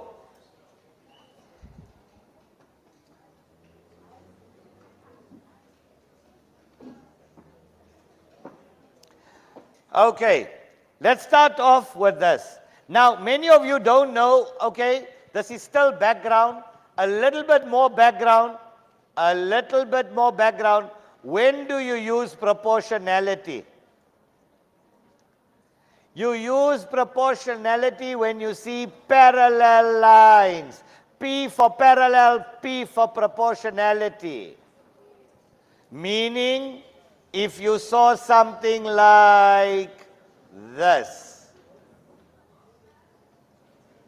Let's say you had something like that, and let's say you had like this, and let's say you had like that, and let's say they told you that was parallel to that, and that was parallel to that. And this is A, B, C, D, E. Guys, one more thing, don't forget to learn the midpoint theorem from grade 10. They ask it a lot. Do you guys remember the midpoint theorem? A line drawn from the center, from the midpoint of one side to the midpoint of the other side is parallel to the third side and half the third side in length. So a line, this is your midpoint theorem, grade 10. Learn it. It was asked out of every 3 papers, 1 paper has got this in it. So don't discount this theorem as well. Midpoint theorem from grade 10, but it's got nothing to do with this question that we're doing now. Right, the minute we got this, we know if we're dealing in one triangle, let's say this is 10, let's say that is 12. Let's say there is X. And let's say that is 3. Right. And let's say this is Y. Right. Question number 1. I'm making this up. I'm just showing you how it's applied. So, solve for X. And find the length of AE.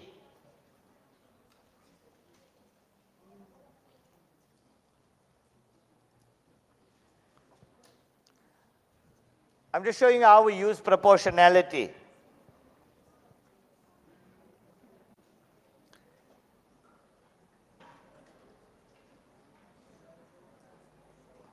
Now, I know we push for time, guys. It's already 2:45, so I'll do a similarity one with you immediately after this. Right. X. So what we do in your exam, that's one set of parallel lines. So let's highlight this triangle.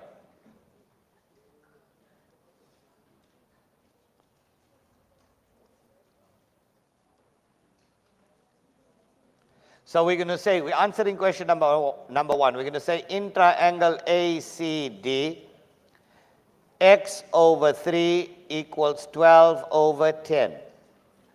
In fact, that should have been a long, okay, whatever, who cares? I just made it up. Right.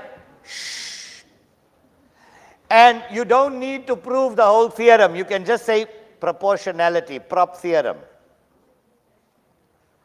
Why? Because we got P for parallel lines, P for proportion. So x is equal to 12 times 3 over 10. X is equal to 36 over 10 is 3,6. We're almost at the end. It's quarter to 3, guys. 15 minutes and we're done. Right. Now let's go into the big. So we've answered, solve for x. We got our first 3 marks. The next one is 4 marks. 3 to 4 marks. Let's answer question number 2. Right. So now we say in triangle ACE. Now we're looking at the big triangle. Shh. Guys follow. Guys follow. So now there's your parallel lines. That is parallel to that. So that means this over that. I'm going to first solve for y, then find the whole length. Is equal to this over that. So y over 3 plus 6 is equal to 12 over 10. Prop theorem. Y over 6,6 equals 12 over 10. Y equals 12 times 6,6 all over 10. Y equals. Go to your calculator. 6,6 times 12. Divide that by 10. 7,92. Therefore, AE, the whole line, is equal to 3 plus 3,6 plus 7,92. Your final answer. 3 plus 3,6 plus 7,92. 14,52 units. And you'll get full marks for this. So probably this one is 3 marks and that one is 4 marks. Total marks, you already got 7. You got 7 for this. You'll get 7 for proportionality. I'm not going to touch on your grade 11 work now. That you can work through your papers. That's quite easy. I just want to do a similarity problem now. We're going to wrap up now. It's already quarter to. It's 14:46. 14 minutes left. Right, let's go.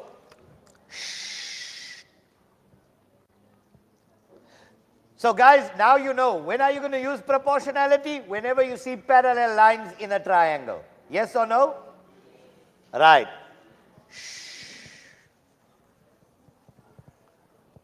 When do you use similarity? S for similar, S when you separate triangles. Or if you have superimposed one on top of the other and then you got to separate them, you use similarity. No parallel lines. Parallel lines, proportionality. Are you guys all with me? When to use it? Right. Let's draw the diagram that they give us. Okay. So they give you a circle. Take this one down.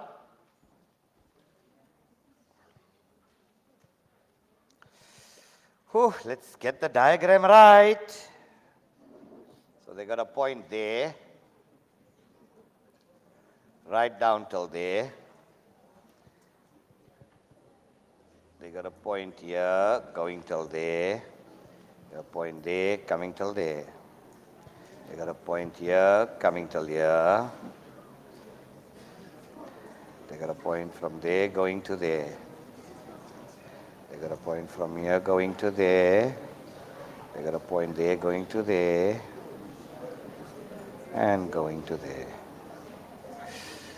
Ouch. Okay. That one hurt. In fact, they all meet at one point here. That's a straight line. I'm just drawing it nice and thick to get there. Right. This is E, E1, E2, G, G1, G2. That's F. C, 1, 2, 3, 4, 5. C, 1, 2, no. 1 is this whole angle. 2, 3. 4 is this whole angle. 5. B. B1, B2, B3. D, D1, D2, D3. A, A1, A2. Right. Prove. Here's your questions. That E1 equals A1.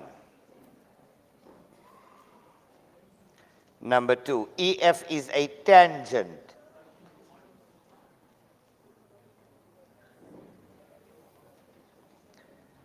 to circle EAC. Prove that triangle ABC is similar to triangle EDF.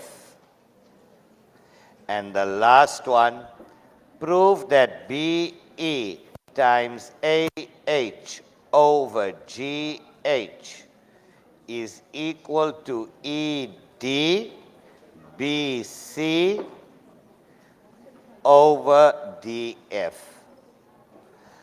Mark allocations 3, 1, 4, 6.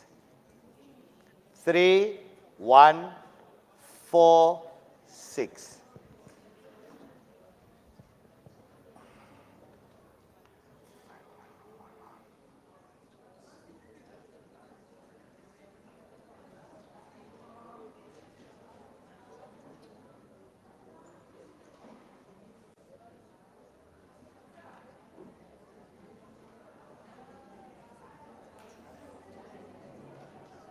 Okay, let's go, guys. Let's go. We got 10 minutes on the dot before we are done. Hopefully, we'll be done with all these 4 questions in 10 minutes. Question number 1. Prove that angle E1 equal A1. Where's E1? E1, prove it equal to A1.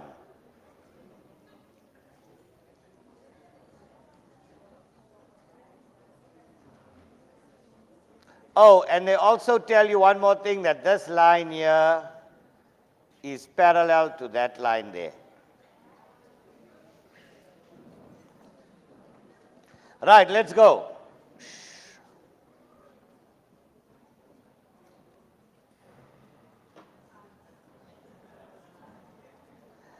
Right, let's go. Quiet. Let's start with angle E1. Let's call it X. Let's call E1 X. So E1 equals X. Therefore, angle D2 equals X. That angle is equal to X. Alternate angles. These two lines are parallel. Alternate angles. And if this is equal to X, here's a bow tie in here. So therefore angle A1 equals X. Angles in the same segment. The bow tie.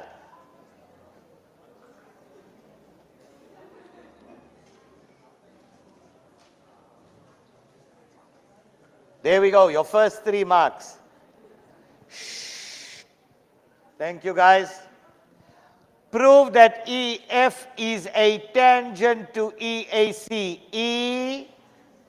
EAC. They're telling you that a circle can be drawn around EAC.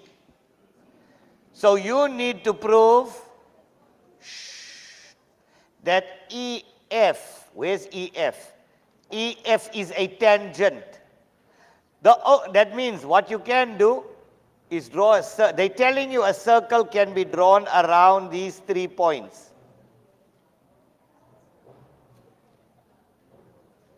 Now it doesn't have to be a perfect circle, it can look like an egg also, it doesn't matter. The only way we can do that, this angle is equal to x, that angle is equal to x, tan chord theorem. Therefore, EF is a tangent. So now you're going to say angle E1 equals x, A1 equals x, proven above. Therefore, EF, this line here, must be a tangent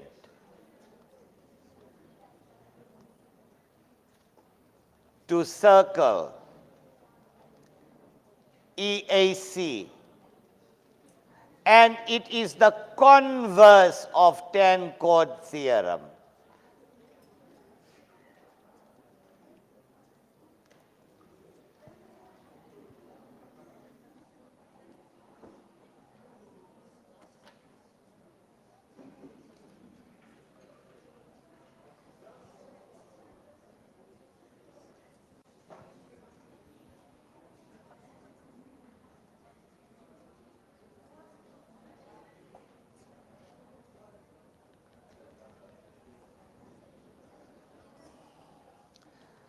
Right. Let's do number 3. We got 6 minutes left. Maybe we can spend 3 minutes on this one and 3 minutes on the next one.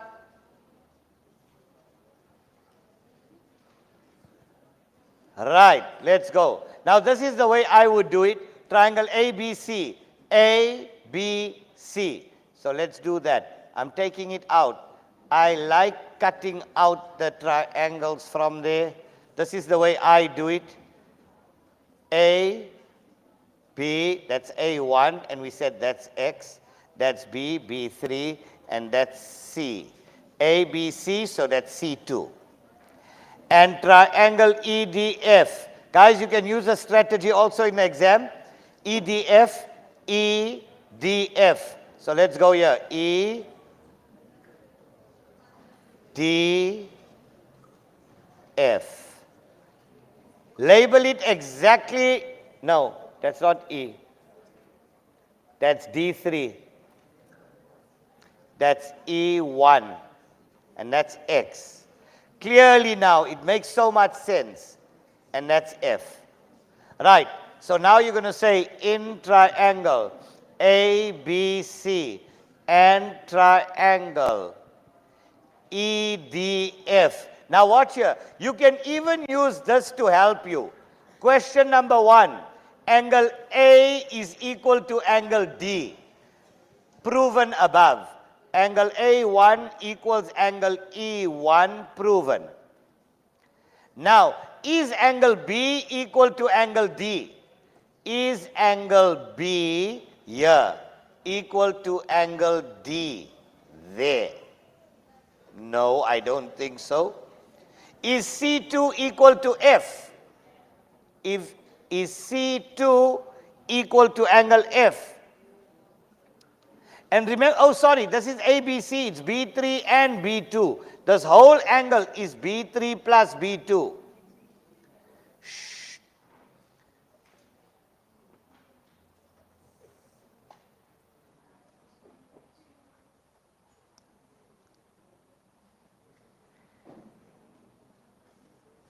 Right. Shh. Now, angle D3, watch here, watch here. This whole angle here. Remember, we're looking at this triangle here.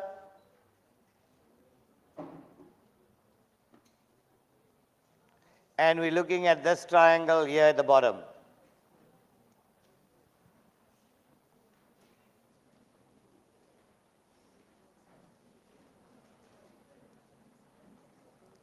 This angle here is equal to that whole angle there because that is a cyclic quad.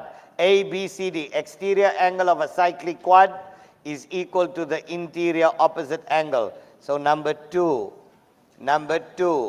angle B3 plus B2, that's that angle there, angle B, is equal to angle D3, exterior angle of cyclic quad.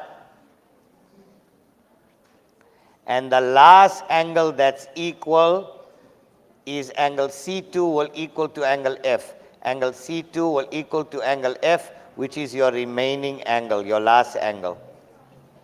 Therefore, triangle ABC is similar to triangle EDF. So we got 3 and 1 is 4 and 4 is 8. 8 out of 14. We got 2 minutes left. Do the last one. Do the last one.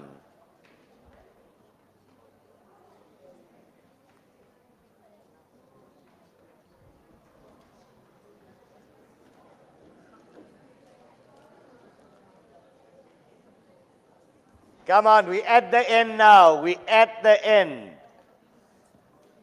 Now, BEAH. Now, obviously, we need to use what they asked us before. We need to use what we got before. So we've got that triangle, watch here. We know that triangle ABC is similar to triangle EDF. So we know that AB, from here, AB over ED is equal to BC over DF. From here, from the previous question.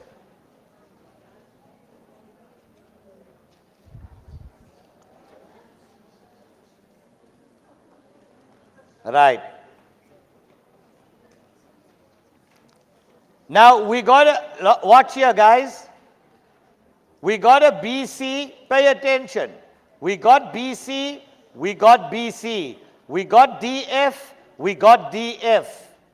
We got an ED there, we got an ED there. So they want ED on the top. So before I even do this, I'm going to say, because I want ED on the top, therefore AB is equal to ED times BC over DF. So I got ED, BC, DF. My problem is here. My problem now is the left-hand side. My right-hand side of this is done. My right-hand side is done. My problem is this AB, left-hand side. Now, can I prove that AB is equal to this? That's my challenge. That's the question you've got to ask yourself in the exam. Can you make AB look like that? Now let's look at proportionality. Guys, we've got this, we've got parallel lines. Won't AB over BE, watch here. I'm now looking at in triangle AEF. Because I need to sort this AB out. That's my problem. My right-hand side, I'm done. I'm a happy man. Because my right-hand side here and the right-hand side in my question is the same. My problem is the left-hand side. So I'm looking at triangle AEF and I got parallel lines. How about if I try proportionality? Because I can get an AB in there also. AB over BE is equal to AD over DF. And that is proportionality. Prop theorem.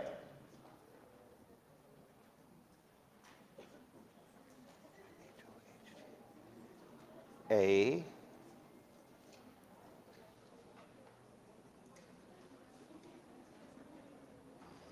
Where did we put H, guys? How come we got an H in the question? Where's H? Was that H? Let me just go quickly to the... We're almost done, guys. Yes, this is H. Ah. Okay.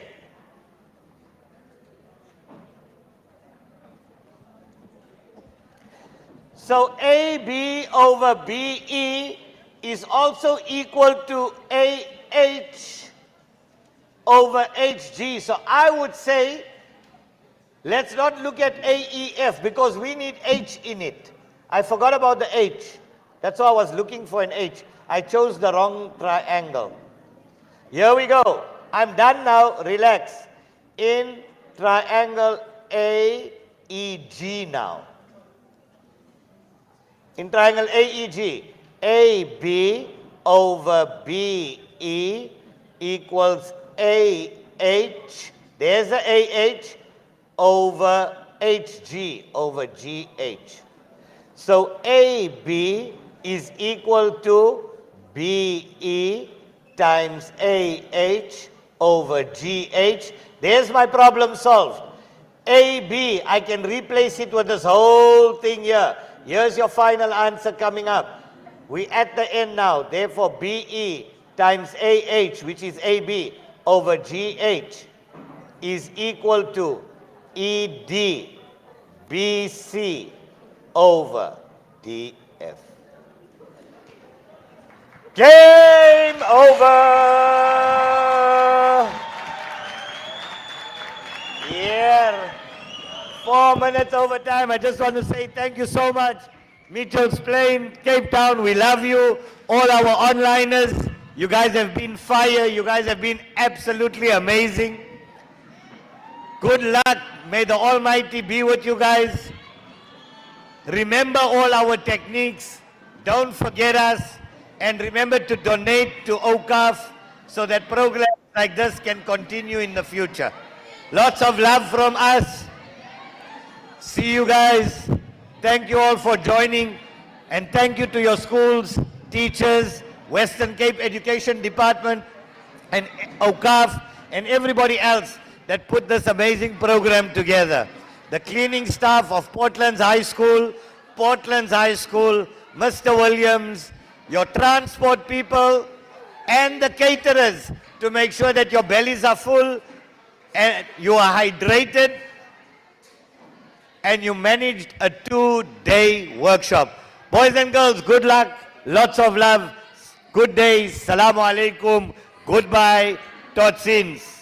Now you guys can cook your papers. Talam. T minus 10, 9, 8, 7, 6, 5, 4, 3, 2, 1, 0. Ignition. Liftoff. Liftoff. 30 minutes after the